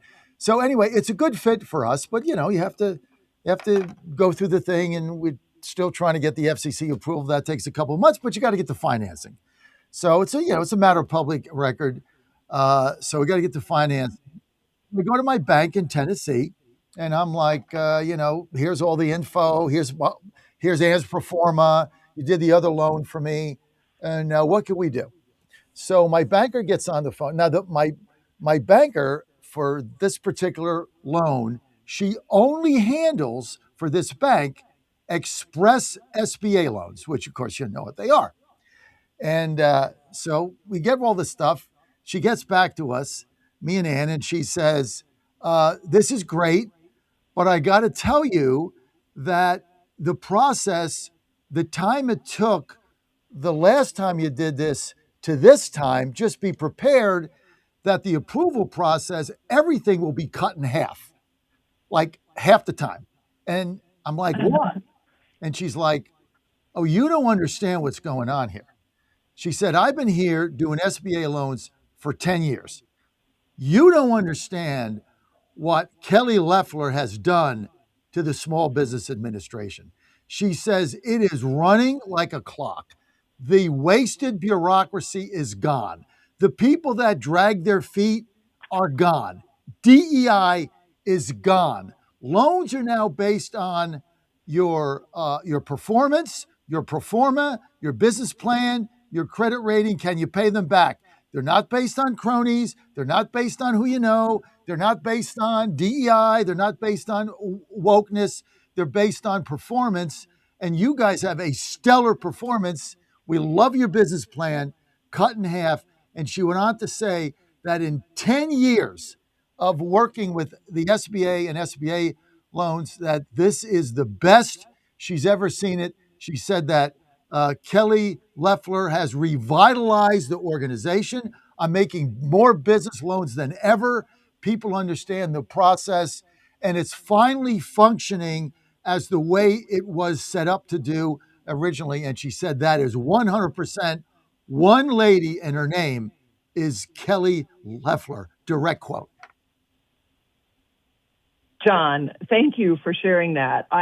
First of all, very humbling to serve the greatest president in American history, to have the ability to work for 99% of all businesses in America, including yours. It sounds like congratulations. I mean, I know M&A is tough. I mean, you brought up the regulatory challenges, the banking side, but I'm glad finally, for the first time in over a decade, the banking side is not the pain in the butt. Because, look, I said from day one, it's a new day at the SBA.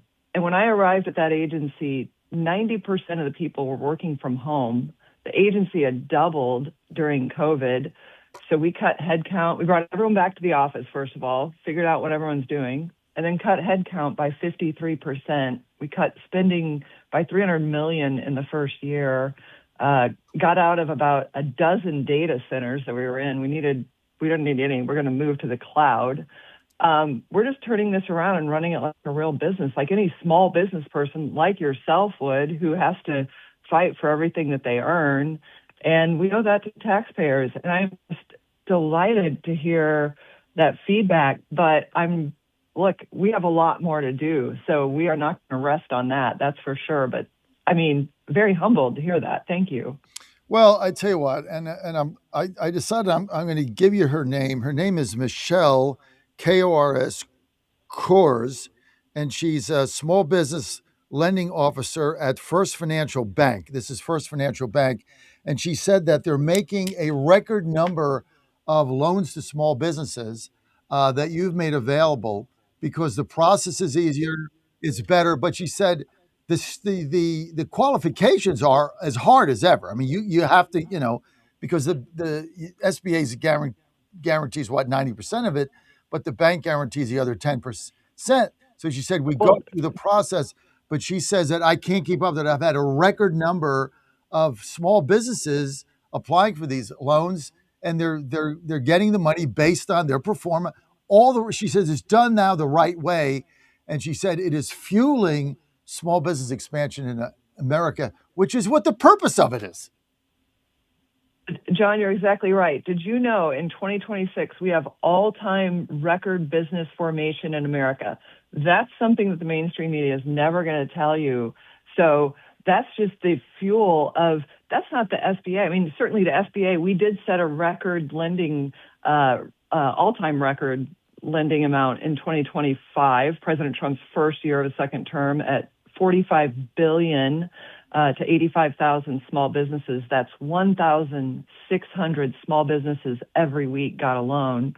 But here's what we did. We tightened the lending standards because the Biden administration just opened it up and started spewing out taxpayer money. It cost taxpayers $2 billion in losses. So we've turned that around now. But look, this administration is cutting taxes, the working family tax cuts, cutting regulation, making sure that we have energy dominance, and we have fair trade again. So I'm actually heading out on the road today to visit manufacturers, which is why I'm traveling right now. But, we're a country of builders again. We make things, and that's what's going to make us strong. And the SBA is proud to help fuel those small businesses rebuilding Main Street that was, of course, hollowed out because our manufacturing sector was handed over to China, our adversaries, our allies, lost 50,000 factories, millions of jobs, and those are coming back now under President Trump.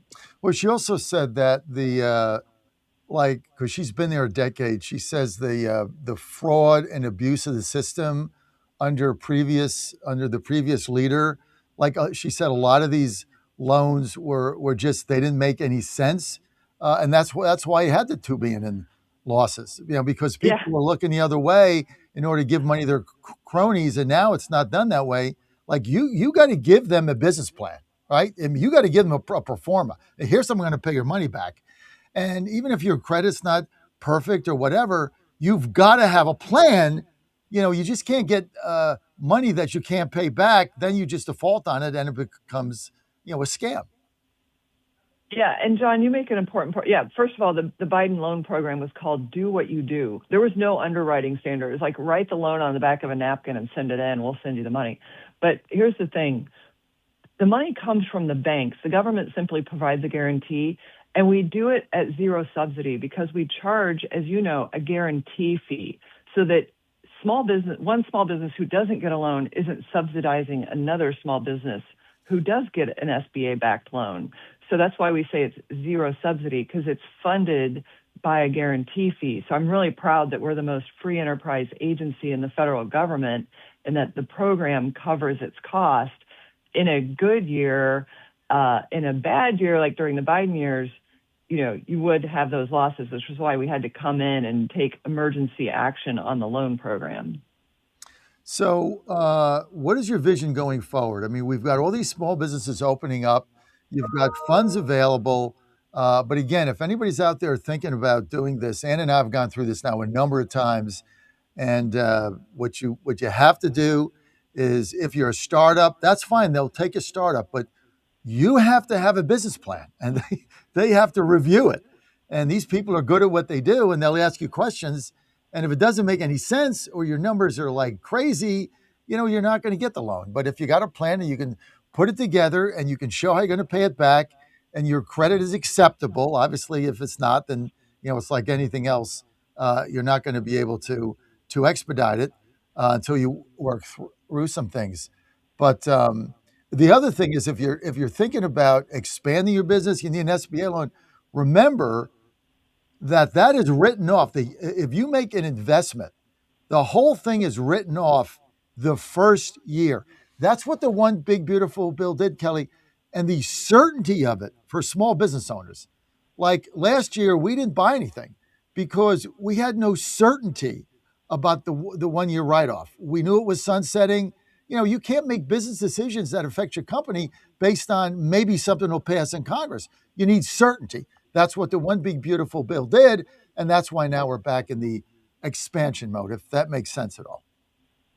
Yeah, so the working family tax cuts made permanent the 20% pass-through deduction that small businesses, millions and millions of them, rely on. And then it made the 100% expensing in year one of the investment. So that really frees up the cash flow for you to say, okay, we can write off this capital investment. That's going to bring manufacturing back. That's going to help business formation. That's what we're seeing. Small businesses now have the certainty that big companies always had. I mean, big companies have always known what their playbook is in dealing with paying federal taxes. And now President Trump gave that to small business because, as he always tells me, small business is big business, and he gets it. He loves our small business people.